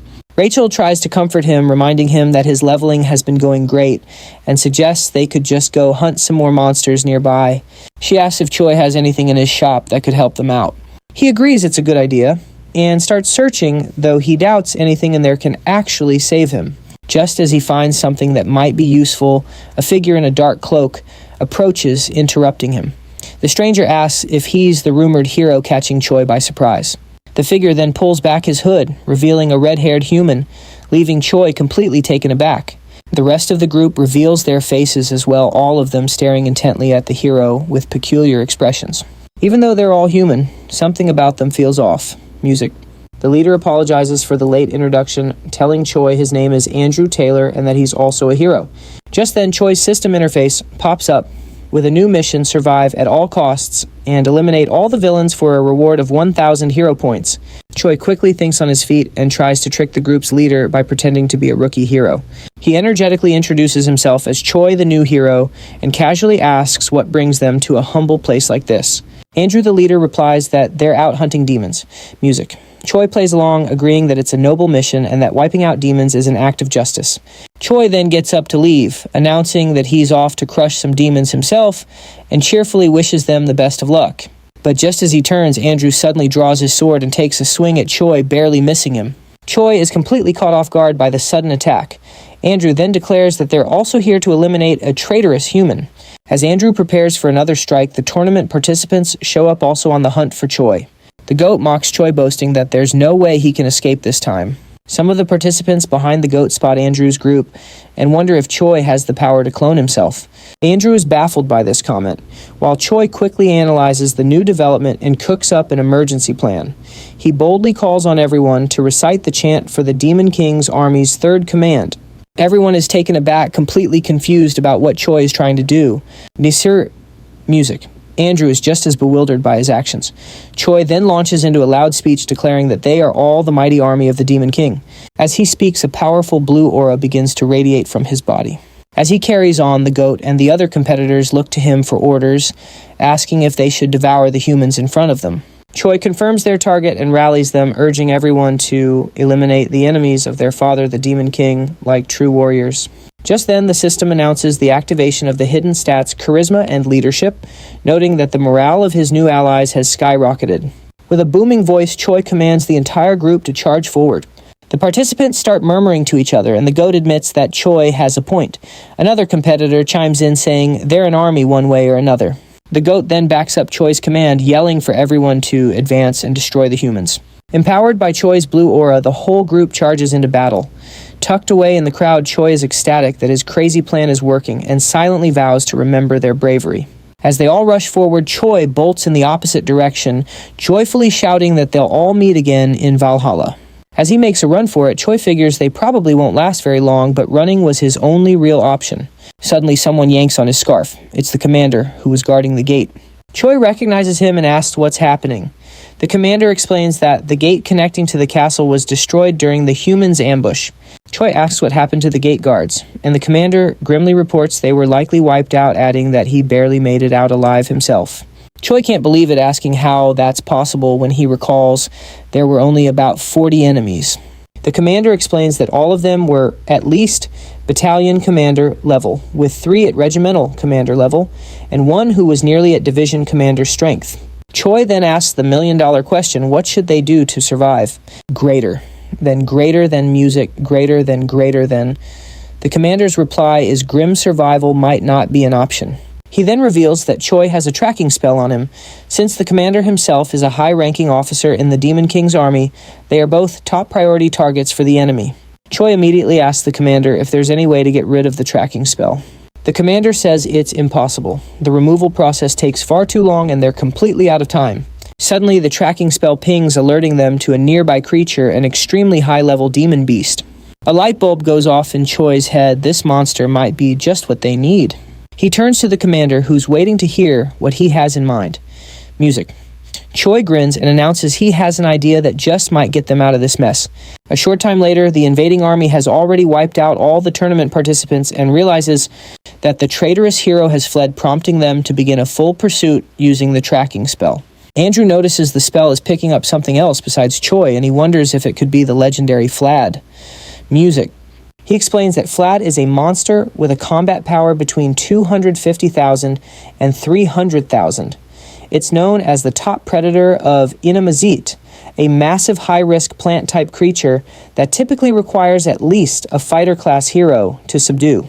Andrew comments that while defeating it isn't impossible, the collateral damage would be massive. Sure enough, it doesn't take long for all-out chaos to erupt as the monster and the invading heroes finally clash. Andrew tells his team to keep the monster busy while he takes on the traitorous hero. Just then, the system announces that an item called Pheromone Perfume has been activated, which mimics the scent of a demon beast. However, the wider its area of effect, the weaker the scent becomes. It grants a temporary beast affinity to humans, all for the low price of 10 hero points. Choi then combines the item with his promote skill to enact his survival plan, even if it means disguising himself as a female tree. Dead music. Andrew quickly spots the duo in their bizarre outfits and is visibly taken aback. Without a moment's hesitation, he charges right at them. Choi sees him coming and shouts for the commander to intervene. The commander skillfully blocks Andrew's strike and the two swordsmen back off, squaring up for a real fight. Andrew activates his sword's advanced form and attacks again, sparking an epic duel between the two master fighters. As the commander gets swarmed from all sides, Choi jumps in and starts picking off the other attackers one by one. Music. He tells the commander not to worry, that he'll handle the minions, and urges him to stick to the plan so they can buy as much time as possible. It dawns on Andrew that their actual plan is simply to stall for time. His question is met with dead silence. The scene cuts to a flashback of Choi explaining the plan to the commander. The main idea is to use the demon beast as their heavy hitter against the enemy. The commander's job is to dodge Andrew for as long as possible, tiring him out, while using the beast as a living shield against his attacks. Meanwhile, Choi's role is to take care of the other enemies by using the demon beast's presence to his advantage. The most important part of the strategy is to never ever engage in a direct fight. Choi dubs the mission Operation Come At Me. Back in the present, Andrew is getting frustrated with the commander's slippery tactics, demanding to know how long he plans to keep dodging. The commander stays silent, thinking to himself that while this human fighting style is cowardly, it's undeniably effective at buying them more time. The focus then shifts over to Choi, who is now facing down a cloaked opponent. Weakened but determined, the opponent gets to his feet with a single goal: kill the traitor. As the man charges forward, Choi effortlessly dodges each attack. However, he notes the incredible precision and raw power behind each strike. Any one of them could cut him clean in half. Despite their power, the enemy's movements are incredibly predictable. With no flair or finesse, the enemy swings his sword like a machine. Choi decides to counter, first striking the man's leg to knock him off balance. As the man topples over, his chin hits the dirt, and Choi finishes him off with a swift kick to the head, knocking him out instantly. The quick victory nets Choi several level-ups, leaving him stunned by how easy it was. Their robotic fighting style makes him wonder if these guys are even human. Suddenly, as he's thinking about the toll the extended use of Promote is taking on his stamina, Choi is blindsided by a strange side effect. His forehead begins to mutate in a bizarre way. The system informs him that his demonic chi has ranked up from C to B. Music. As a result, a horn starts growing right out of his head. Completely confused by this sudden transformation, Choi now sports a distinctly demonic look. The system explains that his body has temporarily synchronized with his demonic chi, triggering this sudden transformation. Meanwhile, the commander, clad in armor made of tangled plants and vines, keeps a safe distance from his opponent. His eyes are fixed on Andrew, who holds his sword with unwavering resolve. The commander can feel his own strength starting to give out. He's already nearing his limit, and a look of growing concern crosses his face. The demon beast he's been using as a shield, a towering monster, with pale skin and razor-sharp claws, is now covered in deep gashes. Its breathing is ragged, and its legs are trembling. Neither of them can hold out for much longer. Andrew, his sword held steady, breaks the heavy silence that has settled over the forest. His voice is calm, but it's laced with utter contempt. He sneers that the only special skill the commander has is running away, and that little trick is about to end right here, right now. A dark smile plays on Andrew's lips as he brags that his victory is assured, explaining that heroes like him grow stronger each time they kill a beast or a demon. He concludes with a smug tone, revealing that he's currently at level 983. Once he kills the beast protecting the commander, he'll easily shoot up to level 1000, a milestone that very few heroes ever reach. Without any more warning, Andrew lunges forward, attacking the commander with lethal precision. The commander barely manages to fend off the attack, using the long whip coiled at his waist to parry the strike. A look of deep concern is now etched on his face. Music. He's clearly outmatched by this overwhelming force. He knows that unless he comes up with a better plan and fast, he's going to be defeated right here and now. Model. Without a moment's hesitation, the commander started touching strategic points on the massive white beast's body. His fingers moved swiftly and with practiced accuracy, as small red sparks erupted from his hand with each contact. These sparks flickered like embers, tracing cryptic markings across the beast's skin. He continued the sequence, even as Andrew relentlessly pressed his attack with fierce, calculated blows. The battle intensified, yet the commander remained focused, gambling everything on the seal he was trying to complete. Andrew, eager for victory, advanced on the commander, who was busy deflecting the blows while desperately clinging to another part of the beast's massive body. The force of each strike pushed the commander back little by little, his defense beginning to crumble. Music. After another powerful blow sent him tumbling backward across the forest floor, Andrew gripped his sword with both music, hands raising it high above his head, his eyes burning with anticipation as he prepared to stab the weakened demon beast. He taunted the commander, his voice dripping with arrogance that once he killed the beast, and got a stat boost dealing with someone so weak and desperate would be a piece of cake. But before Andrew could deliver the final blow, the commander, still catching his breath, spoke with conviction. He declared he hadn't been running around for nothing, his words cutting through the tension like a blade.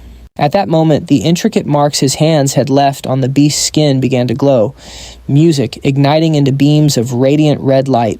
The symbols pulsed with power, and from them several thick metal chains erupted, snaking out in every direction. Red sparks danced in the air around the demon beast, crackling like fireflies in a storm. This revealed a new technique, an advanced movement restriction skill. The commander, ignoring his injuries, focused his energy and curled his fingers into a circle, completing the final gesture needed to activate the seal. The glowing red chains, now shimmering with intensity, surged forward and wrapped themselves around Andrew from behind music, just as he was about to plunge his sword into the beast. The scene then flashes back to a memory of the commander and Choi discussing the second part of their plan before the battle. Choi, barely containing his excitement, suggested they call the plan Operation Kill Steal. So, San, Isayan, Dinain, and Kozik. The commander raised an eyebrow skeptical and asked if that was some kind of hero inside joke. Choi just grinned and laid out the plan he would first take care of the other goons before the demon beast was defeated. Ever the cautious one, the commander asked what would happen after that. With a confident smirk, Choi explained that the commander just needed to keep buying time, just like he was doing now, and when the moment was right, Choi would return to help finish the beast off. The two shared a look, a silent understanding of the immense risks involved. The commander scratched his head with an awkward laugh, admitting they didn't really have any other options anyway. Music. But he pointed out two major flaws in Choi's plan. First, could he really make it back in time? Second, even if he did, could he actually beat that guy after leveling up? With his typical bluntness, Choi admitted the chances of success were less than 1%. But with a sharp glint in his eye, he added that if they gave up now, their chances would be exactly 0. Choi clenched his fist, full of resolve. If those were his only options, he was going to bet it all on that 1%. There was no time for fear, it was time to act. Jumping back to the present, Andrew is suddenly trapped with glowing chains wrapped tightly around his legs, wrists, and even the sword he had just raised, music, which was now frozen in midair, his face twisted in frustration, his eyes burning with rage. He roared, demanding to know what the commander thought he was doing with such a cheap trick to restrict his movement. His voice echoed across the battlefield like a growl. Unfazed, the commander kept forming hand signs, precisely controlling the magical chains. His face remained calm, his gaze steady. He simply told Andrew to wait and see because they had a hero who could level up too. Right on cue, Choi appeared on the scene in his awakened demonic form. His body was radiating power, dark horns jutted from his head and his muscles were coiled with raw energy. The very air seemed to crackle around him. Andrew's face shifted from anger to sheer disbelief. He couldn't believe his eyes. His voice faltered as he stammered, "What is that thing? Is he a demon?" But Choi said nothing. Instead, he charged the demon beast with just his bare hands, landing a brutal blow that sent a shockwave across the battlefield. His strength is so immense, the chains binding both the beast and Andrew instantly shatter. Just as the demon beast takes its final breath and collapses with a thunderous crash, the hero system interface lights up, confirming Choi's successful level up. The commander, kneeling with one fist on the ground to catch his breath, lets out a weary laugh. He jokes that Choi's timing couldn't have been better, even if he was cutting it a bit close. Choi, his fist still dripping with the blood of the beast he'd just slain, gives a slight nod and thanks the commander for holding the line. His tone is firm, yet holds a flicker of genuine respect. Without wasting a moment, Choi whirls around and points directly at Andrew. With unwavering confidence, he declares, "The hero will be defeated by music me." Andrew's expression darkens as he lifts his sword. He scoffs at Choi's audacity, chalking it up to mere overconfidence. In his mind, there's no way someone could defeat him just by killing a weakened demon beast. He tightens his grip on his blade, ready to crush Choi's foolishness with overwhelming power. The air crackles with tension as Andrew reveals his newest skill. It's a high-level sword technique, Form 3, the ominously titled Dragon Slayer. Arcs of blue light flare around his blade as the hero steps forward. He moves with the supreme confidence of a man who has never known defeat. Then with a roar he strikes. Choi doesn't even flinch. He braces himself, crossing his wrists above his head to block. The massive blade crashes down, but Choi holds firm, stopping the strike with sheer raw power. The impact cracks the very ground beneath him, yet he remains standing. Andrew's eyes narrow. In that moment, he realizes Choi is no mere brute. He's a close-quarters combatant with terrifying physical strength. If he lets him close the distance again, his advantage with the sword might mean nothing. Meanwhile, Choi's eyes glow with an intense white light, sharp and calm, reflecting not just power, but total composure. His gaze pierces right through Andrew, utterly devoid of fear. He's not impressed by a glowing sword or the title of hero. He's just here to finish what he started. Andrew unleashes a flurry of strikes with his sword skill, one after another, weaving blue beams of energy around Choi. Yet Choi parries every single one of them with ease. Worried that level 3 isn't enough, Andrew pushes the skill all the way to level 7 and charges in for another blow. But before the attack can land, Choi retaliates with absurd force, unleashing a blast of violet lightning that sends Andrew flying. He crashes down atop the dead demon beast, his flight stopped only by a wall of rocks that cracks from the impact. Blood drips from Andrew to the ground below. His teeth are clenched, his eyes wide in a silent scream. He can only wonder what the hell Choi is, if he's even human or some kind of demon. Choi, now standing on the forest floor, radiates a powerful violet aura. He walks toward the fallen Andrew and calmly states that every opponent he's faced until now has been stronger than him. Then with a powerful kick to the stomach, he doubles the hero over in pain. Suddenly, Choi grabs Andrew's face and slams it into the ground. Still pinning him down, Choi speaks his voice, steady, even as Andrew begs him to stop. He continues his assault, each blow landing with brutal precision. Music. In the brief pauses between attacks, he murmurs words like a mantra, as if each strike is meant to hammer a single truth into his opponent. That, in the end level, is just a number. With fists crackling with energy and determination, Choi finishes his declaration with one final punch. A punch more powerful than any before it. This final blow ends the confrontation, leaving no doubt that he has proven his point. After the battle, Choi levels up several times, and with music, that a new hidden attribute is unlocked. The attribute is called Fighting Spirit, and it increases his resistance to mental attacks and improves his focus during combat. Choi starts with 10 points in this new attribute. A few moments later, Choi is laid out on the ground, agonizing over the side effects of using Promote. Again, though they seem milder this time. He takes the opportunity to be dramatic, wailing that he's going to die, even though he's clearly not that bad off. While Choi is in the middle of his exaggerated death throes, the commander walks up and asks if the hero is still alive. Choi just says that no, he's dead. Suddenly, the commander pours a red potion all over Choi's face, catching him by surprise and ordering him to drink up. Choi sputters, sitting up and complaining about the potion's awful taste before asking where he even got it. The commander replies that Rachel was the one who brought a whole bunch of them. Just then, Rachel appears holding another bottle and explaining that it's a high-level potion. She offered him some more of the potion, and a system window popped up explaining that it not only healed him, but also restored a bit of his mana. Choi then turned to Rachel, asking where she managed to get so many potions. Rachel explained that she got them from defeated heroes, saying they drop all their items when they die. Choi was pretty shocked to hear that. Choi then looked over at Andrew and declared that the heroes in this world are just plain weird. Rachel looked confused, so Choi explained that heroes are supposed to be the good guys. They're supposed to fight evil and save the world, but in this world, there's absolutely no penalty for taking out another hero. In fact, you actually get XP and items for doing it. Choi reflected that even though he's a hero, he's basically been acting like a villain lately. Music. He's doing exactly what a villain would do, but faces zero consequences. The commander, after listening to Choi's words, responded. He said that his concern made perfect sense from a human's point of view. However, as his ally, Choi's actions were just like a good hero's.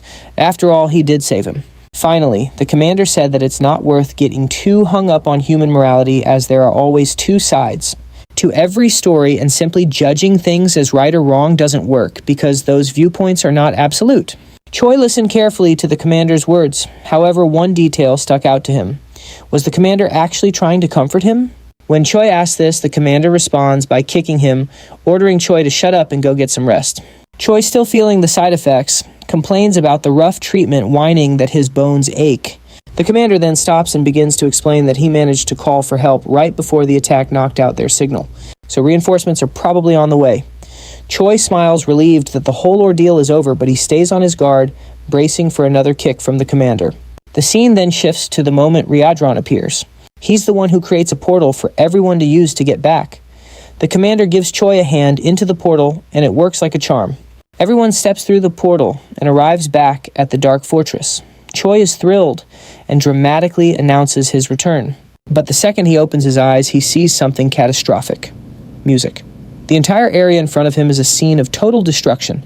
The buildings are in ruins, and Choi reacts with shock upon realizing his safe zone isn't so safe anymore. Juu e Boshuo music. His despair deepens when he sees his own house is on fire. He becomes absolutely furious, desperate to find out who caused all this destruction. Riadron and the commander see the disaster unfold, and Music, the three of them, quickly spot the source of all the chaos. All the destruction was caused by Hemis herself, who was still there, her face a blank mask of rage. Hyena is in a desperate situation. She's the target of Hemis's wrath. The heroine tries to reason with Hemis, telling her this destruction is pointless, especially since the attack makes zero sense. At this moment, it becomes crystal clear that Hemis is convinced Haya is the traitor. Even though the heroine strongly denies it at this point, Hemis no longer cares whether Haya is a traitor or not. She's enraged, and that alone is all the reason she needs to keep going. She is determined not to let anyone associated with the Demon King live in peace. She gives a sadistic smile as she readies another attack. With no other choice, Haya prepares to defend herself. She's horrified that Hemis, despite all the evidence proving the heroine isn't a traitor, still insists on destroying everything. She's Music, about to attack, but something strange interferes with its trajectory. A massive cloud of smoke billows up and a figure slowly emerges from the chaos, leaving everyone wondering who it could be. See, Music, someone who looks a lot like Riadron, calls out to Hemis, his expression serious and grim. It's Usuzuke, another commander in the Demon King's army. He brings a message from the king himself, ordering Hemis to stop this commotion at once. She reacts with curiosity as one detail stands out. How could Usuzuki have possibly found out what was happening? It's nearly impossible for him to have gotten here so quickly, even if he was alerted the second the attack started. In other words, the Demon King knew this was going to happen before it even started, and sent Usuzuki. She then realizes that Haya was just a decoy, and that someone else was the real spy tasked with watching the commander. Music. When she says this confronting Usuzuki, he replies that Hemis is just being paranoid and making a mountain out of a molehill. That response comes off as mockery, and Hemis prepares to give Usuzuki the attention he deserves by aiming her next attack right at him. Where? Music. She hesitates for a moment and lowers her guard, descending to the ground to speak with Usuzuki. She approaches him, admitting to herself that she might be overreacting. Then she starts to explain that she was unjustly punished for saving Rotach from the humans and was locked away for 100 years in the Dark Fortress. With that, she lays out her interpretation of Usu's words, asking if he really thinks she's arrogant and paranoid. He begins casting a spell that spreads across the ground. As the magic creeps forward, Hemis declares that maybe saving Rotach was a mistake. Sensing the threat, Usuz is taken aback by Hemis's aggressive move. As the dark aura surrounds Usuz, Hemis finishes her speech by asking if he agrees with her. He in turn stands perfectly still as if he knows nothing bad could possibly happen. Suddenly a voice echoes through the area. It's Riadron, who shouts to get Hemis's attention, pleading with her not to go through with the attack. Usuz acknowledges Riadron's presence, revealing that the two share a certain familiarity. But before any real concern can arise, Hemis calmly walks forward and touches Usuz's shoulder, telling him he can relax because there's no need for any more confusion. She says she already got everything she wanted. She then tightens her grip on the commander's shoulder, warning him that he should thank his nephew. It becomes clear that Riadron is Usuz's nephew. Sometime later, Choi is lying in bed, still trying to process everything that just happened. He's surprised to find there's so much internal conflict within the Demon King's army. Abelson is by his side once again, helping with his recovery. She takes the opportunity to ask if he plans on staying with the Demon King's army. Music, especially considering he's about to be promoted to battalion commander. Choi replies that he probably will, since an official war has been declared between the Dark Fortress and the Garten Empire. He also adds that even if he wanted to leave, living among humans would be practically impossible now. After all, Choi now has horns growing from his head and is a user of demonic chi. Abelson can't help but laugh at the hero's predicament. Choi soon remembers the events during the trial, particularly the appearance of the other heroes. Something seemed very strange about the heroes in that group, with the exception of Andrew. Music. They had a bizarre appearance. All of them looked dazed, and no matter how badly they were injured or even killed, their expressions never changed. When Choi asks if she knows anything about those heroes, Abelson admits that she isn't sure. She reminds him that she was expelled, and therefore doesn't know the kingdom's internal workings. However, she does confirm that the Empire has many strong heroes, and that most of the wars against demons aren't fought by heroes of priestly rank. Amid all this, it remains a mystery how the divided Empire manages to gather so many powerful heroes so quickly. However, rumors suggest that inhumane methods are being used to make it possible. Just as she finishes speaking, their conversation is interrupted by an arrival. Riadron apologizes for interrupting and ruining the mood, but informs them that Hemis wants to see them. The scene shifts to a meeting in Hemis's office, where they are warmly welcomed by the commander. She happily announces that they have a new mission they need to install a spatial interference magic shield. Choi is confused about what that is. She explains it simply telling him to think of it as a barrier capable of preventing unauthorized teleportation. Greater than music. She argues that it's important so he doesn't wake up with an assassin waiting in his room.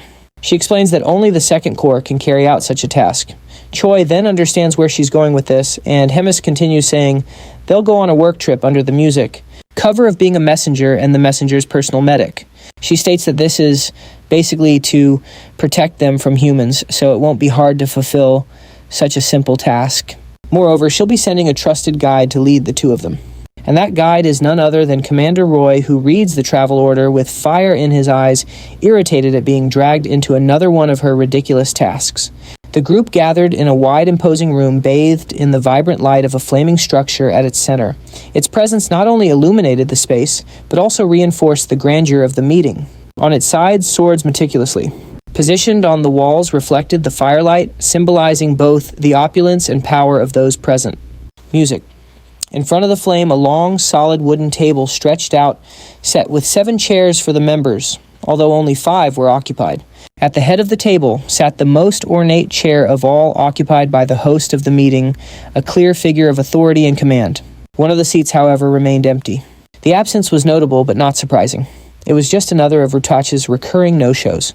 The 5th commander, Usuz, who wore the head and hide of a bull, shrugged, knowing that Rotach never showed up to these meetings anyway. Durichigus, the 1st commander dressed in purple armor, was clearly irritated by Rotach's absence. Even though the meetings weren't mandatory, Hyuna, who up until then was lounging comfortably in her chair with an arm resting over her bent leg, carelessly remarked that if Rotach had shown up, he would have just spouted a bunch of nonsense anyway. The man who stood before the 4th commander could only observe the conversation, unable to add his own thoughts. Tigrid, the supreme commander of the Demon King's forces, had imposing wavy horns growing from his forehead. With a grave expression, he finally announced to the other commanders present that the meeting would now begin. Music. The reason for the meeting was quickly revealed. They had gathered to discuss Commander Hemis.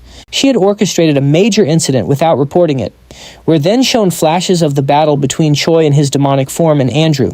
Tigrid went on to explain that the border had been left exposed, allowing the humans to set up an ambush that led to severe consequences. Yuses then cut into the Demon King's speech to clarify that the casualties from that battle were 97 dead, 100 wounded, and an even larger number missing. Music. Tigrid's black claws rested on the armrest of his golden throne. His expression remained calm as he continued, pointing out that Hemis had attacked the fourth commander for no apparent reason, and per the rules, battles between commanders require prior approval. Then with a solemn look, Tigrid opened the floor for discussion regarding the punishment that should befall Hemis for her actions.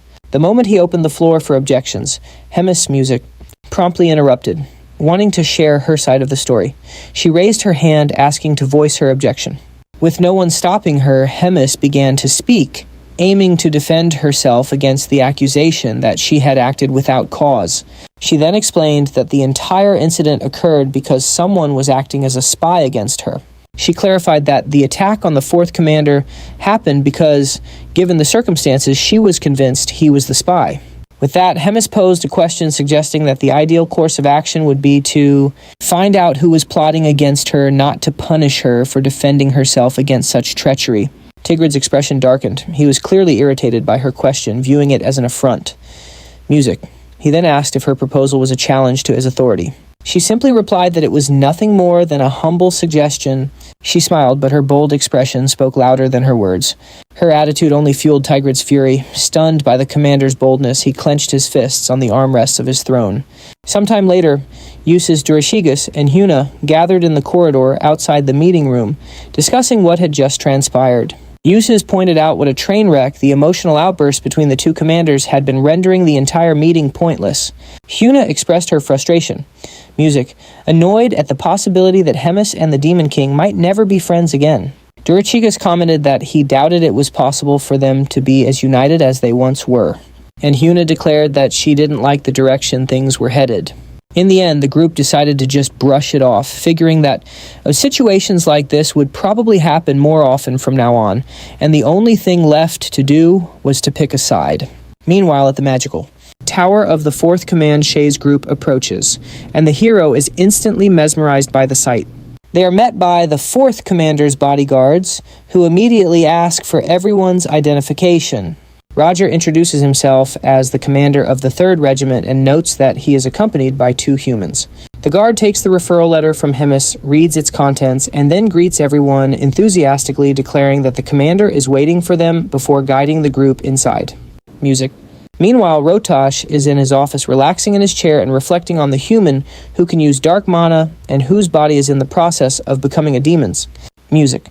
Even though he finds the situation interesting, especially after Hemis's warning, he ultimately reminds himself that the human is, after all, still just a human.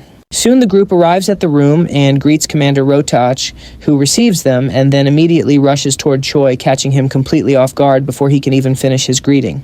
While examining Choi's body, he is surprised that he can't sense anything and then begins to infuse energy into one of the hero's arms, warning that it will hurt a little, but that Choi needs to endure it.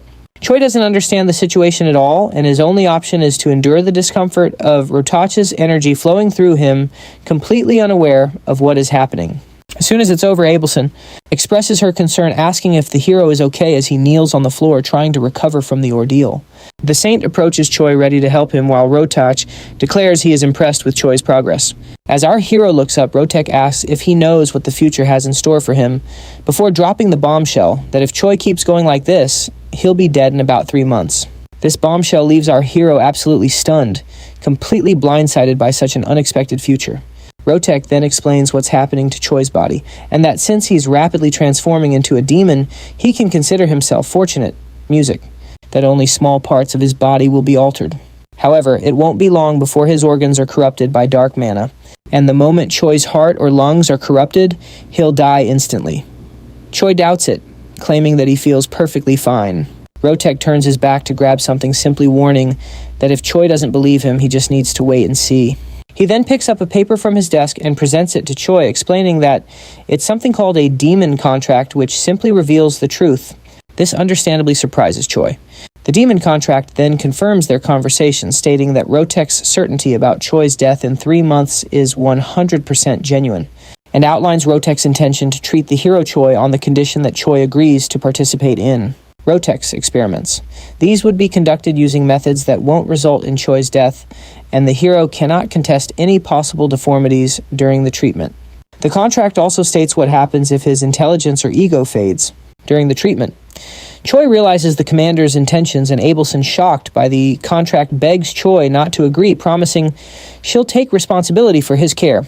Rotek then intervenes, calling Abelson arrogant. He warns her that dark mana and divine power are polar opposites, and her healing has only worked until now, because Choi is still mostly human. However, eventually he will become a full demon, which will completely nullify the effect of divine powers on him. Abelson and Choi are both surprised by Rotek's statement, and he, aiming for a quick signature, reminds them that 3 months is an optimistic estimate, urging Choi to decide what he wants to do, and fast. The group then takes some time to think the situation over, and Rachel worries about what might happen to our hero, who apparently has a terminal illness, and the only doctor who can treat him is demanding his body for a series of psychopathic experiments. Choi explains that he is trying to buy some time before he has to train the battalion. He's wondering if there's another way to get treatment without becoming some kind of lab rat. Rogers then questions why Choi doesn't just try asking Hemis for help. Choi is surprised by the suggestion, and the commander replies that there's an unofficial ranking among the commanders where Hemis is at the top of the hierarchy while Rotek is at the bottom. She could easily apply some pressure and make the second commander change the conditions. The group then knocks on the door to go back in, and Rotek promptly allows everyone to enter. Choi presents himself again, holding something covered by a cloth as he enters the room. Rotek immediately notices the object and asks what our hero is holding. Music. Commander Rogers places the object on the table, revealing a glowing purple orb that everyone there recognizes. He then begins to cast the spell to contact Hemis.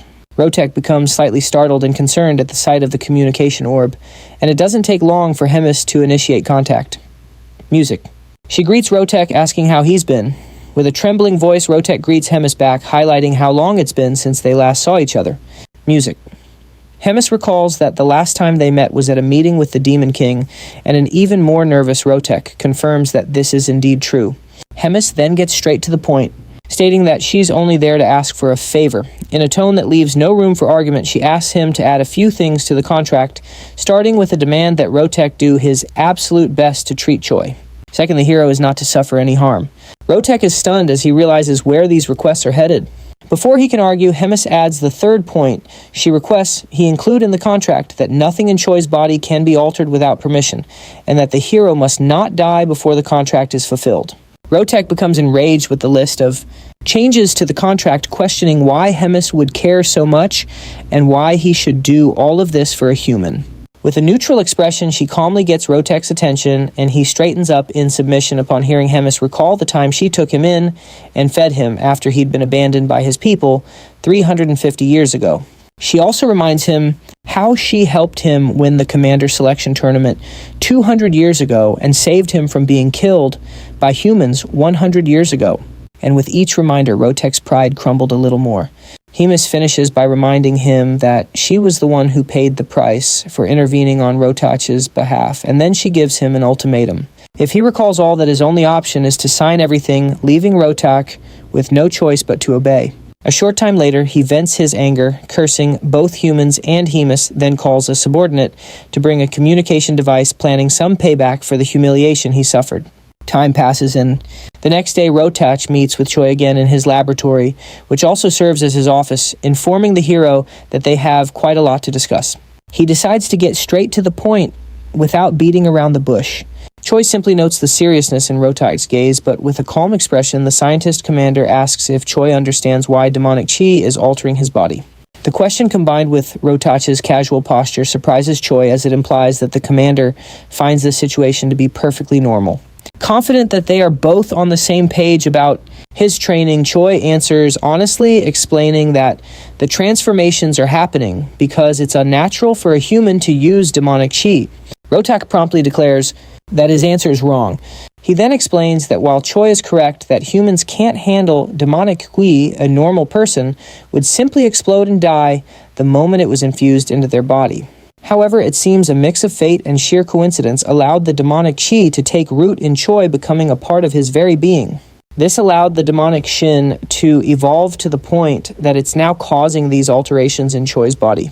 It's remolding his entire being, not just his physical form, making him more compatible with the demonic Shin and allowing it to root itself even deeper. Choi is taken aback by the explanation and asks Rotach if there is any way to stop the changes happening to his body, but the ever-direct Rotach replies that halting the transformation is impossible. However, he adds that Choi might be able to guide the direction the transformation is heading. To achieve this, Rotach is planning to transplant parts of a demon or a magical creature into Choi's body. The hero doesn't take this news very well, imagining himself as some grotesque hybrid of a human and a demonic beast.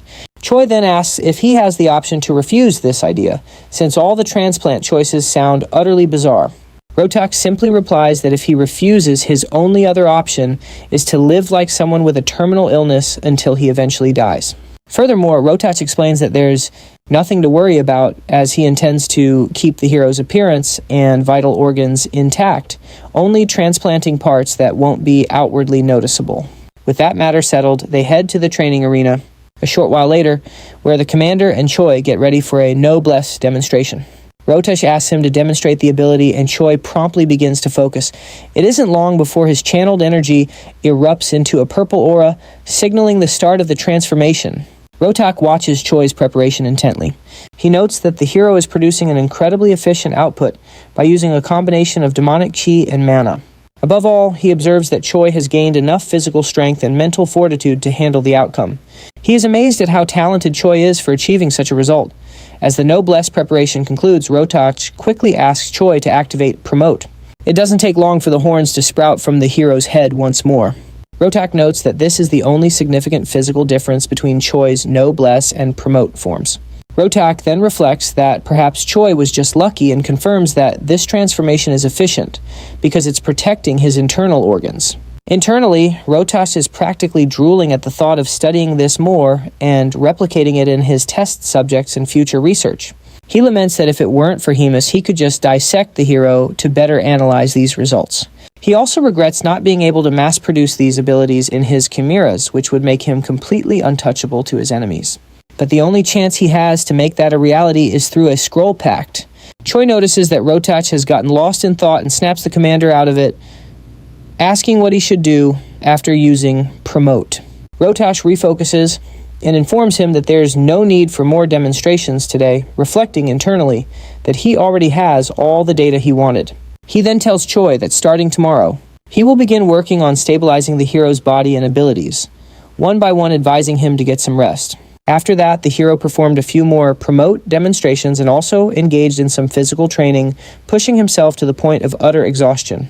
Once he reached that limit, he was subjected to physical interventions by Commander Rotach, which forced changes and pushed him to break new limits with his altered body, creating a cycle of new needs and modifications. He was always under the watchful eye of Commander Rogers and Abelson, who monitored his progress around the clock. The scene then cuts back to a conversation between our hero and Rotach, and we notice Rachel is also in the room enjoying some cookies. The system flashes some improvements to our hero's stats, but he's so exhausted that he's wishing for death, until he realizes he feels so terrible he must already be dead. Rotach, observing this little drama, points out that unlike a dead person, Choi's aura and body are far more stable than before, marking the end of another day's training. Our hero thanks him and drags himself away, his exhaustion palpable. The moment Choi is gone, Rotach activates his communication orb, starting a call and asking if now is a good time to talk. On the other end, the person asks what's going on that would warrant such a sudden call. Rotach then urgently asks for an answer to a proposal he'd made earlier. The person on the other side asks what proposal he means, but then quickly remembers a previous conversation. It's revealed he's talking to Ryuna, who brings up Rotach's proposal and alliance between them to overthrow the third commander, Hemus. A smile plays on Ryuna's lips, but she replies with a hint of doubt, wanting to be sure she understands the full implications. While she has her own disagreements with Hemus, she doesn't get why Rotach would want to start a war with the commander, especially since Hemus was the one who raised him from childhood and supported his rise to become one of King Amon's commanders, practically carrying him on her back. Rotach coldly replies that those days are long gone and that their paths have been separate for a long while now. His tone is sharp and distant. We then get a flashback of Rotash and Hemis, where he expresses his desire to continue his chimera research, insisting it's a powerful technique. She scoffs at Rotak's project, asking how long he plans on clinging to such cheap tricks. She tells him that no matter how strong his chimeras become, it's all pointless if he, their master, remains weak. Her words cut deep, a stark reminder of how unremarkable Rotak is without his creations. Back in the present, Rotak presses Ryuna for an answer on whether she'll join him. The commander pauses, considering if it would be better to just keep ignoring Hemis just as she ignores him, rather than going to the trouble of taking her down. Rotak says he wouldn't mind leaving things as they are. However, there's a certain individual under Hemis's command who changes everything, someone too valuable to simply ignore. If he could replicate that person's abilities in others, their alliance would become much more than simple revenge. It could reshape their entire standing. Ryuna instantly realizes he's talking about Choi, but plays dumb and asks if he might mean someone else, still questioning if he's really worth bringing down Commander Hemis for. Rotak confirms that he is. He argues that no matter how powerful Hemis is, she won't be able to handle two commanders attacking her at once. If the two of them team up, her downfall isn't just possible, it's guaranteed. Ryuna thinks it over for a moment, her expression unreadable. Then, she agrees to the proposal and tells him to contact her once he has a plan worked out. The call ends with Rotak calmly stating that he'll be in touch in a few days. Rachel, still snacking on her cookies, overheard the entire conversation and is visibly shocked by Rotak's treasonous plans. Before long, the team contacts Hemis to warn her about the plot, but to their surprise, Hemis already suspected everything. Choi asks why she isn't surprised. Hemis simply asks why she would be, since it was all happening right out in the open. She then asks if that was the only reason the team called her. Choi says no, explaining that he has something else to report.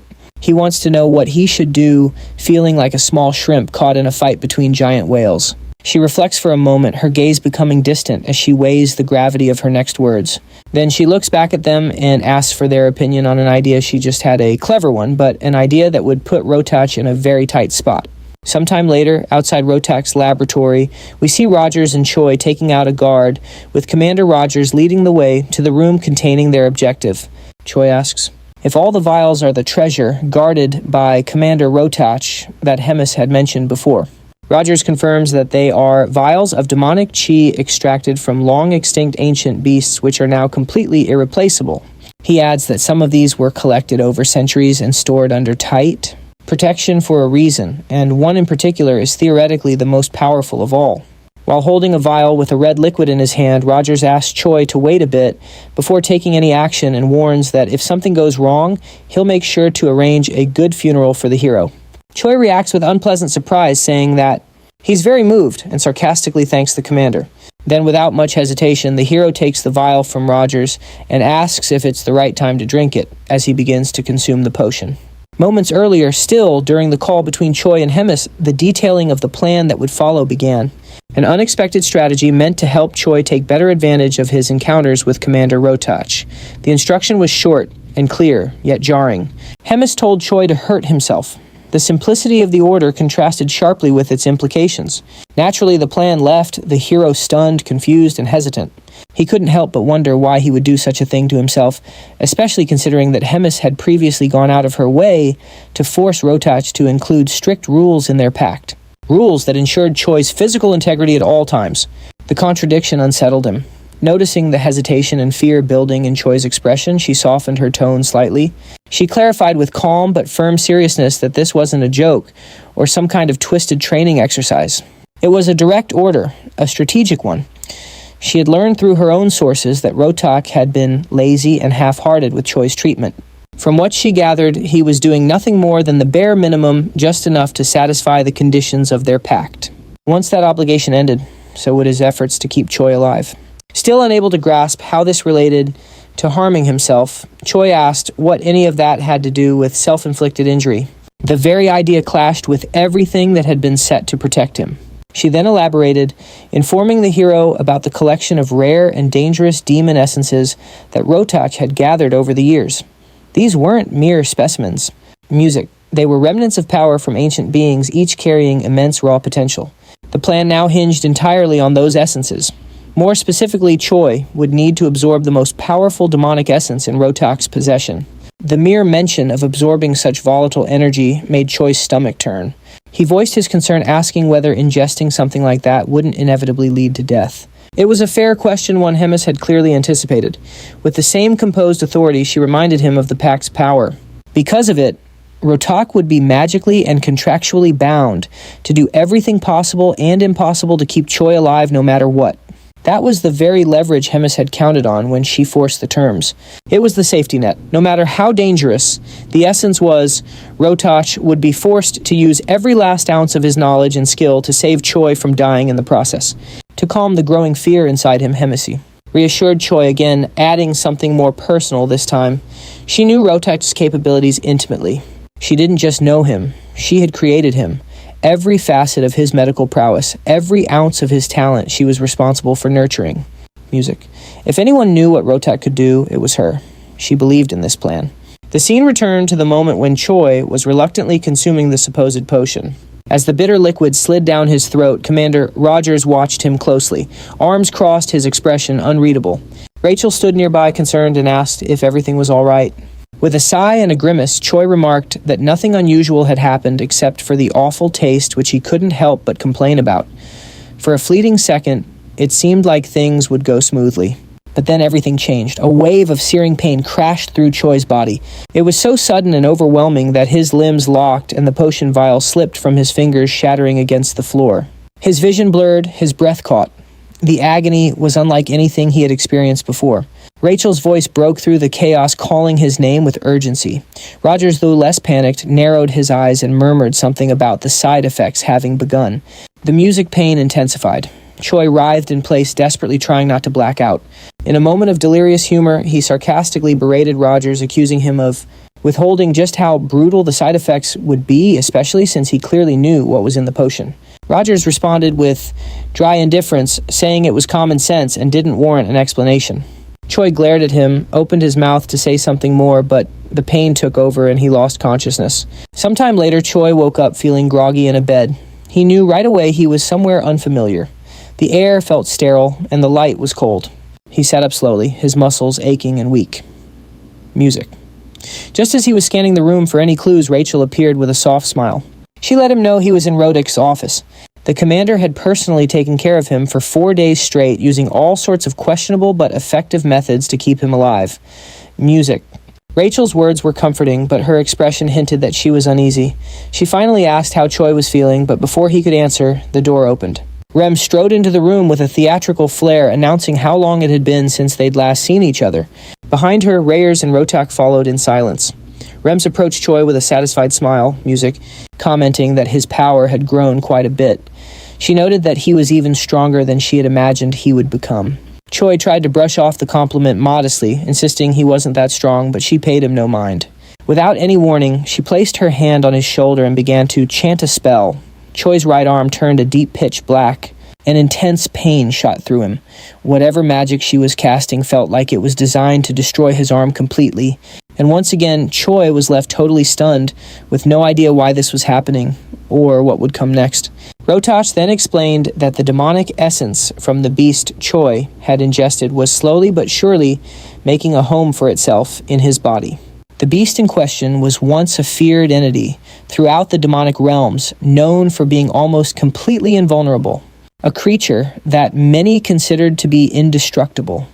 Now that very quality was starting to manifest in Choi's body, giving him the terrifying durability of that ancient being. His cells, muscles, and even his internal structure were beginning to change thanks to the infusion of demonic essence. However, even with such an incredible outcome, one fact remained unchanged. The process itself had been excruciating. What Choi had to endure to get to this point was nothing short of brutal. The pain had been relentless, and the transformation itself was violent.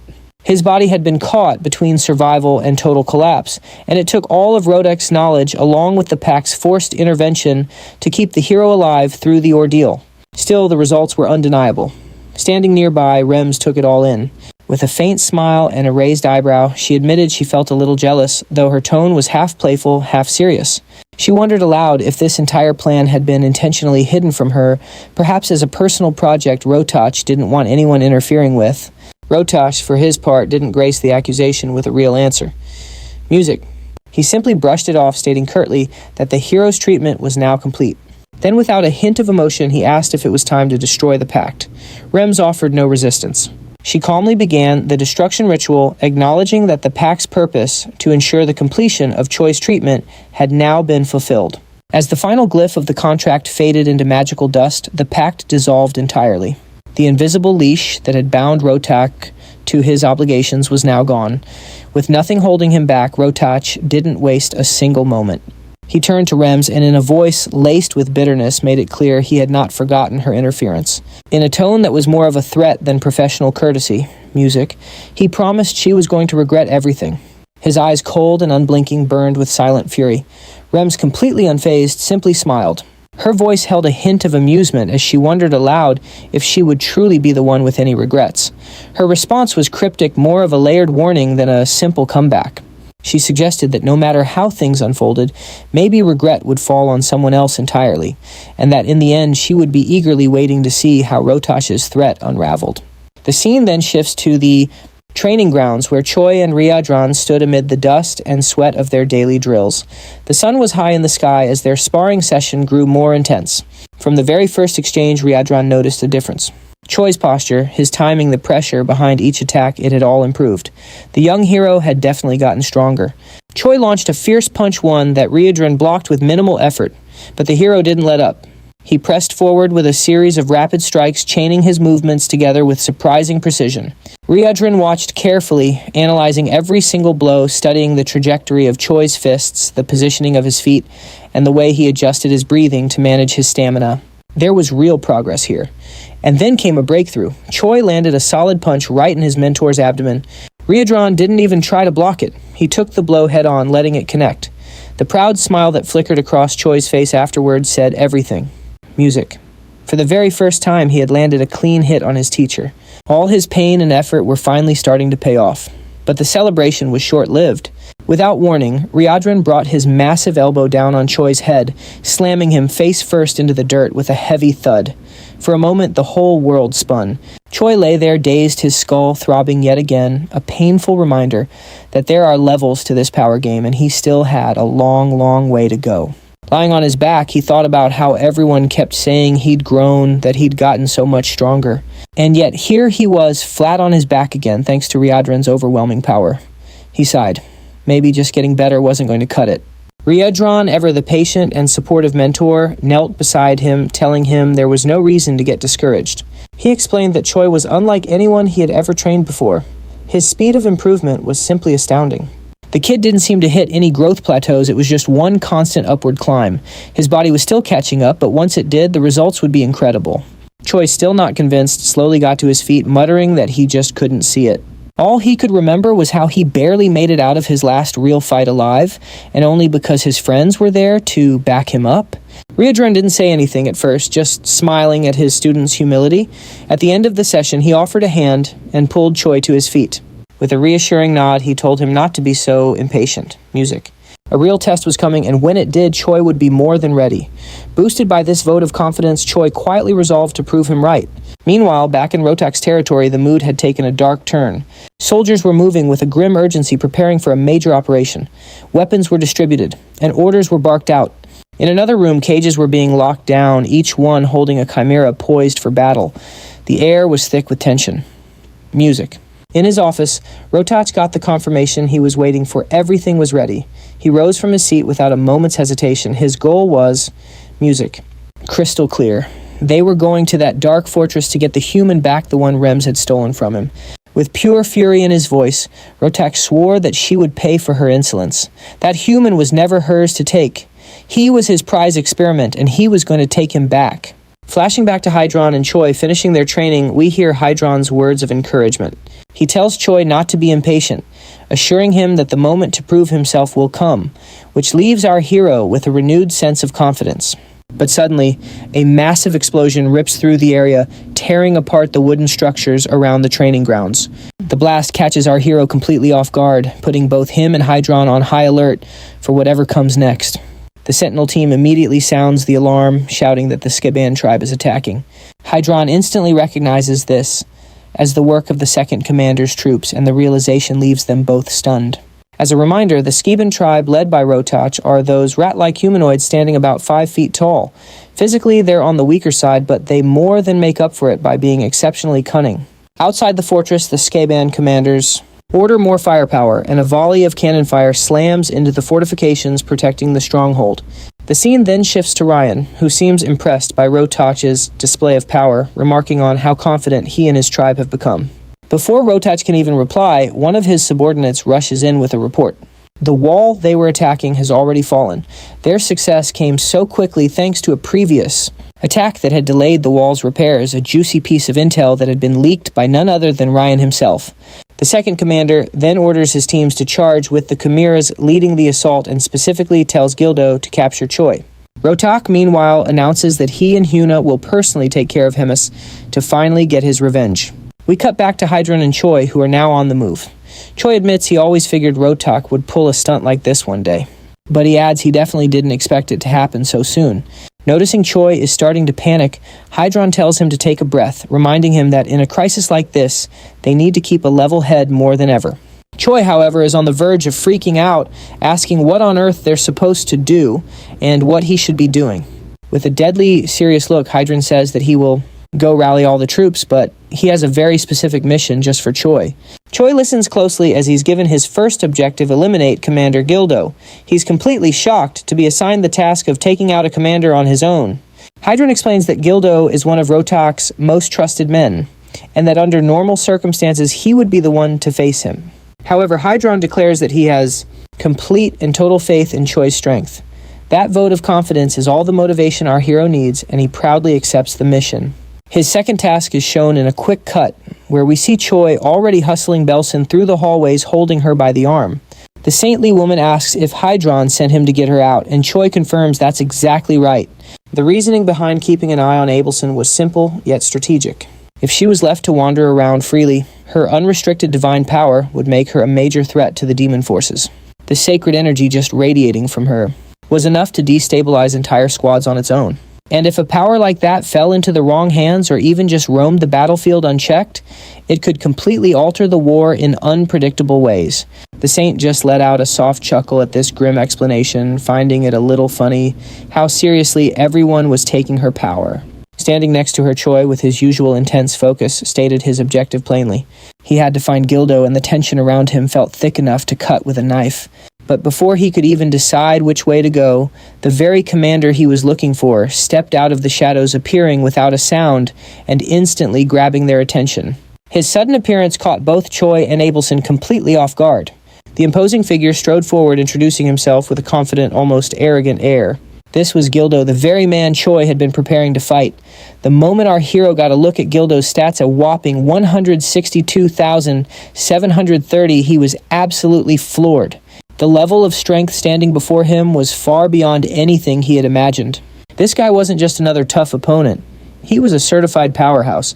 This realization immediately brought someone else to Choi's mind. Taylor, the enemy hero, whose raw power had been an incredible challenge for both him and Rogers in a previous fight. That was a grueling battle that had pushed them to their absolute limits. Now facing Gildo, Choi couldn't help but wonder if he was strong enough to win this on his own. Before he even had a moment to scan the area or think up a strategy, Gildo made the first move. With a sharp command, he unleashed his hellhounds. The monstrous creatures lunged ferociously, heading straight for Choi and Abelson. Acting on pure instinct, Choi immediately put himself between the saint and the incoming danger. Snarls and growls filled the air as the hellhounds sunk their fangs into him from every side. The pain was sharp, but he held his ground, shielding Abelson from any harm. Gildo, watching with a satisfied smirk, declared that he had the hero successfully pinned. He then began charging up what looked to be one of his ultimate attacks. He bragged that this would finish the fight in an instant and leave nothing but dust. However, just as he was about to strike, Choi cut in, his voice filled with unwavering resolve. He said the hound's bites were nothing, that their power was all bark. As their teeth scraped against his skin, he felt absolutely nothing, not even a scratch. With that, he activated his transformation. A blinding surge of energy erupted from him as his body pulsed with pure power. In a heartbeat, he shot straight up to level 3. The abrupt power-up left everyone speechless. The hellhounds, sensing the overwhelming danger, instinctively backed off. Gildo himself was stunned, his confident expression completely vanishing. But Choi didn't hesitate. Wasting no time, he became a blur, darting forward with immense speed and charging the commander with everything he had. Then with a thunderous crash, Choi's fist slammed into Gildo. The impact sent a shockwave ripping through the air. The real fight was officially on. It was a direct clash of pure strength. Gildo snarled, boasting again that he possessed the most advanced technology on the continent and that there was no universe where he would lose to a mere human. Fueled by pride and desperation, he yelled for his entire army to swarm the battlefield. The ground began to tremble as more enemies approached. Abelson, who had been hanging back, sensed the escalating danger. Her eyes widened as she saw the chimeras arrive, grotesque, powerful creatures bred specifically for war. The threat level skyrocketed. In a flash of determination, she dropped to her knees and began to chant, focusing every ounce of her divine energy into a single incantation. She hoped to at least delay or possibly even repel the monstrous army's advance. In just a few moments, the entire battlefield was lit up by a massive explosion of sacred energy. Her power surged across the land like a tidal wave of light radiating out from her in all directions. The brilliance of the spell was so bright it could be seen from every corner of the dark fortress. It was a truly awesome sight, but Choi's admiration quickly shifted to concern. He knew what a spell of that magnitude would cost her. Breathing heavily, Abelson confirmed she couldn't do any more. She had used up everything she had for that one massive blast. All her energy had been spent in a single sacred cannon shot. That was all she could contribute, but it was more than enough. With renewed determination, Choi turned his full attention back to Gildo. Channeling all his strength and determination, he began to overwhelm his opponent. With a fierce cry, he tore one of the mechanical arms straight off the commander's armored suit, ripping it free with a deafening screech of metal. Gildo's expression twisted into one of pure fear. The commander, once so proud and composed, was now terrified. He couldn't comprehend how a mere human could possess such overwhelming power, but Choi didn't give him any time to process it. Without hesitation, the hero surged forward again, gathering all his strength for a single devastating blow aimed directly at the protective casing around Gildo's head. The punch connected with tremendous force. Metal cracked and shattered. The casing split apart completely, and the full impact transferred directly into the commander's body, sending a violent tremor through him. It was a finishing blow, one that left absolutely no room for recovery.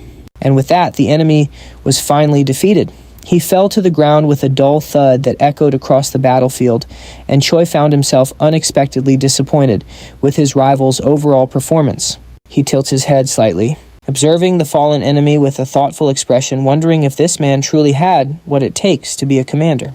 Inwardly, he was skeptical, thinking the guy wasn't all that impressive, at least not compared to the challenge he had built up in his head. However, as the adrenaline starts to fade, he begins to second-guess his initial thought. Maybe Gildo wasn't actually weak. Maybe the fight felt so easy because Choi himself had gotten way too strong. He thinks back on his journey up to this point, training alongside impossibly strong warriors and facing trials that pushed him to his absolute limits.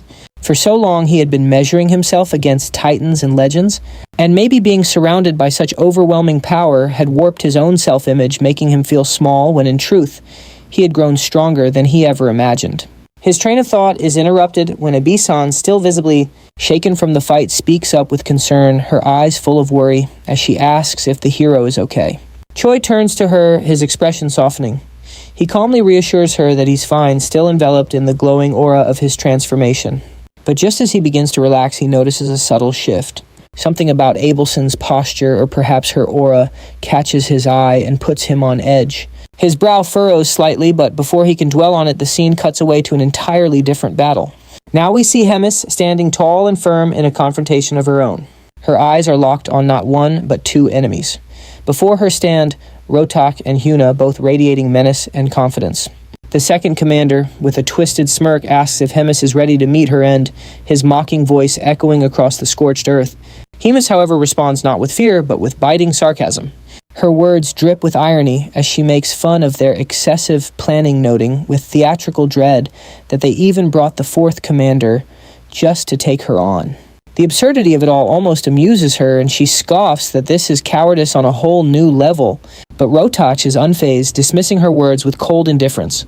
He makes it clear that he couldn't care less what Hemis calls him, coward, weakling, dishonorable. It's all the same. The only thing that matters is the result, and for him, this battle ends only one way, with her annihilation. Not just that, but with him surpassing her as a warrior and burying her legacy in the ruins of this battlefield. With unwavering resolve, Rotach steps forward, his aura intensifying as he prepares for the coming clash. Rotak then turns to Hyuna and asks if she is truly prepared and ready to begin the decisive battle that will finally end Hemi's reign. Hyuna reacts with a sinister, mocking smile and a sharp, scornful glare, as if she can't believe how naive and foolish Rotak has been this whole time. She tilts her head slightly, her eyes glinting with mischief and then dripping with heavy sarcasm. She slowly explains that she won't be able to join because she's suddenly been struck by an overwhelming and uncontrollable hunger. She repeats this ironically a few times, emphasizing the absurdity of her excuse, which leaves Rotak utterly baffled and thrown for a loop. Rotak, unable to hide his irritation, demands to know what kind of nonsense Hyuna is spouting at such a critical moment. But Hyuna remains perfectly calm, giving a little wave as she casually replies that Rotak and Hemis can go have all the fun by themselves. She declares that she's heading home to make and enjoy a delicious, steaming hot bowl of ramen, almost as if it were just another ordinary day. Before turning to leave, Hyuna dramatically points at Hemis, announcing she has one final thing to say before she makes her exit. We then learn that from the very moment Rotak first contacted Hyuna, with his plan she had already decided to betray the Demon King's army and side with Hemis, merely pretending to go along with Rotak's scheme. In exchange for siding with Hemis, Hyuna had asked for one favor in return, that the endless conflicts between them would finally be settled for good. With their agreement in place, Hyuna gives a casual farewell and walks off, leaving Hemis to focus completely on Rotak. As Hemis turns her full attention to Rotak, she starts to mock him mercilessly, sarcastically asking if he's been abandoned by his most trusted ally, a comment that stings Rotak and fills him with rage. In that moment, Rotak finally starts to grasp what had been obvious from the very beginning, and he demands that Hemis confirm the truth. When he asks if she and Hyuna conspired to betray him, Hemis, with a calm and serene expression, affirms that his guess is correct. Hyuna had switched sides the instant she learned of Rotak's true plan, and because of her betrayal, Hemis had known every single detail of his schemes from the start. At last, Hemis, with a peaceful look on her face, asks Rotak if he still insists on going through with his foolish plan even after all this. Despite the shocking betrayal, Rotak is seething with anger at what he perceives as Hemis's pity, and he activates a strange device hidden deep within his chest. As he does, he fiercely declares that nothing else matters anymore and that he'll finish this no matter what it takes. Activating the device causes a complex technological armor to materialize, which wraps and twists tightly around his arm, emitting a dark, ominous, crimson energy that completely envelops him, finalizing his transformation. Now, fully armored and brimming with murderous intent, Rotak stands ready for battle, clearly determined to demonstrate in the most brutal way possible everything he has learned and all the skills and experience he gained over the hundreds of years he spent training in Hemis' shadow, always yearning to surpass her. Meanwhile, back with Choi, it's revealed that the figure he noticed earlier was actually Hyuna approaching him, which leaves him completely shocked and caught off guard. Hyuna calmly explains that she was just passing by and became concerned that Choi might get hurt in the surrounding chaos. However, she quickly adds that she's relieved to see he's gotten much stronger, admitting she had worried for nothing. This unexpected revelation leaves Choi utterly puzzled, since she was supposed to be his enemy. Yet here she is, perfectly calm, asking casual questions, and even showing genuine concern for his well-being. Choi then decides to ask her directly if she isn't supposed to be preparing for battle. Hyuna answers without hesitation that Hemis gave her strict orders to stay out of any direct combat, so she decided to simply watch from a safe distance instead. Realizing Hyuna is just following orders, Choi asks who she thinks will win the critical fight. Hyuna, looking thoughtful, declares that she is genuinely impressed by how well-prepared and determined Rotak is. However, she calmly adds that she knows with absolute certainty that Hemis is on a completely different level than any strategy Rotak could possibly bring to this fight. As the battle ignites, several spheres of blazing energy are launched directly at Hemis, who simply stands her ground, perfectly composed as the attacks hurtle toward her. Seeing Hemis' unwavering and passive stance, Rotak grows increasingly frustrated and yells, demanding to know why she won't fight back and telling her to take this seriously. He reminds her that he is also a commander of the Demon King's army and the leader of an entire tribe that depends on him. Realizing that Hemis' unwavering stance would not change no matter what he did, Rotak decides to channel every last drop of his energy to its absolute limit, gathering all the strength he accumulated over countless years of struggle to strike his opponent with everything he had left. Hemis, however, remains perfectly calm and composed, as if nothing in the world could possibly shake her. questioned aloud why she should even bother treating this like a real fight. In her mind, it was pointless. No matter what Rotak tried, she knew with absolute certainty that she would be the one left standing. Without another word or any hesitation, Hemis unleashed a blinding surge of energy that roared toward Rotak like a raging storm. At the same time, she hurled merciless words at him, reminding him that he had been betrayed by Huna, the very ally he'd trusted to have his back in this final showdown. On top of that, the powerful weapon he had spent so many years developing, refining and relying on, was now completely useless, as Hemis's precise attack had been aimed right at it, destroying it beyond repair. Hemishar, voice echoing with both authority and pity, asked him if he really intended to continue this hopeless battle even after all this defeat and betrayal. Rotak, left with few choices and no clear path forward, simply confirmed everything Hemis had said, acknowledging the betrayal and admitting her words were true. But even so, with a fire still burning in his eyes, he fiercely declared that he would not back down under any circumstances, no matter how impossible victory seemed. Determined, he activated his promote ability to channel his remaining power, charging one last desperate strike.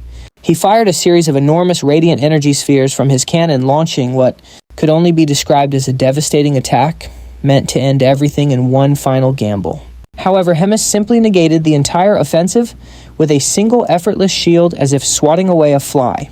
From Rodak's perspective, his entire wave of energy just seemed to be absorbed, leaving him in shocked disbelief. A tiny flicker of hope sparked in his heart as he grew excited, wondering if maybe even Hemis couldn't withstand such overwhelming power. But Hemis then responded in an almost amused tone, admitting it had been a good move. Suddenly, a deep purple aura began to spread over Rotak's energy blasts like a dark mist. Before long, Hemis's own energy completely overwhelmed and crushed his attack, erasing every last trace of it from the battlefield. She then appeared before him, standing tall and victorious, and stated with unwavering certainty that he had indeed changed dramatically from the weaker, lost version of himself she once knew. She even admitted that he had genuinely grown stronger over the years. Nevertheless, Hemis firmly announced that it was now her turn and there would be no mercy. With a chilling grace, she slowly licked one of her fingers, her eyes locked on Rotak, and then pointed it directly at him, activating her power. Countless black claws suddenly materialized and surged forward like a pack of ravenous beasts, advancing rapidly toward Rotak with lethal intent. Rotak immediately recognized the immense danger of her technique, and, in an instant, all his fierce determination was replaced by pure paralyzing terror. He stood frozen in place, unable to react, helplessly, waiting for the swarm of claws to close in on him. It wasn't long before he was completely caught, wrapped up, and immobilized by the relentless claws. The assault quickly intensified, growing more savage and merciless by the second. With overwhelming ferocity, Rotak's limbs were torn from his body, leaving only the trembling, weakened torso of the man who came so determined to destroy her and her people. Knowing his end had finally come, Rotak decided to use his last remaining moments to ask something of the woman who had once been his beloved mentor. As Hemis slowly approached his broken form, she asked if he was about to beg for mercy, her voice laced with a cold sadness. With his last ounce of strength, Rotak asked whether she still saw him as weak, useless, and pathetic. He recalled his entire painful journey, remembering vividly how he had once declared he would become as strong as Hemis and rise to be a true leader, one who could stand as an equal to anyone. Yet his path had been completely shattered by the torment of her scorn and rejection, turning his only goal into a desperate mission to surpass her and make her pay for all the humiliation and pain. He paused, a heavy silence hanging on his words. Instead of answering him directly, she simply remarked that time is cruel and unrelenting, lamenting how things that seem like they'll last forever often don't. But as time goes on, people change, making choices and taking actions they later come to regret. Despite everything, she expressed her sincere gratitude to Rotak for finally being able to find and enjoy at least one meaningful thing in his long journey, and for the destiny his actions had helped to shape. These final, heartfelt words brought a faint, peaceful smile to Rotak's face, and then he collapsed, his eyes closing for the last time as Hemis softly wished that he could now rest in peace. The scene slowly fades to the crumbling ruins of the Black Fortress. Once a formidable stronghold, the entire structure now seems on the verge of collapse. Its towering walls are scarred with deep cracks, and dust drifts from the ceilings with every slight tremor. The air is heavy and stale with age and decay. In the heart of this battered ruin, a tense meeting is unfolding between Hemsis Choi and Riadran. The topic of discussion is the inevitable: the fortress can no longer serve as their base. Then comes the sharp, unexpected announcement from Hemis, informing them that they are preparing to move. The news lands like a bomb, catching the others completely off guard and silencing the room. Ever the picture of composure, she explains her decision. She states flatly that it doesn't matter how many times they try to patch it up. The fortress is a lost cause. Physically and symbolically, its integrity is shot. There's just no saving it. Ryuduran and Choi hang on her every word, neither daring to argue with her logic. You can tell just by looking at them that this news is a tough pill to swallow. Ryuduran is the first to break the silence, asking where the entire third command is supposed to go now. He tries to make it sound like a simple logistics question, but his concern for their safety is obvious. Without missing a beat, Hemis answers. The third command is being reassigned to the 8th Division. Their new home is Fort Gadrick. The news hits them like a ton of bricks. Ryuduran starts to protest, maybe hoping to offer another solution. But Hemis cuts him off instantly. Her tone is sharp, leaving no room for debate. Her mind is made up. She orders him to draft a letter, demanding the current commander of Fort Gadrick clear out. The fort is theirs now, period. With the conversation clearly over, Choi and Ryuduran leave the room. Walking through the crumbling fortress, Ryuduran is noticeably quiet, his mind racing with questions.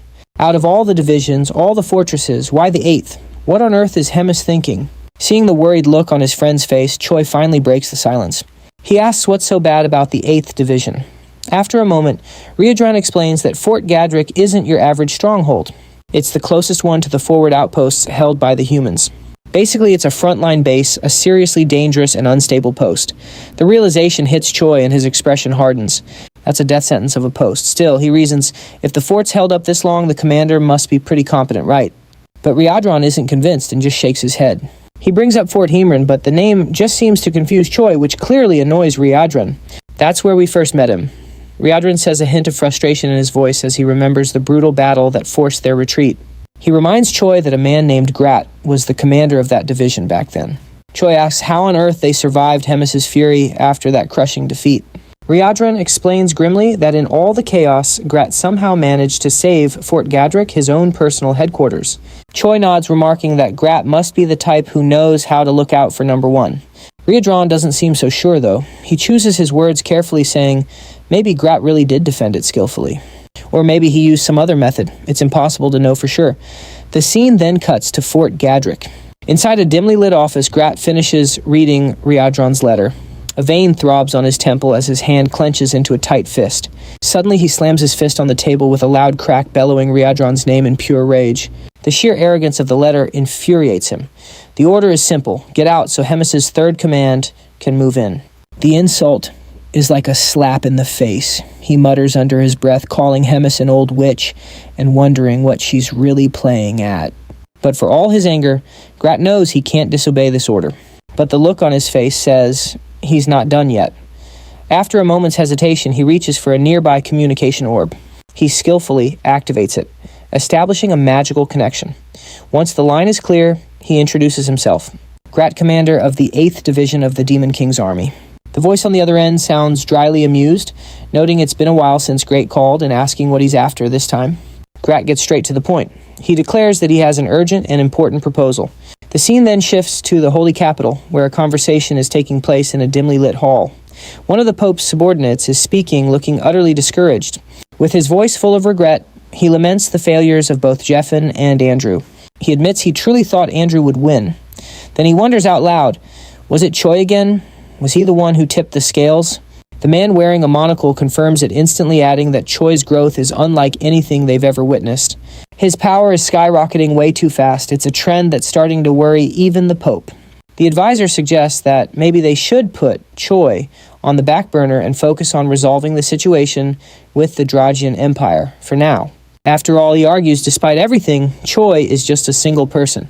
But the Pope shuts down that line of thinking. If Choi were just an ordinary citizen, then maybe he could be overlooked. But he's not. He's a hero, and that changes the entire game. The Pope then scolds the man with the monocle for being so dismissive. He accuses him of not understanding what a hero truly is, and more importantly, what a hero has the potential to become.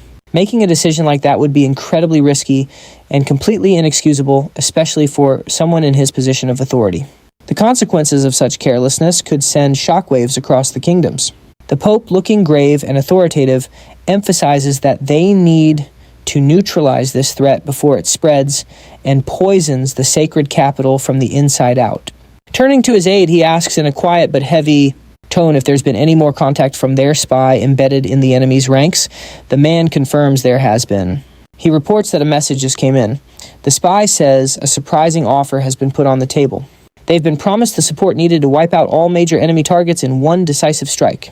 Hearing this, the Pope is silent for a moment. The offer is shocking and completely unexpected, leaving him visibly stunned by its boldness. He narrows his eyes and wonders aloud in a hushed voice how the spy could possibly pull off such an ambitious mission. The aide elaborates, explaining that the Third Command is preparing to move. Their destination is Fort Gadrick. Their plan is obvious. They want to claim the fortress and set it up as their new base of operations. This suggests that something much bigger might be going down there, a plan that's already in motion. As the tension in the room thickens, the Pope asks another question. If this proposal was on the table, why wasn't it brought to him sooner? The advisor's response is direct, but he seems uneasy. Grat had attached some conditions so steep they seemed impossible to meet. 10,000 sacrificial offerings, a strategic recall of support posts from multiple fronts, and a 5-year non-aggression pact. The man with the monocle hesitates, his voice tinged with disbelief. The demands are immense, in both number and scope, maybe even unreasonable. The Pope mulls this over. Then calmly and precisely he asks what Grat's real motives could be. Why would he attach such a high price to this deal? The advisor takes a breath before answering. He says there are rumors that the second command seat is now empty due to internal conflict, specifically because Hemis eliminated Rotach. With that kind of power vacuum, Grat probably sees an opportunity to climb the ladder and claim that seat for himself.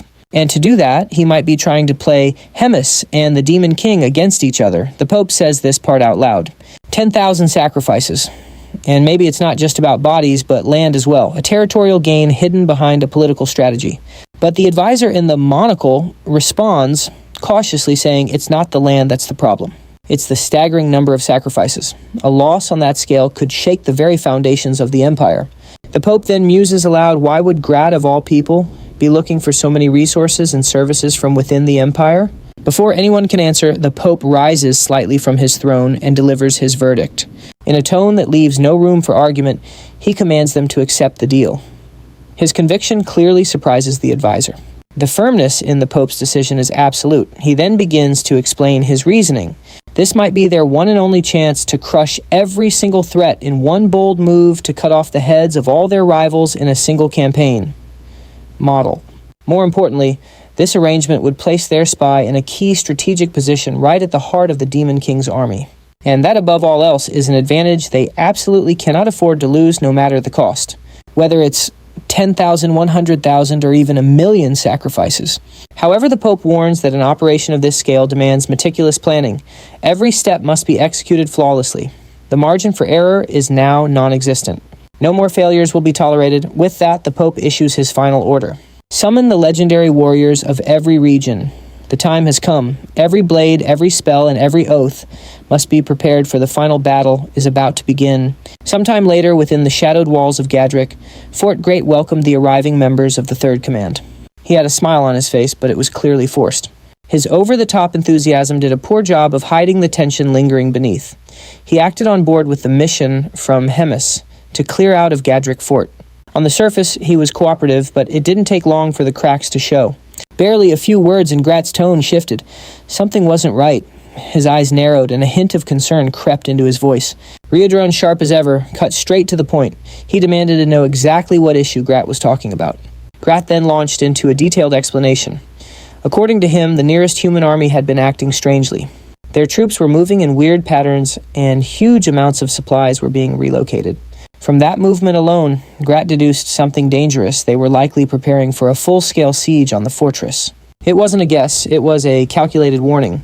Riodron, concerned, but focused, immediately asked what countermeasures were in place. With a grim look, Grat laid out his strategy. He was preparing a segmented wave offensive designed to strike preemptively before the enemy could tighten their hold. But to pull it off, he needed solid reinforcements to hold the line until Hemis's main force could arrive. According to Grat, the 8th Division had been dealing with some ongoing complications. Minor setbacks here and there had left them undermanned and overstretched. They were in no shape to hold out on their own. Riodron gave his word. The Third Command would provide the necessary backup. Then he asked if the rest of their team would also join the counterattack.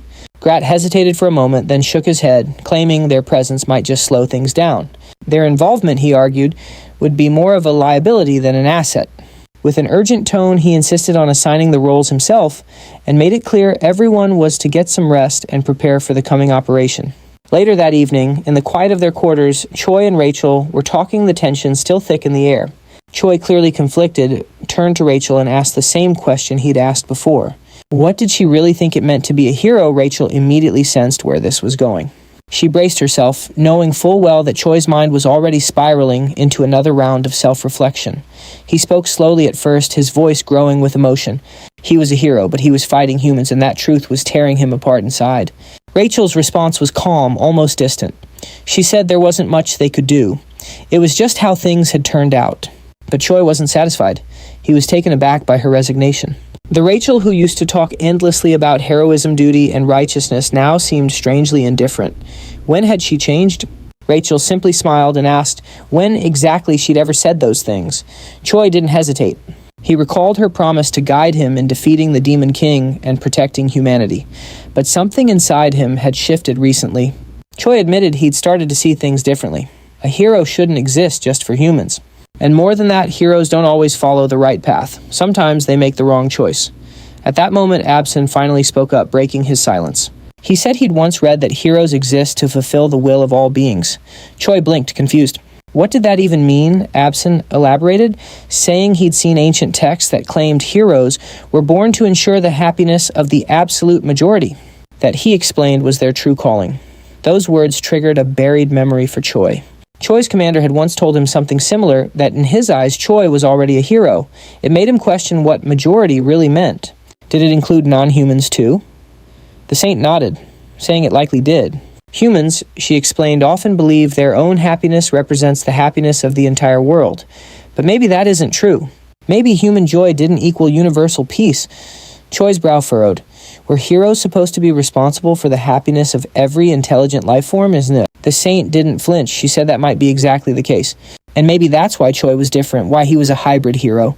That answer left him silent, his thoughts consumed by the gravity of that role, what it meant to protect the happiness of the absolute majority. At dawn, the assignments were finally handed down. Riadron was assigned to go and solo a one-man show. Ray, meanwhile, was tasked with leading the observation team. Based on the intel from the analysis division, his job was to kick off a direct fight as soon as he spotted the enemy. His unit was supposed to jump in the second they laid eyes on them. The 8th Division had their own part to play too. They were set to jump in after Riedron's initial clash, basically acting as the cleanup crew. And our main trio, Choi, Absin, and Bobo, were stuck on rearguard duty. Their mission: protect the fortress's supplies and resources. Doing as they were told, the three of them made their way into what looked like a mess hall. It was a humble little spot in the ATH Division's territory, basically converted into a waiting room for them. Surrounded by crates, benches, and the faint sounds of activity, they settled in to wait for the real fight to start. Of course, Choi couldn't keep quiet for long and started complaining about their orders. Something was definitely off. He could feel it in his gut. The whole plan, the way everyone was positioned, it just didn't sit right with him. Rachel picked up on his serious tone, leaned in, and asked what he meant by a bad feeling. Choi went quiet for a moment, his eyes scanning the room as his mind raced to connect the dots. And then it hit him. He'd noticed something weird about the team formations. When he compared them to the original plan Rems had approved, it all became clear. Everyone had been split up and sent to locations completely opposite of where they were supposed to be. Rachel tilted her head, trying to make sense of it all. Her expression was a perfect picture of confusion. For a moment, her usual confidence seemed to vanish. She mumbled to herself, thinking out loud about why they'd all be positioned on opposite sides, but her confused look said everything. She just wasn't getting it. That's when Absin chimed in, her voice calm but loaded with meaning. She explained that Riadron had been sent into a dangerously hostile area, and Ray, while not in as much danger, was leading the observation team, which still put him right in the line of fire. And yet the three of them, Choi, Rachel, and Absin, were posted somewhere completely safe, miles away from any real danger. That can't be right. It must be because we're guarding a saint. That has to be it, she insisted. Protecting a saint is supposed to be an honor, a good thing, but even as she said it, her argument fell apart. Choi slowly got to his feet, still putting the pieces together. He then pointed out the glaring contradiction. Riadron and Ray were both sent to the front lines, even though they were told the enemy wasn't all that strong. and yet 3 perfectly capable fighters were left behind on glorified guard duty. Rachel's eyes widened as it all started to click. It made absolutely no sense. Why sideline someone as strong as Choi? Literally anyone could have stayed back to protect Absen. It didn't need to be all 3 of them. Choi nodded grimly. That's exactly what had been bugging him. Without another word, he started to walk off. Rachel shot to her feet, startled. "Where are you going?" she asked. "Are you just going to disobey orders?" Choi didn't even slow down. He just said that Bobo was more than capable of handling things here on his own. As for him, he couldn't just sit around with this bad feeling anymore. He had to go see what was happening on the front lines for himself. Absen hesitated for just a second before speaking up, her voice firm. If Choi was going, she wanted to go with him if he'd let her. Choi turned back, his expression softening a bit. He said he wouldn't stop her, but asked if she was absolutely sure. After all, staying with Bobo was still the safest option, but the saint stood her ground. She insisted she could be a help to him, and she meant it. Choi gently reminded her that he could move a lot faster by himself if he used his transformation. It wasn't that he thought she'd slow him down. That wasn't the issue at all. It was something else, something deeper that was on his mind. Absen looked totally confused by that, but before she could ask, Choi just shook his head and told her to forget it. "As long as you feel up to it, you can come," he said. And with that, he declared they were heading for the battlefield. But before he could even take a step, a group of armed guards moved to block his path. Their orders were crystal clear. Choi was not permitted to leave the area, not without direct authorization anyway. Thinking on his feet, Choi flashed a grin and said he just needed to use the restroom. Speaking of which, he added sarcastically, "Where is it?" He promised he would be right back, but the guards weren't moving an inch. One of them just repeated the order, his voice firm. Choi is not to leave under any circumstances. That rattled him. This level of control, the fact they were trying so hard to keep him here, it all felt way too deliberate. His anxiety spiked. Something was seriously deeply wrong. And now, all he could do was hope that Riadron was okay and not out there completely alone. Meanwhile, far from the safety of the fortress, Riadron was already deep in battle. He was breathing heavily, his body already battered, as he faced off against a gray-haired hero with a sword. The clash had clearly begun, and it was by no means an easy fight. Then another voice entered the fray. A red-haired warrior appeared, watching the fight with a smirk and calling Riadron by his infamous nickname, the Red Nightmare. He couldn't help but praise Riadron's performance. Even though Byron, the gray-haired one, was still just a rookie, the newcomer admitted he was surprised Riadron could hold off 2 heroes. Byron just scoffed. He insisted that if he hadn't let his guard down, he could have taken down Riadron all by himself. But the red-haired hero snapped at him, telling him not to get cocky. He reminded Byron that he was still green and this was no time for boasting. The red-haired hero then gave the order, calling in the Holy Magic Unit. From the shadows, a wave of soldiers surged forward, falling into formation with precision and discipline. Riadron's eyes widened. It had been a setup from the very beginning. All of it was a trap. And in that crushing moment of betrayal, the truth hit him like a knife in the back. Grat was the traitor. Meanwhile, back at Gadrick, Fort Choi and Absen made their move. They slipped past the guards, tearing through the night at full speed. Soldiers tried to stop them, but the 2 were simply too fast. They left Bobo behind, not with worry, but with confidence. No one would dare harm him, since everyone knew that dog belonged to Rems. That knowledge gave them the freedom they needed. As Choi raced forward, his breath grew heavy, not from exhaustion, but from the dread pulsing in his chest. He could only hope he wasn't too late. Back at the siege, Riadron realized that on top of the 2 heroes, the other knights were armed with magical tools, a bit much for just one guy. The red-haired hero agreed with Riadron, but said they couldn't let Hemis's most favored subordinate escape. That statement put Riadron on edge, making him realize she was their true target all along. This gave Riadron a new reason to fight. The red-haired hero noticed Byron's agitation and ordered him to stay cautious. The plan was to drain Riadron's energy and wait for a better opportunity. After that, he commanded the 2nd Regiment of warriors to prepare for their assault. Seeing their organized movements, Riadron tensed up, ready to give them a real fight. The moment he activated his combat mode, which looked suspiciously like a Super Saiyan 3 transformation, the hero signaled the 1st Regiment to attack. Now fully transformed into his Super Saiyan-like form, Riadron was immediately pelted with a rain of arrows, forcing him to brace against the overwhelming attack. With a single punch, he not only defended himself, but sent several of the arrows flying right back at the hero's army. The incredible strike used nothing but the force of the wind to both shield Riadron and turn the enemy's attack back on them. The hero then rallied his soldiers, telling them not to be afraid since they still had him outnumbered. Several spear-wielding warriors then charged at Riadron, who calmly waited for them to approach. Ryodoron then prepared to unleash one of his special attacks, the destructive explosion wave. With a single hand motion, he struck the ground, causing massive devastation. He then leaped into the air, letting the newly formed craters swallow the soldiers who had charged at him. After landing, he advanced on those still standing amid the wreckage, neutralizing the warriors one by one. As he finished off the last spearman by slamming his head into the ground, Byron grew more agitated from being forced to watch from the sidelines. With Ryodoron's chances of escape growing, Byron broke free from the red-haired hero's command and charged, attacking Ryodoron directly. But it was no use. The Red Nightmare easily dodged the hero's strike. Even so, Ryodoron was surprised by how quickly the hero recovered, though it didn't change the situation much. From there, Ryodoron prepared to attack Byron, but the red-haired hero intervened, pulling Byron out of harm's way and launching a counterattack.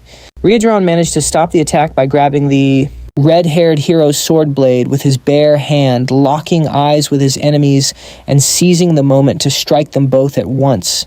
He launched another destructive blow at the ground, creating yet another crater. However, once the dust settled, the heroes were already far away, having escaped nearly unscathed, but now stunned by how powerful Ryodoron truly was. He was far beyond what the intelligence reports had suggested, leaving them completely frustrated. Meanwhile, Ryodoron, still in his powered-up form, began to feel the strain of having used so much power. Having relied so heavily on his demonic chi, he wondered how much more he had left in the tank. But with little time to think, he was caught off guard as the hero signaled for the 2nd Regiment to strike, taking advantage of the opening. As the 2nd Regiment charged, the heroes themselves prepared to join the fray. The other warriors charge forward, but Byron hangs back clearly, salty that the red-haired hero is always calling the shots. Seeing the massive assault coming his way, Ryodoron gets ready to unleash another one of his signature destructive attacks. But before he can even finish casting, the heroes are on him, forcing him to play defense against a flurry of simultaneous strikes. This perfectly timed distraction creates an opening for the other warriors to move in with their magical spears. The moment a spear hits, he can feel his power getting zapped away almost instantly. Turns out these spears are designed to absorb every last drop of his demonic chi. With his energy being siphoned off, Ryodoron finally goes down under the weight of the siege. The red-haired hero then explains the trick behind the spears, pointing out that the rate at which they drain energy is so intense it can stop even the strongest demons from moving a muscle or throwing a single punch. With the Red Nightmare completely neutralized, the red-haired hero stands over him and declares the battle officially over. Just to be safe, he orders his team to stick a few more spears into Ryodoron to keep him pinned down, telling them to wrap up the capture and take him prisoner ASAP. Hearing this, the hero baron decides it's his time to shine and steps forward, snagging one of the spears and insisting he'll be the one to stab Ryodoron, seizing the moment as if he has a personal score to settle. He struts over, mocking the so-called Red Nightmare's pathetic situation, comparing him to just another run-of-the-mill demon, totally subdued and helpless as he winds up for the final blow. But Ryodoron, head down and eyes dark, mutters something under his breath, trying to scrape together one last bit of energy. Baron Ever, the diva, gets curious and demands that Ryodoron speak up. Instead of just talking, Ryodoron reminds him exactly who he is, the Red Nightmare of the Demon King's army. And with that declaration comes a ridiculously powerful counterattack that completely vaporizes the arrogant hero. The blast is so huge that it doesn't just take out Baron, it also wipes out several other spear-wielding warriors, leaving only a handful of them and the red-haired hero standing. The red-haired hero is just in disbelief, wondering how an idiot like that ever made it to hero status, let alone got assigned to such a critical mission. He takes a moment to process that his army is nearly wiped out, but points out that they shouldn't be celebrating Baron's demise. The guy may have been useless, but hey, not entirely, since the attack he took to the face baited out the very last of the Red Nightmare's energy, which was all part of the plan. The hero then rallies the remaining survivors, telling them to raise their magic weapons and form a tight circle around Ryodoron. But before they can even get into formation, the hero gets absolutely rocked by a devastating punch to the face. And the punch came from none other than our boy Choi. He's on the scene, absolutely furious already in his half-demon form and ready to wreck every single fool who set up this trap for Ryodoron. The red-haired hero gets hit so hard he goes tumbling a good ways across the ground.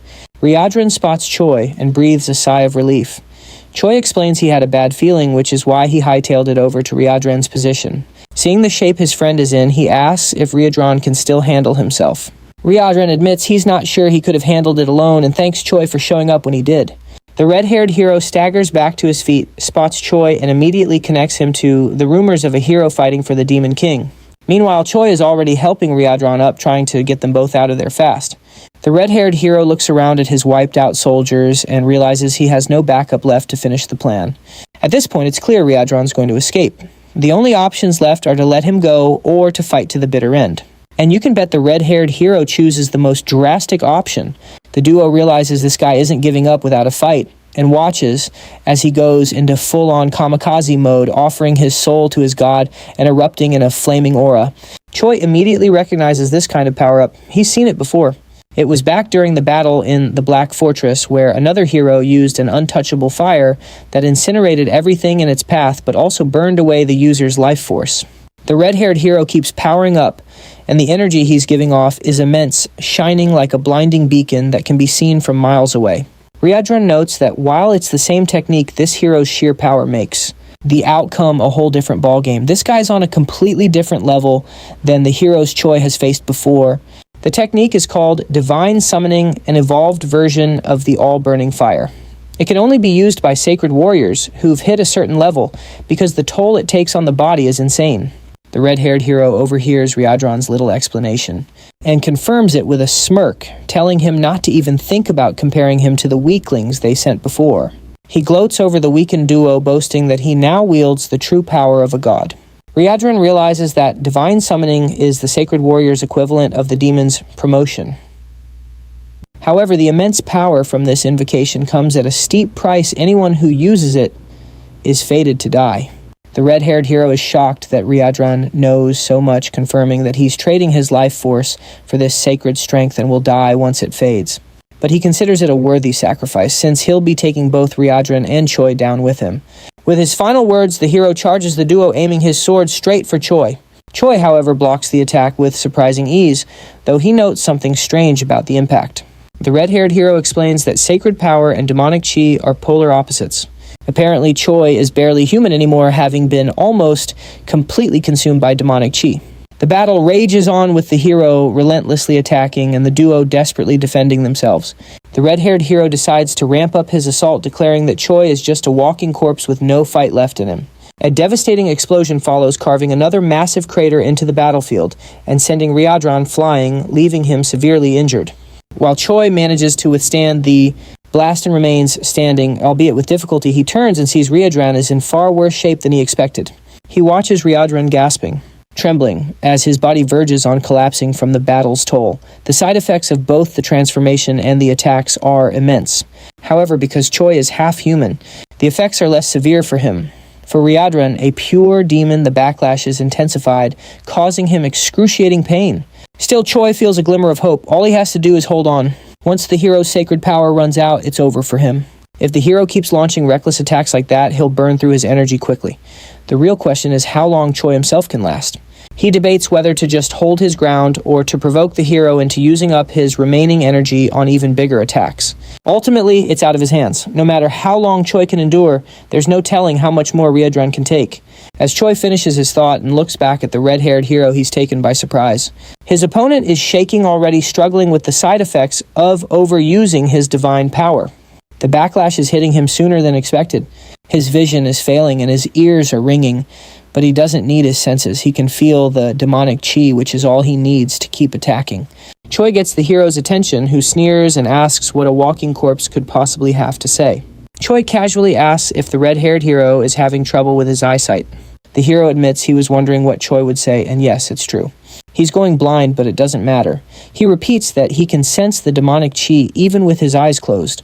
Choi realizes this could be an opening, even if the hero can still attack. His blindness is a major disadvantage. Choi's calm demeanor puzzles both Ryadran and the hero. Just then, a figure wielding a bloodied club arrives on the scene. Choi prepares for the final blow, declaring that the red-haired hero is now just a blind man. With an indifferent expression, he gives the command for Ablason to attack. She had snuck up behind the hero club in hand. The scene then flashes back to a few minutes earlier atop a nearby mountain. She was watching the battle unfold, terrified that the duo would be killed if nothing changed. Desperate, she wondered what she could possibly do. Suddenly, a hand grabbed her by the ankle, startling her. It was one of the heroes who had been playing dead. The soldier explains he was just waiting for Choi to be distracted so he could grab the saint and make a run for it. Ablison hesitates, realizing she has no one left to sacrifice herself for. But cornered and alone, she understands she can't rely on anyone else to save her this time. She reflects on all the times Choi protected her, saving her from a cruel fate and even being willing to die for her safety. In return, she had just been complacent living day to day under his roof without ever giving anything back to her defender. She had always acted fragile, which only made Choi worry about her constantly. The saint then spotted a nearby club and made a decision. From now on, she was fighting back. Stealing her nerve, she took out the soldier. This brings us back to the present right as she lands a solid hit on the red-haired hero's head. That single blow brought not just victory, but also the immense relief of knowing she'd no longer be a burden to the person she considered the world's last hope. Meanwhile, the scene cuts to a tense confrontation between Grat and the army of the Divine Empire. Grat finds himself completely surrounded. Countless sharp weapons are pointed his way, and the soldier's eyes are burning with hostility. The atmosphere is incredibly heavy. Every breath feels like a defiance, and Grat's confusion mounts with every passing second. He just can't figure out why they're treating him like an enemy. After all, from his perspective, he had done exactly what they agreed on.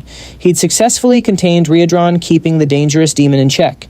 In his mind, that should have made him a trusted ally, not a target. A stern-faced leader from the Divine Army steps forward, his voice booming across the field. He demands great silence, punctuating the order by calling him a vile demon, his tone dripping with pure disdain. The words sting and the accusation hangs in the air like a blade waiting to fall.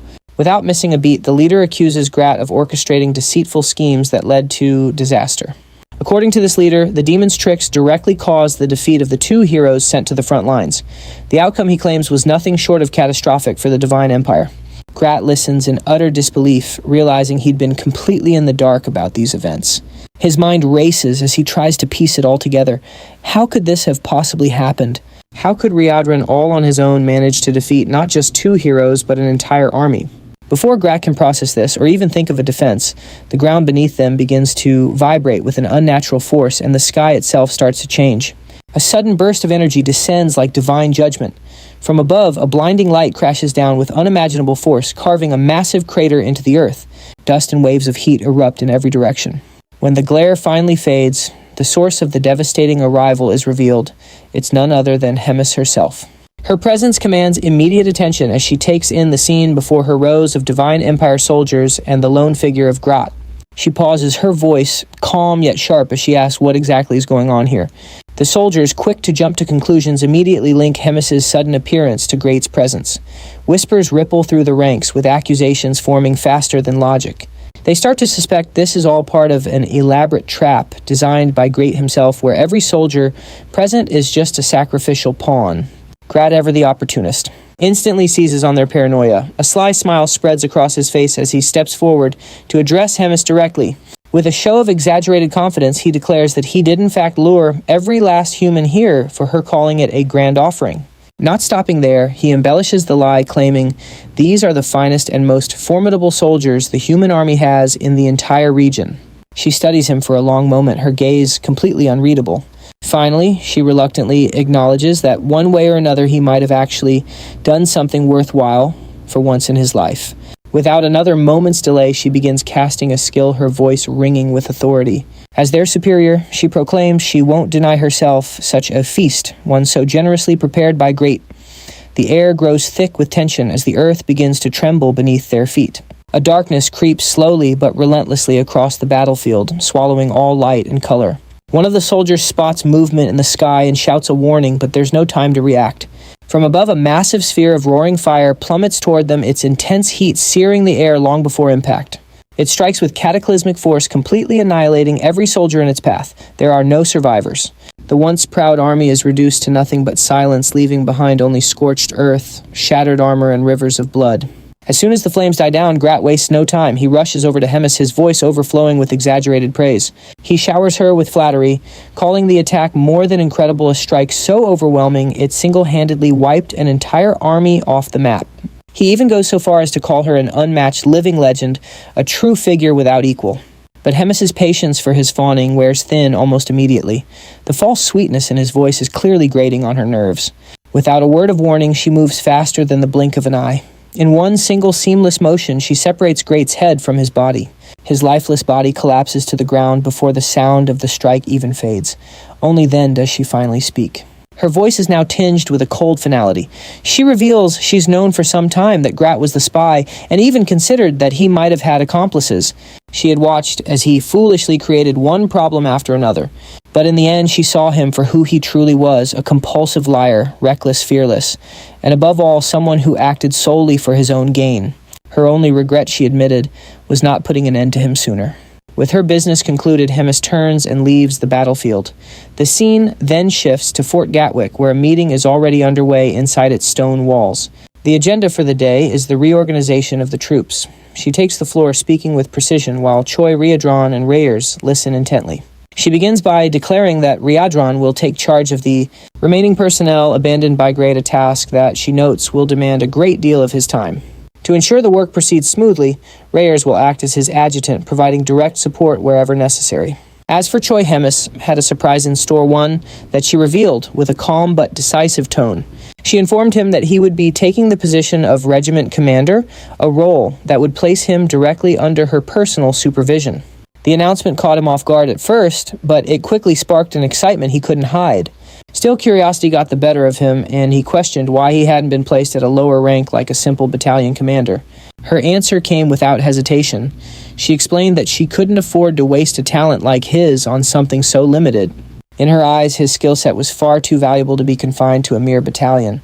This new rank would serve as both recognition and a reward for his hard work, his survival against all odds, and even for the strange way he had managed to keep her entertained. Yet there was a condition, one that immediately shifted the mood in the room. Choi, as regiment commander, would move forward without the assistance of any troops whatsoever. The statement hung in the air, drawing puzzled glances from everyone present. No one could fully grasp the reason behind such an unusual arrangement. Riadron Ever, the curious observer, finally voiced the question lingering on everyone's mind. He asked if Hemis would share her plan, as he found it difficult to understand the purpose of appointing a regiment commander with no soldiers to lead. She answered without so much as a pause. She explained that there was a possibility, however unlikely, that Choi might not require any subordinates at all. She wanted to see firsthand how events would unfold if he were left to operate entirely on his own. Before anyone could press further, a firm knock echoed against the heavy door. A voice announced a visitor's arrival, and the timing was almost too perfect. It came just as Hemis mentioned that Motten would serve as a proxy commander. The door opened, and Motten himself stepped into the room. With a small but purposeful smile, Hemis concluded her statement by requesting that the two men get along well. The moment provided Motten with an opportunity to greet Choi warmly, clearly pleased to see him again. Choi, however, instantly recalled the less than pleasant memories of the time this same man had caused him trouble during a past tournament. With the formalities concluded, Hemis dismissed herself from the meeting, explaining that there were other pressing matters demanding her attention. The scene then shifted to the quiet interior of Ablasson's room. Here, the atmosphere was markedly different, less formal, but filled with a quiet intensity. Choi spoke plainly, admitting that he had been genuinely surprised by the saint's recent actions. He asked what had given her the courage to crush that hero's head at such a decisive moment. Ablasson's reply came first as a gentle smile, and then in carefully chosen words. She explained that she had felt a strong urge to act after realizing that constantly being shielded by Choi had made her complacent, even lazy, and it had begun to bother her deeply. Choi noted the change in her demeanor. A more proactive energy was replacing her earlier passivity. He asked whether this meant Ablasson would now join him in battles going forward. She answered without hesitation. If he needed her, she would fight. She reminded him that she possessed the powers of a saint and could summon strength similar to a divine invocation. The drawback, however, was obvious. Her physical endurance couldn't match the demands of long battles, and she would tire quickly. Choi was pleased by her determination, even if it came with limits. He remarked, half in jest and half in truth, that she might one day surpass him entirely. There was even a hint of jealousy in his tone, knowing that as a saint, she now wielded the highest level of divine power attainable. Ablasson, however, responded with humility, saying she was not certain that such power alone mattered. Fighting, she said, was never simply about possessing the greatest strength. Her words carried the weight of experience, a clear sign she understood there were unconventional ways to win against sheer brute force. It was at this point that Rachel joined the conversation, her voice carrying a teasing undertone. She commented that, to hear Absent talk, you'd think Choi relied solely on cheap shots and dirty tricks to win. Then, getting serious for a moment, she explained something that completely caught Choi by surprise. The position of battalion commander, she said, was basically the same as being a hero rank in the human world. Across the entire continent, there were probably only about 1,000 humans who ranked higher than a hero. By that logic, Choi was already in the top tier of the most powerful people in human society. The revelation left Choi absolutely floored. He knew he'd gotten stronger, but being counted among the top 1,000 strongest in the world, that was a whole different league. From there, the scene shifts, leaving that personal chat behind. We're transported to one of the holy cities, Benedict, and the place is a complete disaster zone. The city streets are a picture of utter devastation. We're talking collapsed buildings, shattered defenses, and the bodies of countless soldiers lying everywhere. A dark trail of blood winds its way through the main streets, leading toward the massive silhouette of a towering church. In front of its huge doors stand just two figures, Hemsus and a single survivor, trembling in her shadow. Hemsus took a moment to take in the scene, her expression impossible to read. When she finally spoke, her voice was steady and full of authority. She told the man she was going to spare his life, but it wasn't out of the kindness of her heart. It was so he could be her messenger, spreading her words far beyond these walls to every single person in his nation. The man trembled even more as she continued explaining that, from this day forward, she would systematically wipe every single village in the Divine Empire off the map one by one, leaving no survivors. And in that moment, the only thing the man could do was fall to his knees and beg for a mercy he knew would never be granted. Flashback time.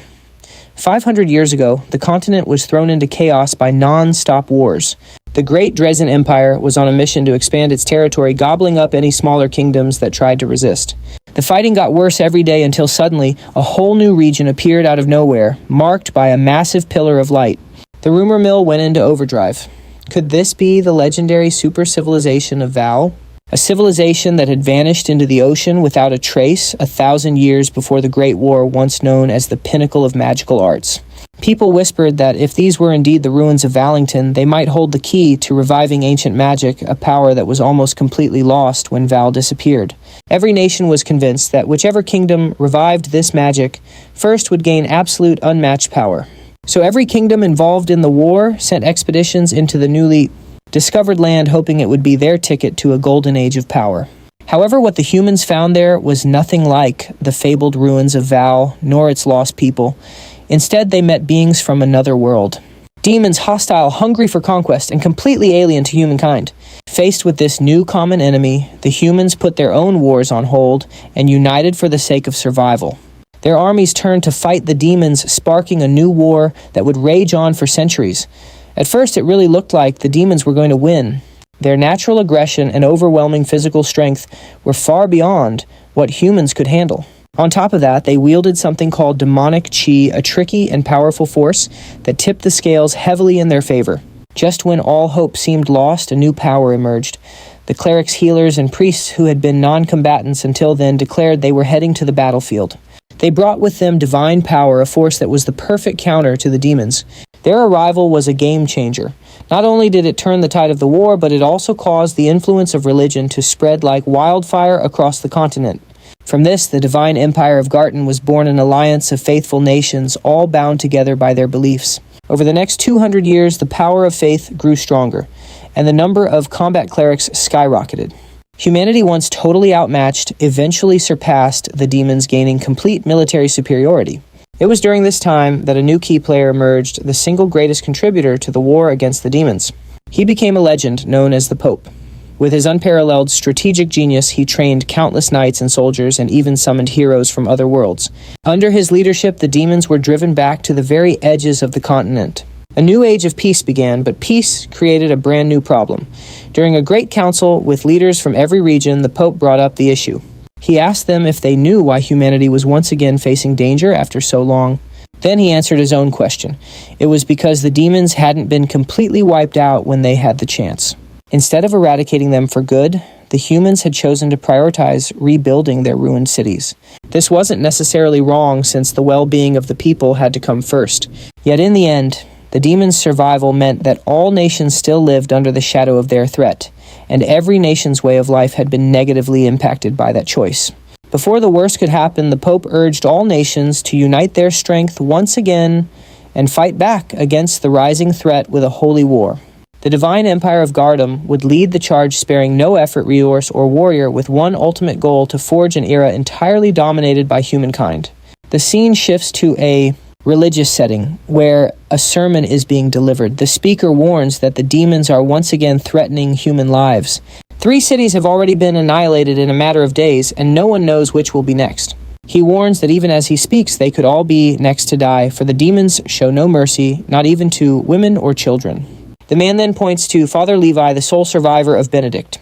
With a hollow voice, the priest confirms that everyone in the city was slaughtered in an instant, while they were simply living their ordinary lives. He is the only one left to deliver the message, but he confesses that his soul was left behind in Benedict, dead, alongside everyone he once cared for. He admits he has no reason to go on. The speaker resumes, stressing the cruelty of the demons who grow stronger with each passing day. He declares that the Pope has proclaimed a holy war and that they refuse to stand idle in the face of this threat. He also announces that Ahel Bald, the legend of Gatling, has ended his long seclusion to take part in the war. Other nations, too, have promised to send their own legends and heroes to serve the people. A large-scale offensive is already underway. However, this alone will not be enough to eradicate the demons completely. For the future of the continent to be secured, every man and woman capable of fighting must lend their support and strength. Now more than ever is the time. The call goes out to everyone. Join the holy war, the will of God, which shall guide them onto the path of peace. The speech ends with a rousing cry from everyone present, united in a single desire to eliminate the demons once and for all. The scene shifts again. In private, the Pope speaks with one of his subordinates. He reveals that, although competent, Cardinal Eland has failed gravely in recent times. His blunders have led to the deaths of 2 heroes and the failed capture of Riadran, a disaster that achieved nothing while costing tens of thousands of lives. For this reason, the Pope orders that Eland's duties be reassigned within 3 days. Once this is done, all his possessions are to be seized, and he, along with his entire family, is to be executed. The scene shifts once more, this time to Riadran, who storms into a room abruptly, visibly excited by Hemis's arrival. She greets him with mild surprise, remarking that she never thought she would see the day. Riadran entered a room without knocking first and jokes that he must have been longing to see her. Riadran ignores the comment and immediately gets to the point. Why had Hemis attacked an entire city all by herself? She replies calmly. She had indeed acted alone, but her actions were part of a greater plan, one that in the end would benefit all demons. By acting as she did, she forced the humans to deploy their legends because no ordinary warrior could stand against her. She explains that the legends of each nation are the pinnacle of their strength, and by eliminating these figures, the demons would gain more time. Riadran, now both nervous and confused, demands to know what she means by gaining time.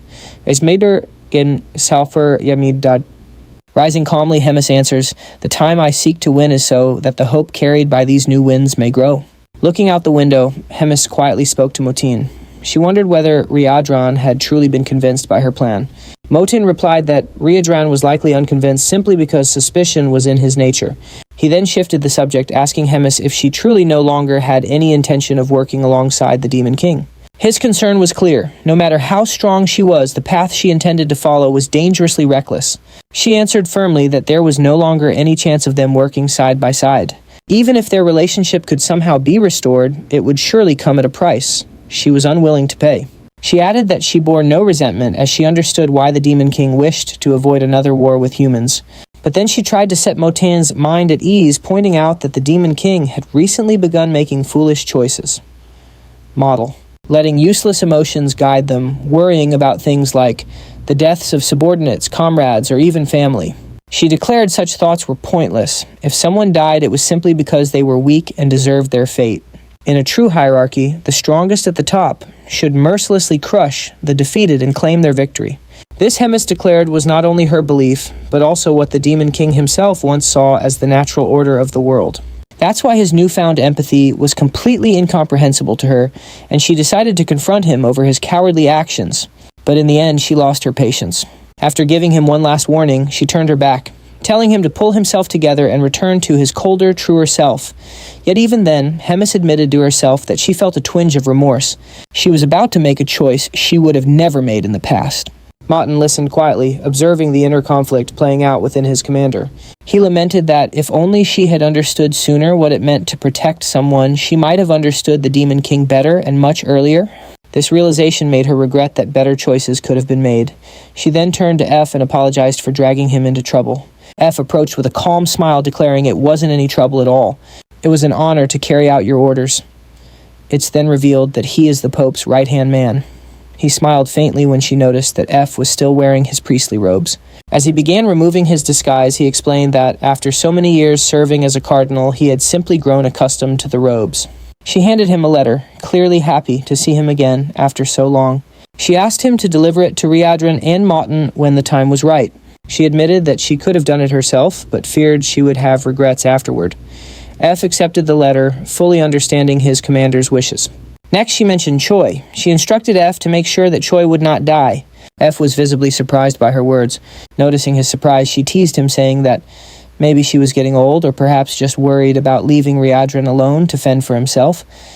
The next day in Gardrick Castle, the doors burst open. Choi, who was fast asleep, was jolted awake. Startled, he shot to his feet, instinctively shouting with arrogance, "Who dares disturb the commander's rest?" But when he saw it was Riadran who had woken him, his arrogant demeanor quickly vanished. His tone softened as he asked what was happening. Riadran ordered him to leave immediately and run as far away as he could. Shocked, Choi asked for the reason behind such sudden orders. Riadran explained that the human army would launch a full-scale assault on the castle the next day. It would be a massive battle involving the humans' highest-ranking legends. Choi protested, arguing that it would be better for him to stay and fight. But Riadran shook his head.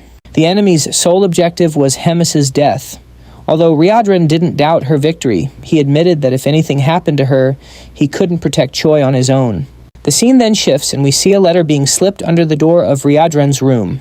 He picks it up and starts to read. The letter reveals part of Hemis's past and the truth behind everything that's been happening. She writes that the demons suffered countless deaths before finally being forced into exile at the very edge of the continent. Yet even though the humans had them completely cornered, they never moved to fully exterminate them. There were many reasons for this, but the most significant was the existence of the Holy Empire. The Empire needed the demons to exist to justify its own power. The Demon King exploited this fact to form a secret pact with Gartem. They agreed to maintain the front lines and preserve each other's territories. Thus, the demons' survival became tied to the humans' perception of a war, a perception kept alive only through small-scale skirmishes and minor threats. This delicate balance became a key factor in maintaining unity between Gartem and the other human nations. Hemis was the only one entrusted with the details of Gartem's proposal, but she rejected it flat out. To her, a proud death was far better than a life of servitude. The price she paid for this defiance, however, was exile. Using Roteka's actions as a pretext, she was banished to the Black Fortress. Hemis then clarifies in the letter that this whole long story was just the introduction. What truly matters now is what comes next. According to F, the humans are preparing a massive attack, a battle on a scale never seen before involving the legends and heroes of every human nation. While she deals with this threat directly, Riadran must protect the castle and assume her role as commander. She openly admits that she knows his current strength might not be enough to make the task easy. However, she assures him that when the vote for the next commander is held, Yuna and Ostis will support him. This was arranged ahead of time, and Ostis in particular required no convincing.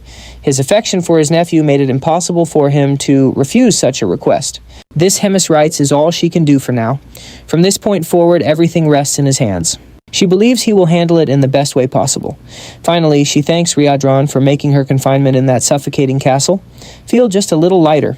As a little P.S., she brings up Choi telling Riadran not to sweat it when it comes to him. Apparently, his future is already all mapped out. Choi is set to leave the Demon King's army, and if things go according to plan, he and Riadran will cross paths again. For now, though, Choi has to leave with the Saint. A little later, they start prepping for their departure. Riadran tells Choi not to worry, promising to hit him up on the communicator once everything's settled, and he's officially in charge. Choi's still uneasy about how suddenly this all went down, but he reluctantly goes along with the plan anyway. Suddenly, someone calls out to Choi. He turns to see Absent and F appearing out of nowhere. F steps forward, introduces himself, and explains that Hemis ordered him to tag along with them. He lays out the plan. They're going to blend in with human society and just keep an eye on how things unfold. During that time, Absent will pose as a priestess in training. F then hands out fake IDs for everyone. He announces that he and Choi will be going undercover as mercenaries. With no other questions, he tells them all to hop in the carriage.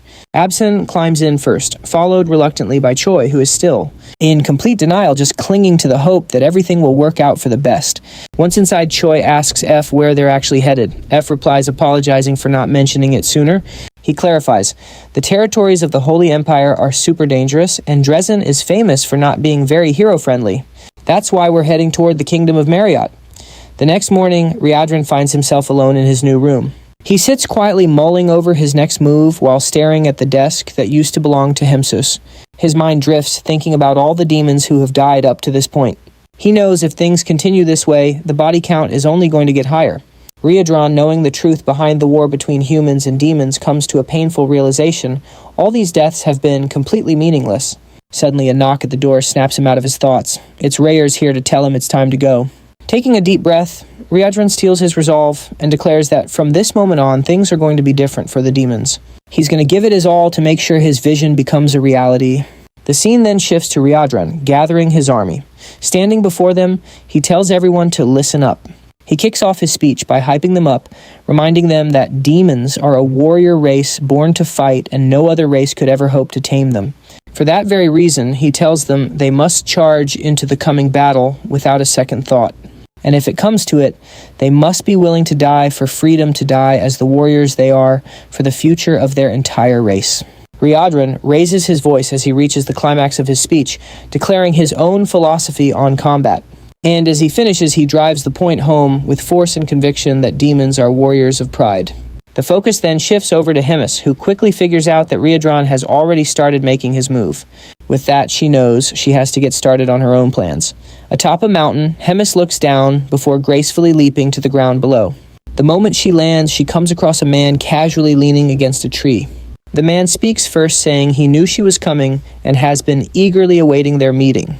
She recognizes him immediately and says it's been 150 years since they last met, remarking with some surprise that he's gotten younger over time. This man is none other than Basil Scott, the Legend of Drassen. Hearing her words, he explains that his youthful look is just a perk of having reached the realm of legends. Hemis, however, replies that she was actually expecting a different human instead of him. The person she was really looking for, it seems, was a coward who's been hiding and concealing his magic. Scott, completely unfazed, reveals that Gardam's command is located on the exact opposite side from where they're standing now. With that assurance, he draws his sword, announcing that their fight is happening right here, right now, with no interruptions. She understands his intention, but seems completely unconcerned about the fight that's about to break out. She coolly answers his challenge, telling him he should choose his words more carefully when he dares to confront her.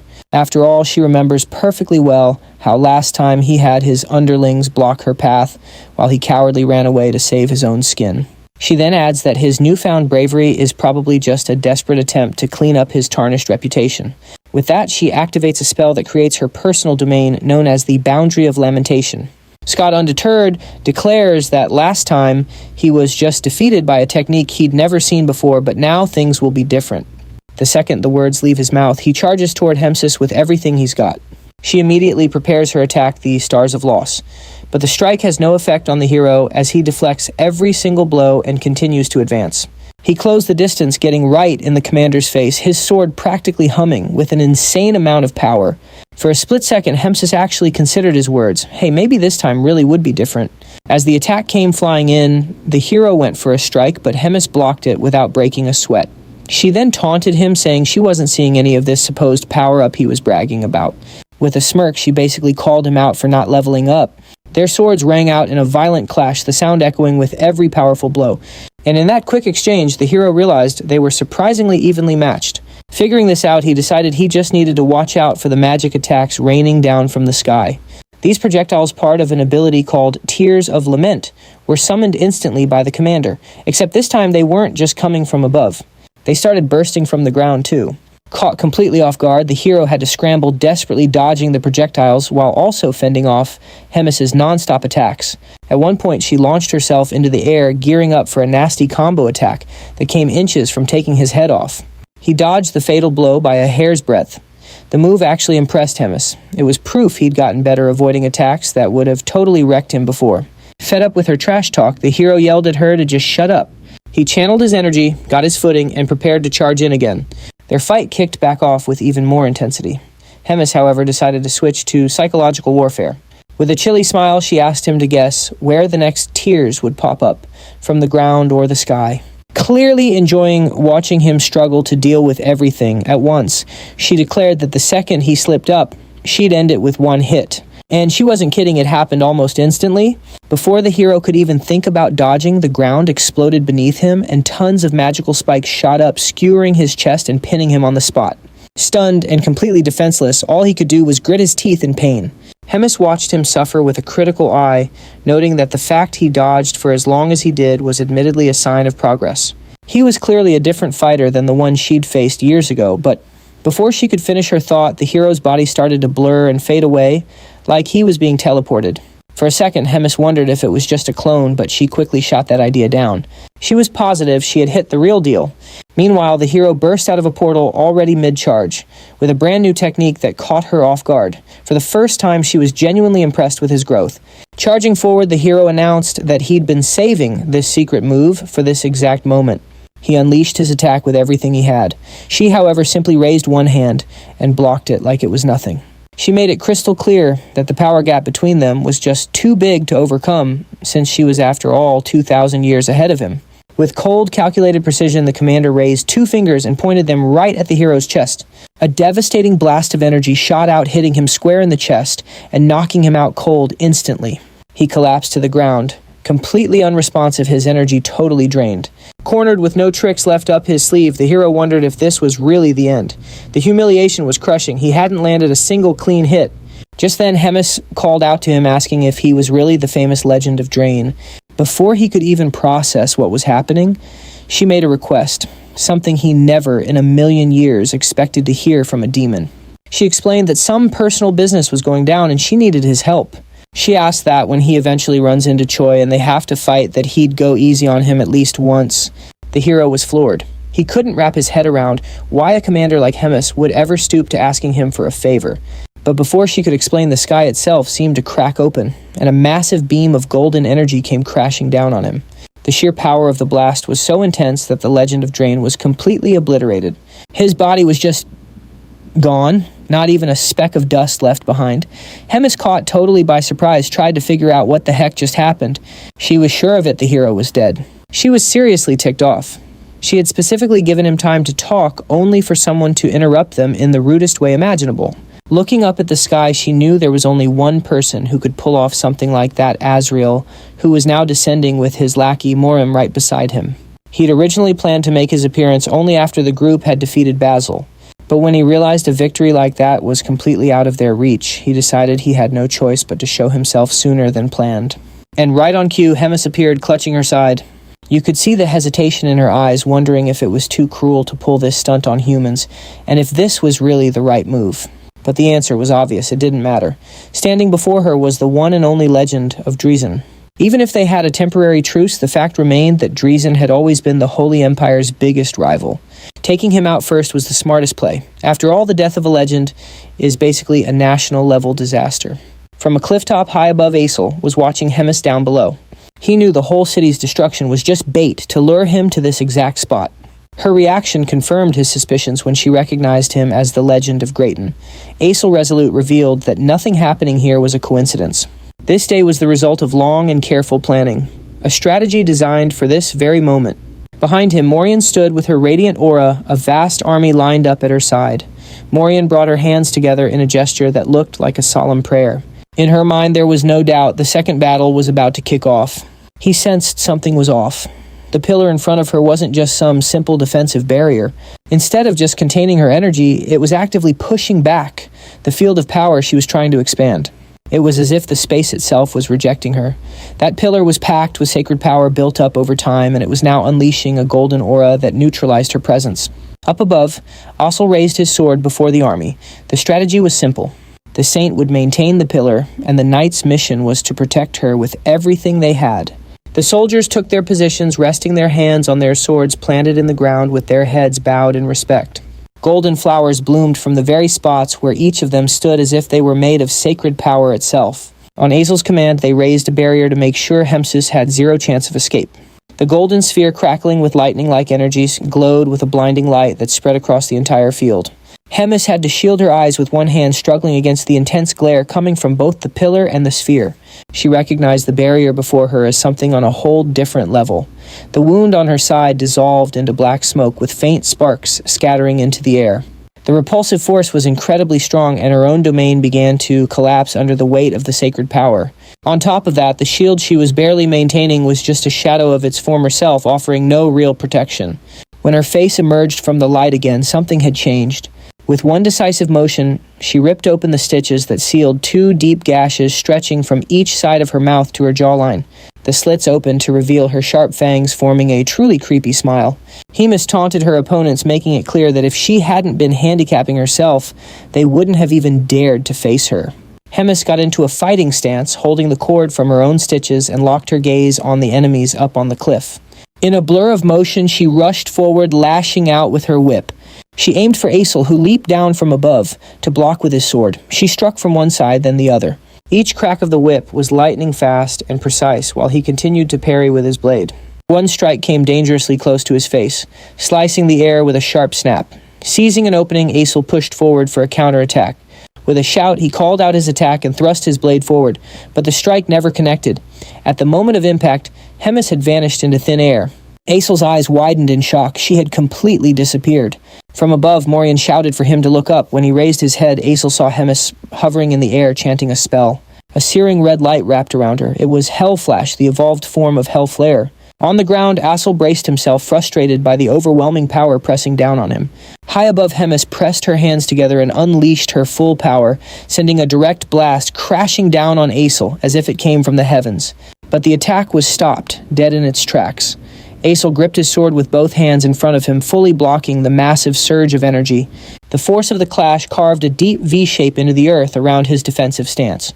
Hovering in the air, Hemsis clenched her fists as she watched. She couldn't believe his strength. Even for a guy specializing in defense, she never expected him to come out without a single scratch.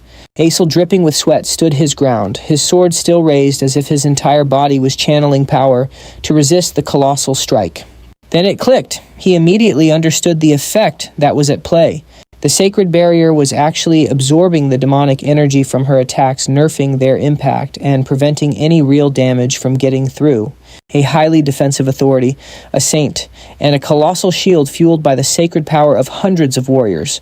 Morian remained bowed with her eyes closed and hands clasped in absolute concentration, channeling all the surrounding energy into the barrier. To Hemis, the sight was infuriating, a battlefield set up perfectly for a long, grueling confrontation. In her right hand, violet sparks began to crackle, glowing with increasing intensity. For a brief moment, she seemed to weigh her options, wondering what her next move should be against such an impenetrable defense. She could feel the weight of the situation.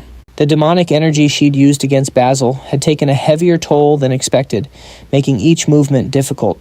With only half her strength breaking, that shield was impossible. As she stared at the white-haired man before her, she realized she was now in Basil's shoes. She was facing the very same trial he had endured. Suddenly a memory flashed in her mind, and the battle resumed at full force. After exchanging several blows, Aesel pressed forward with determination. Gripping his sword, he declared his intent to end it once and for all. With his full strength, he drove the blade into the ground, unleashing an immense power. Power of divinity, sword of revelation. At the point of impact, golden light erupted so intense that shards of stone were torn from the ground and scattered into the air as clouds of dust billowed around them. In front of Hemis, a crimson sphere began to form, pulsing with condensed energy. She watched the technique with a mix of recognition and defiance. Despite the display, she showed no fear. The move was familiar, but she was far from believing the battle was over. The sphere advanced slowly toward her as if it had a will of its own. Her sharp golden claws shimmered with a menacing gleam. Then suddenly, blood gushed from her upper body, forcing her to arch backward. The kneeling soldiers, their swords still planted in the ground, witnessed the scene in utter disbelief. Morian's eyes widened in shock as she exclaimed that he had struck down the glutton. Aesel himself stood equally stunned. His sword was still piercing the earth, while she lay before him, bloodied, collapsed, and unable to move. Trembling, he returned the blade to his waist, struggling to accept what had just happened. A drop of sweat rolled down his face as he murmured to himself, questioning if it was real. His gaze was fixed on Hemis's hand, adorned with golden claws lying motionless on the ground. Suddenly, before Aesel could even realize she was still alive, he found himself caught between the fangs of Hemis. She lunged forward, with a monstrous mouth bursting open from the very wound Aesel had inflicted on her moments earlier. In a single motion, the legendary hero became nothing more than a snack for the glutton. Only a fragment of him remained, leaving a scene that was both grotesque and astonishing. The saint, unable to believe what had just happened, cried out desperately for Aesel. Her voice filled with disbelief. Brimming with confidence, she returned to her original form, mocking the situation and relishing the shock she had caused. She then reflected on just how dire her own circumstances had become. She had been forced to feign death and rely on a strategy once used by Baal. With a sardonic tone, she joked, asking what everyone thought of her magic trick. But her composure soon faltered as she began to spit up blood. It was then that she admitted the Empire was indeed far stronger than she had anticipated. The saint noticed the blood and wondered if it was from Hemis's wounds, or perhaps the result of being unable to digest the paladin. Without wasting another thought, the saint commanded all the warriors to begin multiple enchantments while she single-handedly maintained every barrier. The warriors obeyed, splitting up as they prepared their incantations. Meanwhile, Hemis stood still, drained of strength and unable to muster any form of resistance. She reflected on how her digestion was far slower than usual, likely suppressed by the sacred barrier. When she lifted her eyes, she saw the attack was nearly ready. In that instant, she understood that her end had arrived. With a tone of acceptance, the commander declared that her role had been fulfilled. She entrusted the future to those in whom she had placed her faith. Unable to resolve everything on her own, her only hope now was that her allies would succeed. The saint then unleashed the strike, a radiant beam of sacred energy that struck the commander directly. Hemis accepted it, calmly seated and unmoving, yet content that she had never surrendered to a destiny of servitude. The battle at last came to an end. All that remained from the devastating clash was the shattered and broken ground, a scar left upon the earth itself. At the center of it all lay a vast crater, silent and empty, with no trace of Hemis whatsoever. The saint, breathing heavily and at last feeling somewhat relieved, allowed her thoughts to wander. Her mind returned to Aesel, who had acted like a reckless fool. He had let himself get carried away by the fleeting belief that victory was already his. That overconfidence left him vulnerable, and in the end it cost him dearly. His fate was a terrible one. She also found herself pondering the true weight of his loss. Losing Aesel so early in this whole sequence of events cast a shadow she just couldn't shake. On top of that, she knew in her heart that the Pope himself would be deeply disappointed by what had happened. A warrior finally broke the silence, asking her what their next course of action should be. The saint turned slowly to face the gathered army. In a firm voice, she ordered them to return to the capital for the time being. She then warned them to listen closely and burn the words she was about to say into their memory. She declared that the story they would tell, the only story to be remembered, was this: Cyril, along with Sir Basil of Dresden, had fought with unparalleled valor. For the sake of the Gardam Empire, the two of them had perished side by side while fighting the gluttonous foe. Both had met an end worthy of the highest honor, an end befitting their titles as living legends. With that solemn declaration, she commanded that no other version of this story was ever to be told. The scene then cuts to a different battlefield where Riadran was now standing. He had cut down every last soldier who stood against him, yet he remained standing tall, completely unwavering. Just then, Moten arrived, his authoritative steps echoing as he praised Riadran's performance. Moten declared that none of the fallen soldiers ever stood a chance against Riadran's strength. Riadran brushed off the praise, insisting that compared to Moten, his own journey was far from over, and his growth was still incomplete. Moten, however, didn't back down. He insisted that he wasn't just saying things lightly. His praise was no exaggeration. It was clear that within just a few short years, or maybe even by the end of this year, Riadran would surpass him. This claim left Riadran stunned, his heart shaken by the sheer certainty in Moten's voice. With solemnity, Moten drove his sword into the ground. He then revealed that the link he once shared with Rems had completely vanished. Startled, Riadran put two and two together and voiced the fear that the worst had happened. Moten confirmed his suspicion. Riadran then pressed him, asking what he would do now. The knight didn't hesitate. He declared that Rems was his one and only lord, and he would continue to follow her final orders. He affirmed with unshakable conviction that his loyalty wouldn't falter whether she was still alive or had already passed on. Riadran then asked what her final instructions were. Moten carefully explained that she had tasked him with protecting Riadran and ensuring his safety until the day he became a commander. From this day forward, Moten himself would take on the duty of aiding. him guiding his training until Riadran had the strength and wisdom to rise above everyone else and become the most powerful of all the commanders. Powerful enough to change the rotten, corrupted state of the entire demon race. Face to face, Moten extended his hand to Riadran, sealing their pact with a promise to forever be his ally. The scene shifts once again, this time to a grand place of worship, where the Pope himself stood before his faithful followers. His voice echoed through the sacred hall as he delivered the grim news: one of the greatest pillars of the Holy Empire had fallen. He announced that Aesel had become a martyr, a man who had dedicated more than 2 full centuries of his life to service.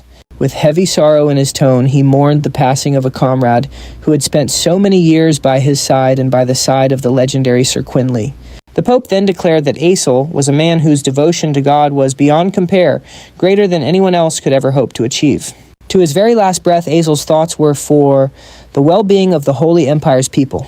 He revealed that in his final moments, Aesel had offered one last prayer, asking that the sacred people could live out their remaining days in safety and peace. The Pope then called upon everyone present to pray in remembrance of Aesel's deeds, ensuring that his sacrifice would never be forgotten. But his words also carried a warning. The day would surely come when divine punishment would rain down upon all who opposed God. Finally, with sorrow etched on his face, the Pope lamented how often he had warned against letting one's guard down when they had the upper hand.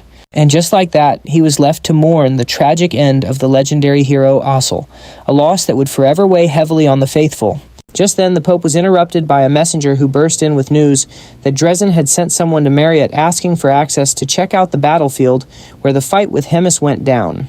The Pope mentioned that they were likely searching for the truth about Basil's death, but pointed out that the scene had already been cleaned, so there was nothing left to find. Regardless, he instructed the man to secretly contact Marriott and ensured Dreisen's request was denied. The man bowed to take his leave, having understood, but the Pope stopped him, saying he had another question. He asked about the whereabouts of Abelson and Choi. The man explained that neither of them had been seen, not even during the recent battles. He found it especially strange that Choi hadn't appeared, as there was no reason for him to avoid the front lines. He suspected Hemis had kicked him out of the Demon King's army. The Pope then faced the frustrating reality that even at the very end, Choi was still a thorn in his side. Since Choi hadn't shown up during Hemis's moment of crisis, the Pope ordered the man to find them both, even if it meant searching the entire continent. He warned that if anyone dared to hide them, or offer shelter, they would face divine retribution.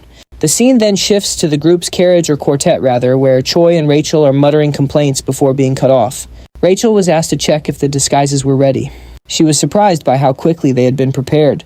Looking at Choi, she took in his newly dyed, cool-toned red hair, sized it up, and told him not to mess things up. Abelson then appeared, announcing she had finished her disguise as well and asking what everyone thought. Choi had a typically over-the-top reaction, his eyes nearly popping out of his head as he declared Abelson looked stunning, like a princess from a fairy tale. Abelson laughed, thanking him for the compliment, and replied that while she might not be from a fairy tale, she really was a princess from Marriott. Choi was quickly brought back down to earth. F was shocked that Choi hadn't connected Abelson's surname to the kingdom, which just so happened to be their destination. Rachel admitted she wanted to defend Choi, but he was being way too dense this time. Choi then leaned toward Abelson, apologizing for not realizing sooner she was a princess. She assured him it was fine, and asked him to keep treating her like he always had. Choi muttered that being Korean gave him a kind of servant's mindset. He then realized that as a princess, Abelson must have some pull in Marriott. Abelson said she wasn't sure, explaining she'd already talked to F about it, but she hoped to avoid revealing her identity, or even going back if possible. Surprised, Choi asked why, only to get a smack on the head from F, who called him an idiot, an insult. Rachel was quick to second. F explained that one of the continent's greatest empires was hunting Choi, and Abelson had no intention of letting anyone else get hurt because of her. Abelson added that it wasn't as if she would never go back, but if things got dire, she would have to find a way to ask for help because they were still her family. The scene then jumped back to the battlefield where Hemis and the heroes had clashed. A sharp crack echoed through the stones as a dark aura began to rise from within the ruins. It was unclear whether this was a good sign or a bad one. Now in human territory, the trio continues their journey deeper into the forest. A worried Choi checks his system again, puzzled that it isn't working. Rachel notices his concern and asks him what's wrong. Choi explains that strangely, the hero system stopped working the moment they entered human territory. The only thing it shows now is a screen full of glitches and garbled text. Rachel is skeptical, saying the system is far too advanced to just break down like that. Choi says he's been feeling something strange for a while now, like someone is watching his every move and throwing obstacles in his path in real time. Rachel points out that since she can't see the system herself, she can't really be sure what's going on. She suggests maybe the system bugged out because they're taking a completely different path from other heroes. Choi is such an anomaly that the system just couldn't handle it. In other words, a depraved user of demonic energy working against humans. Choi fixates on the word depraved, noting that Rachel really doesn't pull her punches. Rachel concludes that since she hasn't received any orders to abandon Choi and return it, might just mean he's doing a good job, despite everything. F, overhearing them, interrupts the two chatterboxes and tells them to be quiet. He warns them that they're getting close to the village nearest the borderlands, Kiren Village Kingdom of Marriott Viscountcy of Endif. Ablison gets curious and asks if this is his first time setting foot in a human village. The hero confirms it is, mentioning that thanks to a certain someone, his journey started in a pretty weird place, but he finally got a proper chance to be a hero. Hearing this, Ablison points out that he's probably in for a disappointment, since his first experience in human territory will be in a place that's far from wonderful. Just then, some guards approach the group asking for identification, and F promptly complies, describing them as 3 mercenaries looking for paid work. Choi is surprised to hear their cover story, especially since they're right on the demon border. F brushes off his surprise, saying that the reason will be obvious once he sees where they're headed. Up ahead is a disaster scene with people living in misery and ruins. As she takes it all in, Rachel steps forward and spots some posters on a notice board. The poster is a real downer, stating that the region is suffering from taxes, endless labor, more taxes, even more taxes, and, oh yeah, just a few more taxes. Ablison takes in the information with a heavy heart, especially because this region belongs to her family. F notices Ablison's reaction and asks why she looks so embarrassed, telling her to be honest. When Ablison hesitates, he ironically explains it himself, saying that the imperial family is exploiting the people here, squeezing every last drop out of them under the excuse of an impending war. He adds that this isn't just a problem in the Marriott Empire. He knows it happens in other empires too, having learned about it during his time as a cardinal. It is a common tactic for rulers in Garden to exploit their people by stirring up the fear of war, all while lining their own pockets. Ablison listens to his explanation, unable to believe the path the kingdoms are taking. Later, Ablison is sitting under the statue of a knight, reflecting on the grim reality these people face. The saint's thoughts are interrupted when someone calls out her name. It's Choi, and his sudden appearance startles Ablison, who asks where F and Rachel are. Choi sits down next to the saint and asks how she's feeling. Ablison answers honestly that her mood hasn't improved one bit and that she actually feels angry. Choi tries to lighten the mood, joking that she has every right to be after hearing all those terrible things. But Ablison clarifies that her anger isn't directed at F, but at herself. She wishes she could have argued or said something to defend the Empire, but it was impossible. Nothing she could say would be able to justify what Garden has been doing to its people.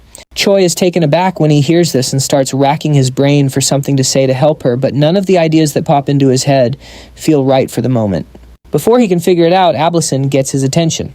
Panicking that he might have said something wrong, he immediately starts apologizing, even though he hasn't said a word, which just leaves Ablison confused. Choi then realizes he's not in trouble, while Ablison is equally frozen by the awkward confusion. The saint then breaks the silence with a smile, explaining that she remembered an old story and thought it would be interesting to share it with him. Ablison then begins her tale about a legendary hero from Keaton, which, despite looking like a humble village, now once saw an age of glory. The hero's name was Lofer Dozer, and his legend dates back centuries to a time when warriors who fought bravely in the war against the demons began to be called heroes and legends. Lofer was the greatest hero of his era. His fame spread far beyond Marriott and across the entire continent.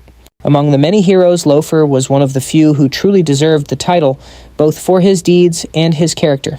He was a flawless warrior, a patriot who loved his homeland, respected the weak, and was filled with compassion. But all things must come to an end, and Lofer's life did as well, tragically at the premature age of 37, to the great sorrow of everyone in Keaton. Choi asks if there was a reason he died so young and in this specific town. Ablison continues the story, explaining that a year before the war ended, the demons' offensive suddenly intensified, likely as a final, desperate push. The imperial family of Marriott ordered Lofer to abandon Keaton and retreat, an order that did not sit well with him. As a result, for the first time ever, the hero defied an imperial command. He stood firm on the principle that his people must be protected by the nation, and for that reason, he would not allow Khitan to be abandoned. After his declaration, Loafer charged into battle, single-handedly repelling the demon assault.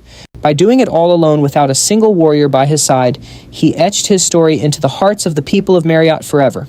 Choi feels the weight of the story and carefully commits the hero's name to memory. Ablison then wonders aloud what Loafer's reaction would be if he were alive today to see the state his people are in now. A few moments later, night falls. As the two strolled through the streets, Ablison thanked Choi for his company, admitting she felt much more relieved thanks to him. Choi brushes it off, saying there's no need to thank him, since all he did was listen to her story. Ablison explains that just having him there was comforting enough. It seems like a romantic mood was starting to brew between them. But just then, a scream shatters the moment. Two guys burst out of an alley, totally freaking out and yelling for someone to call the guards about a dead body. Choi immediately rushes over to check. The situation telling Ablison to stay alert. He quickly realizes this isn't just some random incident. This wasn't just any corpse. The blood around it was pooled in a bizarre pattern. A worried Ablison approaches, but Choi reassures her, saying the guards will be there any minute and the danger has passed. However, he admits something feels off and asks Ablison to come take a closer look to confirm his suspicions. Ablison walks over, asking what exactly he wants her to examine. Choi points out a smell that's way too strong for a fresh corpse, plus a strange magic circle drawn around the body. Since he's no magic expert, he knows Ablison is the one who can figure this out. As the saint gets closer, she suddenly yells a warning. Choi, be careful. Behind you, right behind the hero, a zombie-like creature is lunging for a surprise attack. Choi reacts instantly, shoving the creature off and putting some distance between them, trying to figure out what the heck is going on. Ablison springs into action too, rushing forward. To protect Choi, the saint lands a solid blow on the monster's head, instantly incapacitating it. Completely shaken, Choi asks what in the world just happened, wondering if that person was even really dead. The saint explains it's an undead created using necromancy, a dark magic that demons use to control the dead. She says that some demons supposedly used this magic during the war, but this is the first time she's ever seen an undead in person. Choi then jokes that it's just like something out of a zombie movie or TV series and asks if you can get infected from a bite. Ablison admits she's not sure since there are no records of that happening. Still, getting bitten by an undead can't be good, so it's best to be cautious. Their conversation gets cut short when the town guards show up to see what all the commotion is about. Spotting Choi and Ablison, the guards immediately notice they aren't locals and ask what they're doing there. Ablison starts to answer, but Choi steps in and explains they're mercenaries who came to town looking for work. The guards talk amongst themselves, figuring they could be telling the truth, with one of them commenting that the pair definitely look the part. The guard asks the hero to show his mercenary insignia, and Choi promptly complies. After checking it over, the man confirms their story and asks them to come with him. A little later, once things have settled down, Choi explains to Freeze what happened, including how he accepted a request as a mercenary. Freeze is immediately annoyed, fussing about them running around town spreading rumors that they are mercenaries and taking on random jobs. She complains that at this rate, Choi might actually become a mercenary for real. Soon after, a man named Edmar shows up looking for the supposedly incredible mercenaries the guild told him about. This description leaves Choi and Ablison looking a little confused, making the man doubt if they really live up to the hype. To keep up appearances, Choi declares that they are in fact legendary mercenaries, and that people are fortunate just to live in the same era as them. After his little boast, he silently apologizes to the saint, figuring it was the best way to keep their real identities a secret. He then gets down to business, explaining the guild told them to handle the matter as quickly as possible, though he seems to be complaining that they have to do it at all. The saint, meanwhile, is completely mortified and silently prays for forgiveness for her companion's blatant lies. Edmar says that now that he has confirmed their identities as mercenaries, he'll get straight to the point. Choi then summarizes the situation. According to the village, chief residents have been vanishing one by one over the last few months. The strange part is, these aren't just cases of people packing up and leaving because life got too hard. Shortly after each disappearance, a body always turns up on the outskirts of the village.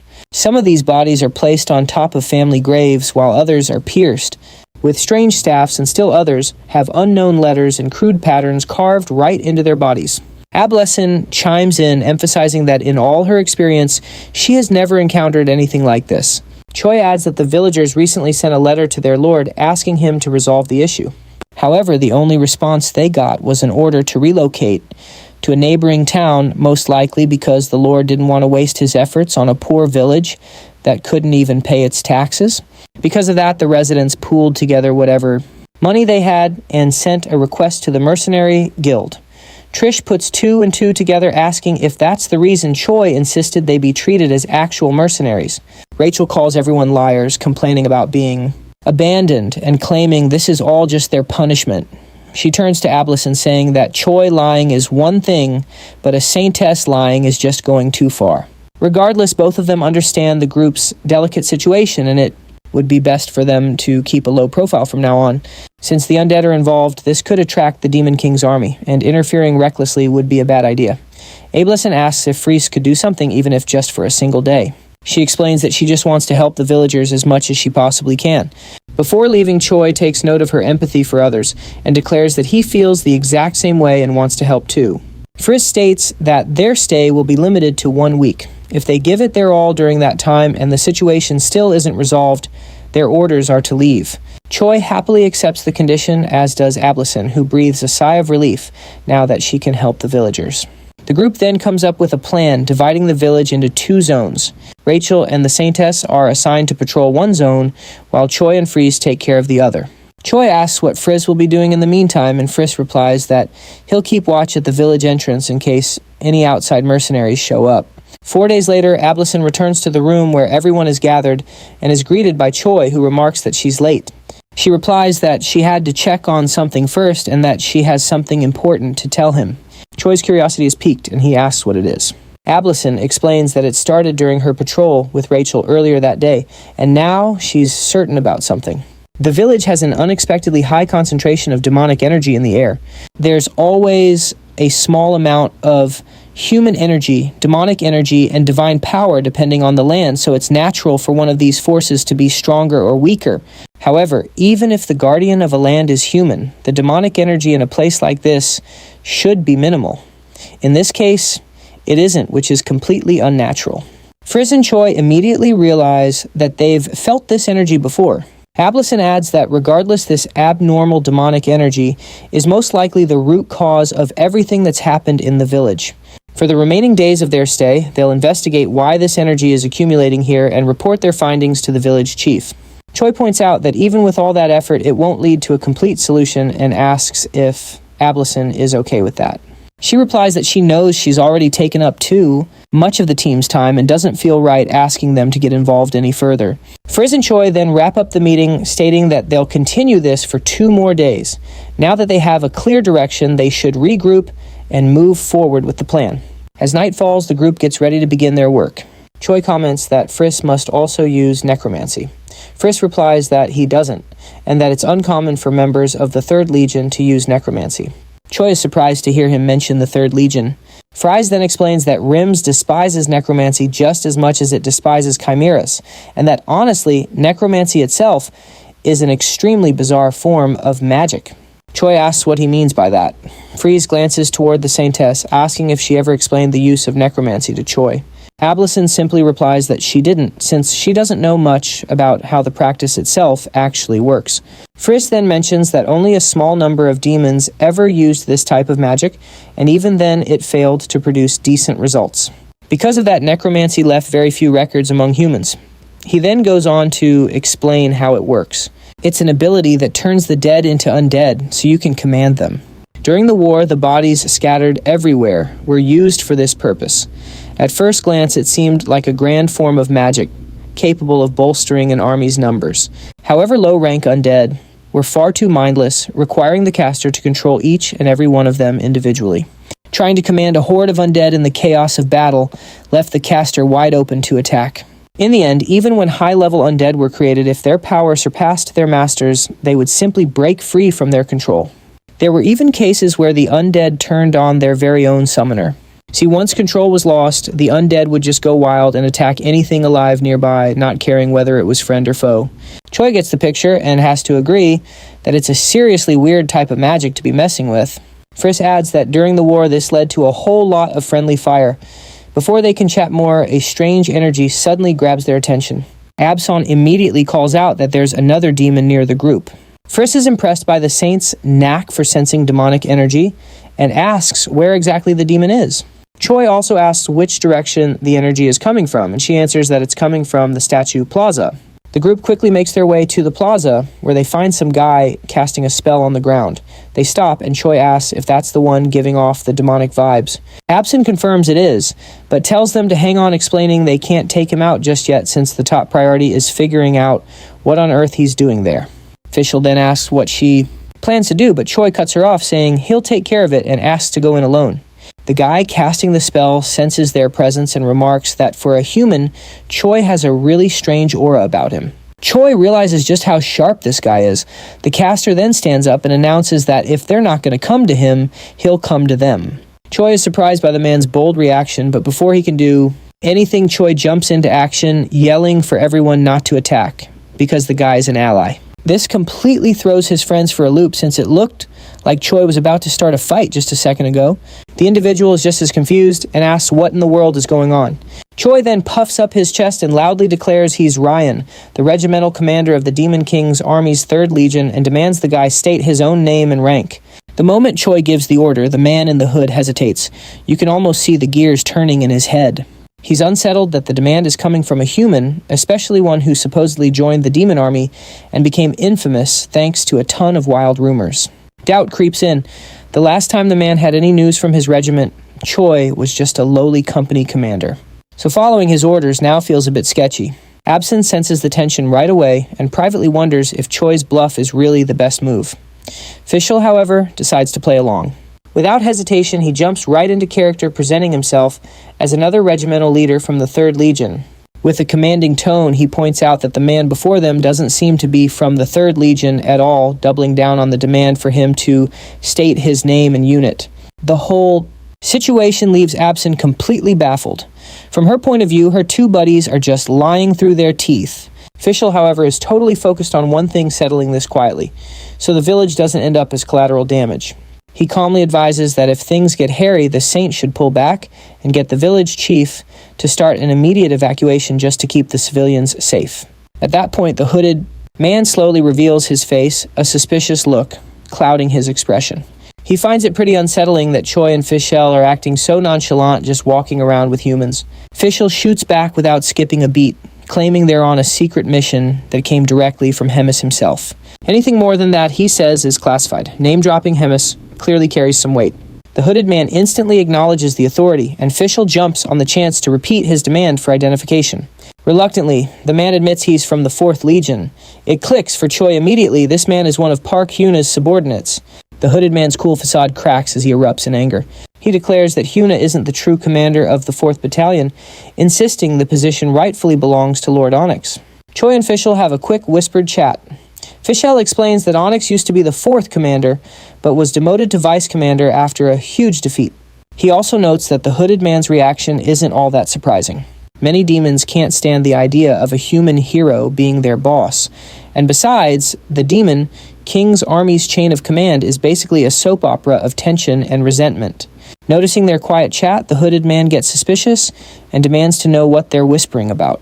Choi just shrugs it off, telling the guy it's nothing for him to worry about. Switching gears. Choi brings up the guy's earlier comment that when he last checked in, Choi was still just a commander. That little detail hints that the man has been away from home for a very long time. Seeing an opening, Choi softens his voice and offers some sympathy, suggesting that a lot of time must have passed and the guy has probably been through a lot. Fischl totally gets it, adding that solo missions are rough and that he knows what it's like to have to handle things all by yourself. The hooded guy's defenses start to crumble.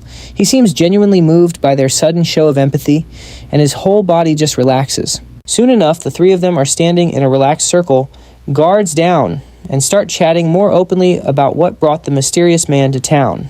The hooded man still seems a little hesitant, carefully choosing his words like he's not sure if talking is worth the risk.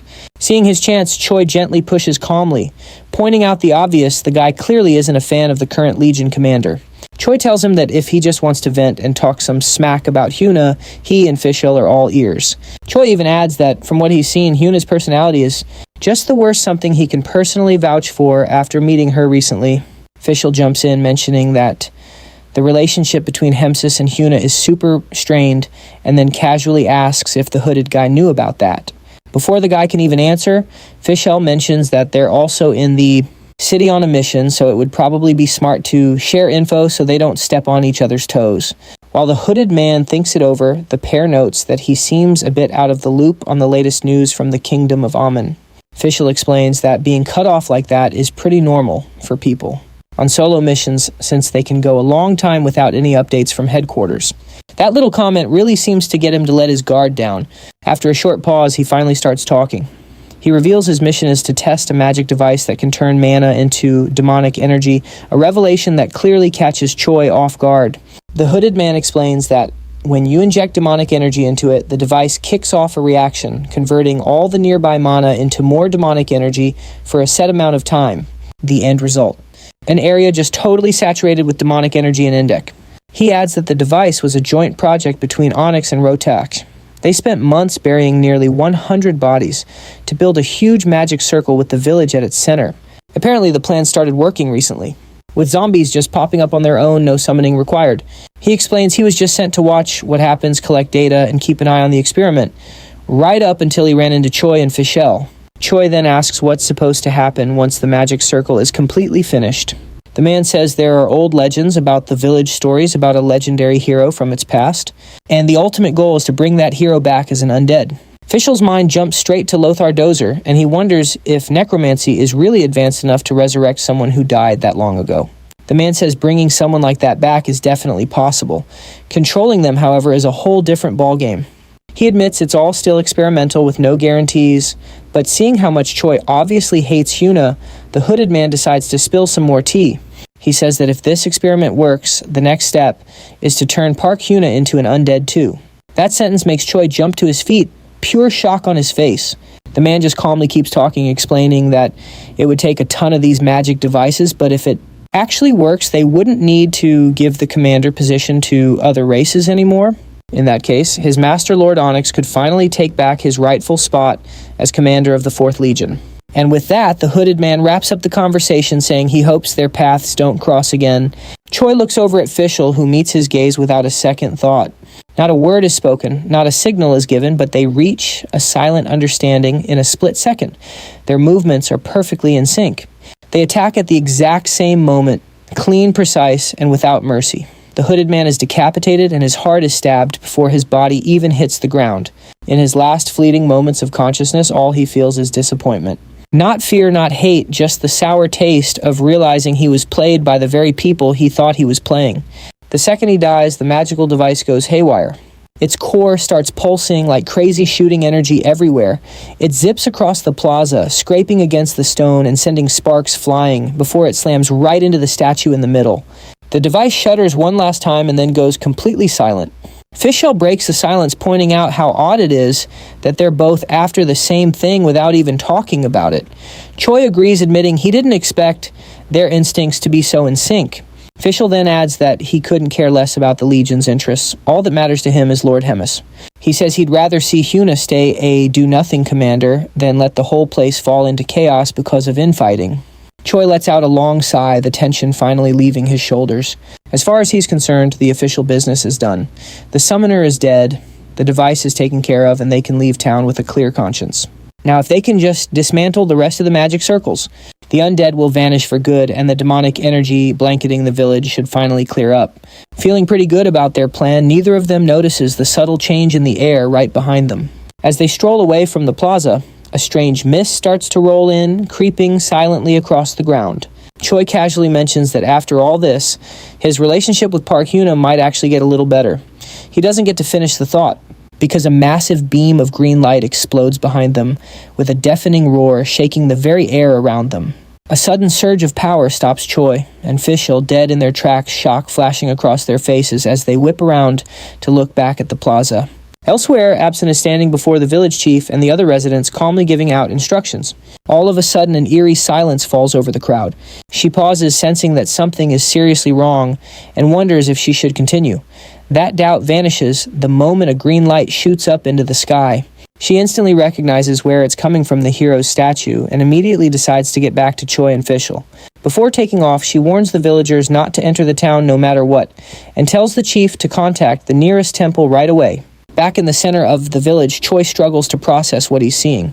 The summoner is dead, he's sure of it, and yet the ritual is still going as the dense mist slowly starts to clear. Fischl squints, noticing a shape forming in the middle of it all. There's something standing there solid and without a doubt real.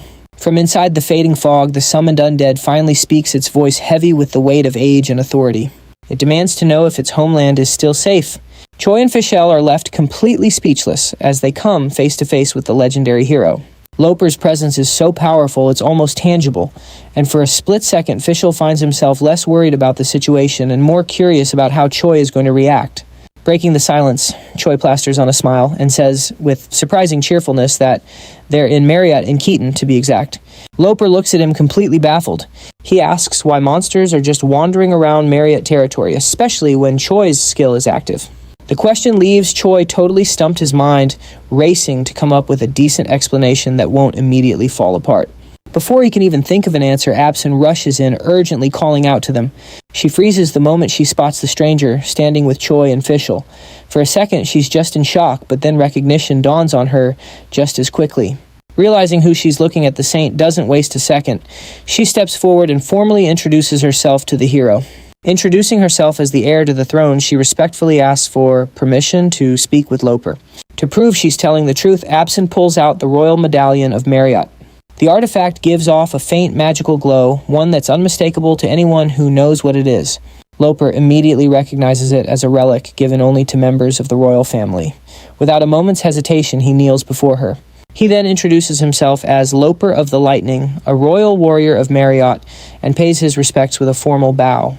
Choi, looking both relieved and pleasantly surprised, quietly tells Fischl that things are going way better than he expected. He points out that Loper seems totally sane and in one piece, with none of the usual instability or decay you'd expect from an undead. Fischl, just as surprised, comments that necromancy is still a field with a lot of unknowns and speculates that Loper's legendary status might be the reason for this unusual result. Meanwhile, Loper calmly asks what happened while he was dead, and why the princess is now traveling with demons. Fischl studies the hero's calm posture quietly, wondering how he's taking all this shocking news so well. Absin gives him a short answer, explaining that it's a long story. She then asks Choi and Fischl to head back to the hotel and start getting ready to leave the village. As they walk, she assures Loper she'll explain everything in detail on the way. A little later, while the group is talking, Loper can't help but think that the world changed way too fast after he died. Choi asks if he's really sure about coming with them. Loper replies that he swore an oath to the royal family ages ago, and since he trusts Absin is doing what's best for Marriott, he's going to follow her lead. Choi pushes back, pointing out that Loper's oath is ancient history. Everyone from that time is long gone, so there's no one left he's obligated to protect. Loper listens carefully, completely unfazed, before answering that, more than anything, he fights to keep Marriott a great place to live. As he says this, memories of his family bubble up, especially of his daughter. He remembers she was a determined kid with a fiery spirit, a lot like he was in his later years. He recalls her running through the kingdom, proudly telling everyone that her dad was the greatest warrior in the land. Her biggest dream was to become the best tailor in all of Marriott, but considering how much time has passed, she surely left this world by now. Even so, Loper is positive that his daughter grew up to be someone who was deeply loved. That belief alone is what fuels his determination. His goal isn't about glory or fame anymore, it's about protecting everything she once loved, even in a world that has moved on without him. Absin is visibly shocked to hear that Loper had a daughter. She listens intently when he tells her the girl's name was Rosa Todo. Loper's voice softens as he adds that Rosa probably changed her last name to Crossell after his death, since she would have been raised by her mother's family. Hearing that Absin points out that the current royal commander has the last name Crossell, Loper just dismisses it with a shake of his head, calling it a coincidence. Crossell isn't a common name, but after so many decades have passed, he finds it impossible that any of his grandchildren could still be around. Abson gently counters, remembering that as a kid she heard stories that the commander's mother was a tailor and that the commander himself is a whiz with knitting needles. She also adds that he's known as the second legend of Marriott. And legends, she reminds him, don't age like normal people, given that there's a real chance a descendant of his survived Loper. Thinks it over. He replies that if the man truly is his grandson, he must be someone worthy who has honored the hero's lineage. Just the thought of it makes him a little curious. And he admits he'd like to meet a person like that someday. Nearby, Choi quietly tells Rachel he's relieved Loper didn't turn into some mindless, destructive undead. Rachel agrees, thankful they aren't stuck in some tragic plot twist where the kingdom's protector turns on his own people. Loper himself chimes in that the idea of him destroying Marriott is absolutely ridiculous. His thoughts drift back to simpler times. He remembers how much his wife loved the candy shop on the 4th block of the street across from the palace.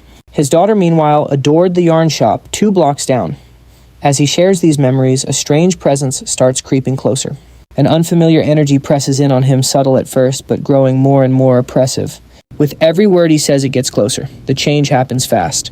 Loper's voice cracks, then breaks, completely replaced by a warped, inhuman sound. His body hunches over as if crushed by an invisible weight. He's overwhelmed by some unidentifiable force. Choi notices the change instantly and feels a surge of frustration. Deep down, he knew that relying on luck alone was never going to work. Fischel reacts immediately, taking charge and ordering everyone to get back from Loper while they figure out what's happening. The hero struggles violently against the curse, his body racked with pain. Choi asks Fischel what he thinks is going on, and Fischel grimly replies that Loper will probably attack anything that breathes in or around the village. Even worse, if they don't stop him, his instincts will drive him toward the capital, which is packed with civilians. There's only one option left to fight. They aren't strong enough to actually take down a legend, but running away is no longer an option. Her mind-made-up Abson steps forward and tells the others to run, declaring that she'll handle this herself. Fischel calmly points out that this isn't something Abson can handle alone, and that a burden like this should fall to the temple or the royal family. Still, since undead are weak against sacred power and Loper probably isn't at full strength, she might just be able to take him on directly. Choi notices that Abson's hands are trembling. She knows, just like he does, that she might not be able to stop Loper. Still, Abson steels herself and declares that her biggest motivation is protecting her kingdom as the Princess of Marriott. Choi immediately declares that he's with her and will join the fight. Fischel tries one last time to talk them out of it, but Choi argues that letting Loper destroy his own homeland would be an even greater cruelty, turning the village into a complete slaughterhouse. Realizing their minds are made up, Fischel gives up trying to change them and gets ready to fight too. With practiced ease, he gets into position, vaulting onto a nearby roof to get the high ground while Choi and Abson approach from the front. From his vantage point, Fischel keeps his eyes glued on Loper, ready to jump in the second things go south. And in that exact instant, the possession takes complete control. Whatever self-control Loper had left is shattered, and his body is completely taken over. His entire aura shifts, the very air around him warping as raw instinct crushes all reason. Almost instantly, his gaze locks onto Fischel's position up on the roof. Fischel immediately sees the danger. The hero's instincts are crystal clear, take out the support first. He braces himself for a direct attack. Loper lunges forward with terrifying speed, but just before the attack lands, Abson jumps in the way. She meets the charge head-on, planting her feet and blocking the blow with her shield as the impact echoes through the street. Wasting no time, she channels her sacred power. Radiant energy surges outward as spectral chains materialize, wrapping around Loper's limbs in an effort to restrain him. At the same moment, she gives Choi the signal. He explodes into action, closing the distance in a heartbeat and seizing the opening created by the holy restraints. In one swift, decisive motion, he grapples Loper, throws him off balance, and slams him into the ground with overwhelming force. The impact sends cracks spiderwebbing through the stone beneath them. Even as Loper hits the ground, Choi knows this is only the beginning. A legend doesn't go down that easily, and the real fight has only just begun. Choi follows up, locking his legs around Loper's body, and with every ounce of his strength smashes him into the ground again, carving a deep crater into the earth. For a brief moment, Loper lies motionless at the center of the impact zone. Choi leaps backward to create some distance landing near Abson, who stands ready with her shield and spear, her weary eyes fixed on the crater. She's trying to gauge whether the fight is finally over. Choi, still catching his breath, realizes in disbelief that even his most powerful attack didn't leave a single scratch on Loper. The camera pans to Loper's body, which is still twisted at an unnatural angle with his chin pointed toward the sky. The ground around him is completely shattered, but he remains utterly unharmed. A crimson aura begins to emanate from his body as small sparks of energy flicker in the air around him. Nearby, Fischl keeps his weapon trained on Loper, knowing that beings like him only stay down if a priest performs a purification ritual or if they're beheaded. Absin quickly assesses the situation, searching for another option. She knows she could use exorcism magic, but to make it work, she'd need enough time to concentrate fully on the incantation. The way this battle is going, she realizes she's still too inexperienced to fight and cast complex spells at the same time. High above them, a storm begins to form, spiraling into a vortex crackling with lightning. Absin looks up at the sky and instinctively raises her shield, bracing for what's coming next. Rachel, their blonde-haired, yellow-winged companion, gasps as she feels the first drops of rain. She's clearly confused by the sudden downpour. Absin's brow furrows as the water soaks her skin. This is no ordinary rain. Her gaze is immediately drawn back to Loper. One of his hands is raised in a clenched fist, and countless bolts of brilliant lightning are gathering around it. In that instant, it all clicks. Loper's title is no mere exaggeration. The name Lord of the Heavenly Thunder perfectly describes the power now manifesting before their very eyes. Loper has summoned a storm, and mighty lightning answers his call, striking down from the heavens and converging on his position. The force of the thunder surrounding him is so intense that each impact sends dust and shattered earth flying as if the very air is being torn apart by pure electricity. He is without a doubt the true Lord of the Heavenly Thunder. Loper stands firm and motionless at the center of the storm, his scarlet cloak whipping violently behind him in the furious winds. He wields two swords with absolute confidence, one with a solid cold silver blade and the other forged from lightning itself, its blue hilt pulsing with raw energy. And then a system window announces the activation of a unique transcendental authority, the Thunder Sword style known as Lightning Haste. With eyes blazing, Loper shoots forward at an incredible speed. In the blink of an eye, he crosses the distance between them, leaving trails of electricity in his wake, as he charges straight for Choi, who stands ready. Loper attacks with both swords at once. Choi reacts purely on instinct, crossing his arms in a defensive block. He's stunned by his enemy's ridiculous speed. Even staring right at him, he can barely follow the movements. Loper is moving far too fast to track. Without giving him a moment to recover, Loper reappears this time, striking from above with his lightning sword. Choi throws his right arm up, using his gauntlet as a makeshift shield to block the blow. From the rooftop of a nearby building, Fischl keeps his weapon aimed at Loper, holding the backline and cutting off any chance for Choi to retreat under the overwhelming pressure. The rain continues to pour down. On the ground, a lightning-shaped fissure has been torn open, marking the path of Loper's power. Amid the darkness, the intense, menacing red glow from his body is still clearly visible. Loper's eyes burn with pure hatred, veins bulging on his face as he charges Choi once more. This time, however, Absin plants herself in his path, gripping her spear and raising her shield to protect her comrade. Choi, positioned right behind her, senses the incoming strike and shouts a warning. Absin responds without a hint of hesitation, determined to block it.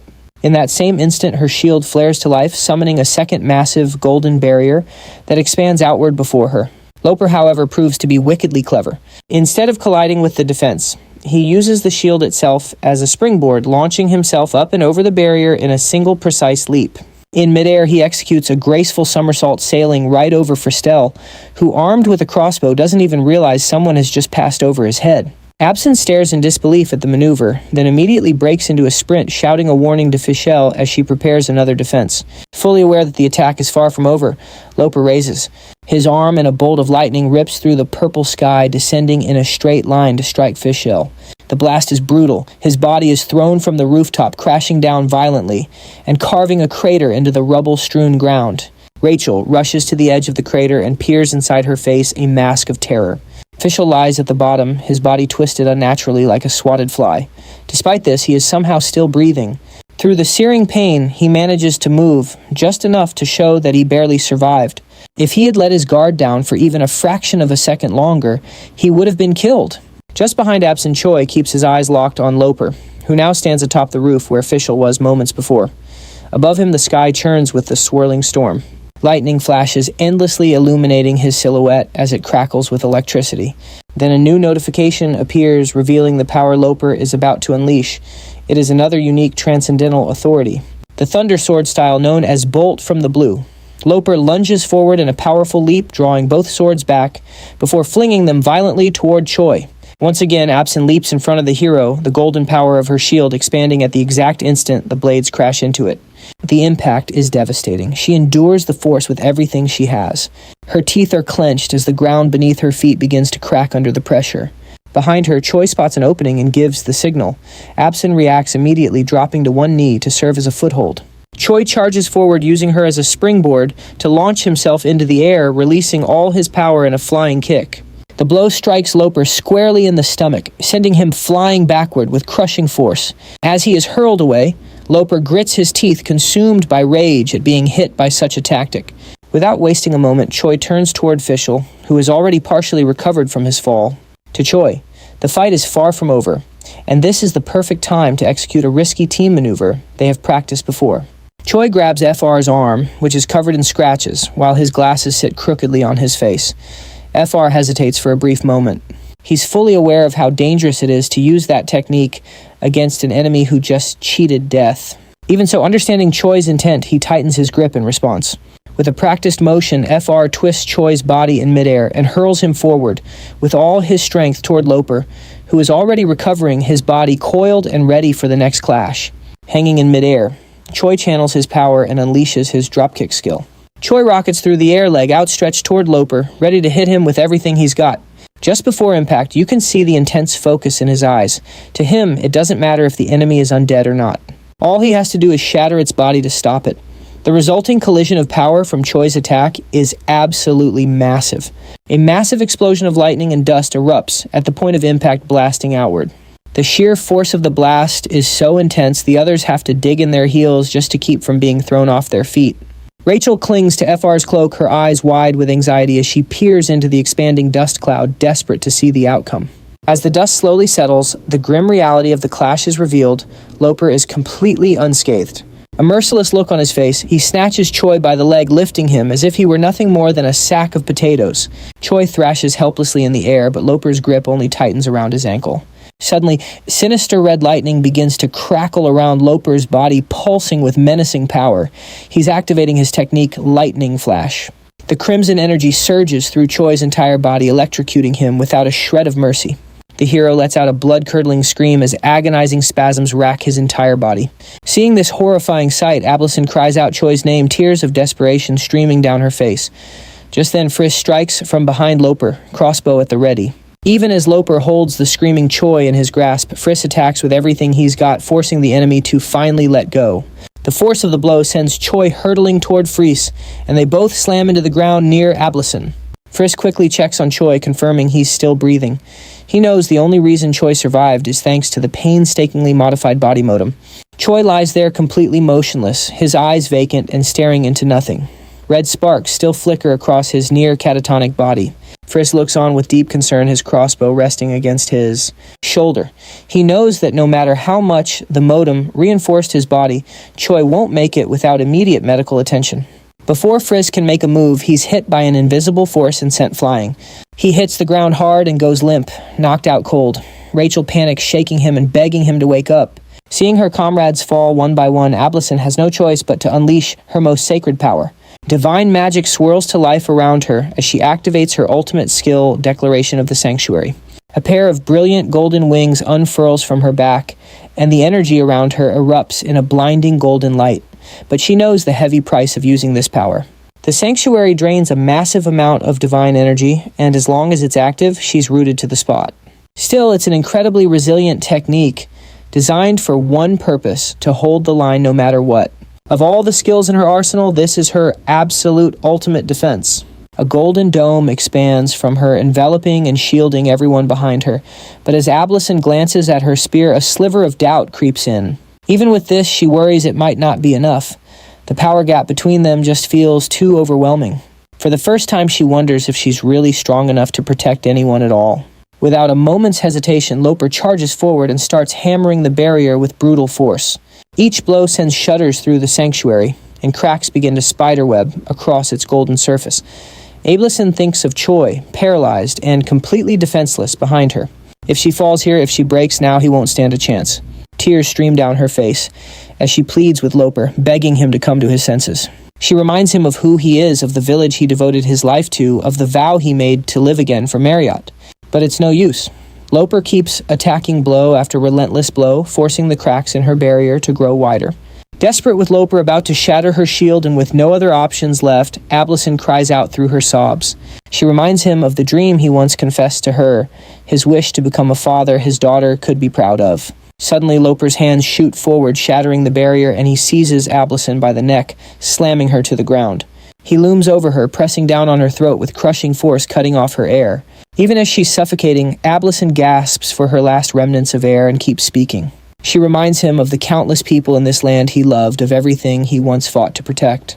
She talks about the dream he carried in his heart to make this land a better place for everyone. With painful, silent desperation, she pleads for him to wake up to see clearly again, because it's not too late. And just then, something begins to change. Fragments of memories flood Loper's mind. Images of past celebrations flash before his eyes. He sees shared laughter hands raised in gratitude. Moments where he wasn't a monster, but a savior, a symbol of hope. But the pressure on Ablyson's neck keeps increasing, and her vision starts to fade to black. She's on the brink of blacking out, tears streaming down her face as her body finally begins to give out. She still managed to convey her final sentiment, that to them, Loper was a hero. Just then, teardrops started falling onto Absyn. Her face filled with complete surprise, and for a split second, she almost believed it was just rain. A moment later, she realized it wasn't. Struggling, she lifted her hand to Loper's face and felt the wetness of his tears on her fingers. The realization dawned on her in silent disbelief. He was crying. Right as Loper was thinking how incredibly annoying the girl was, he suddenly roared at her to be quiet. Crimson lightning crackled around his body, mixing with the tears streaming down his face. Then, without a moment's hesitation, he lunged forward and plunged the silver sword right into Abson's chest-top model.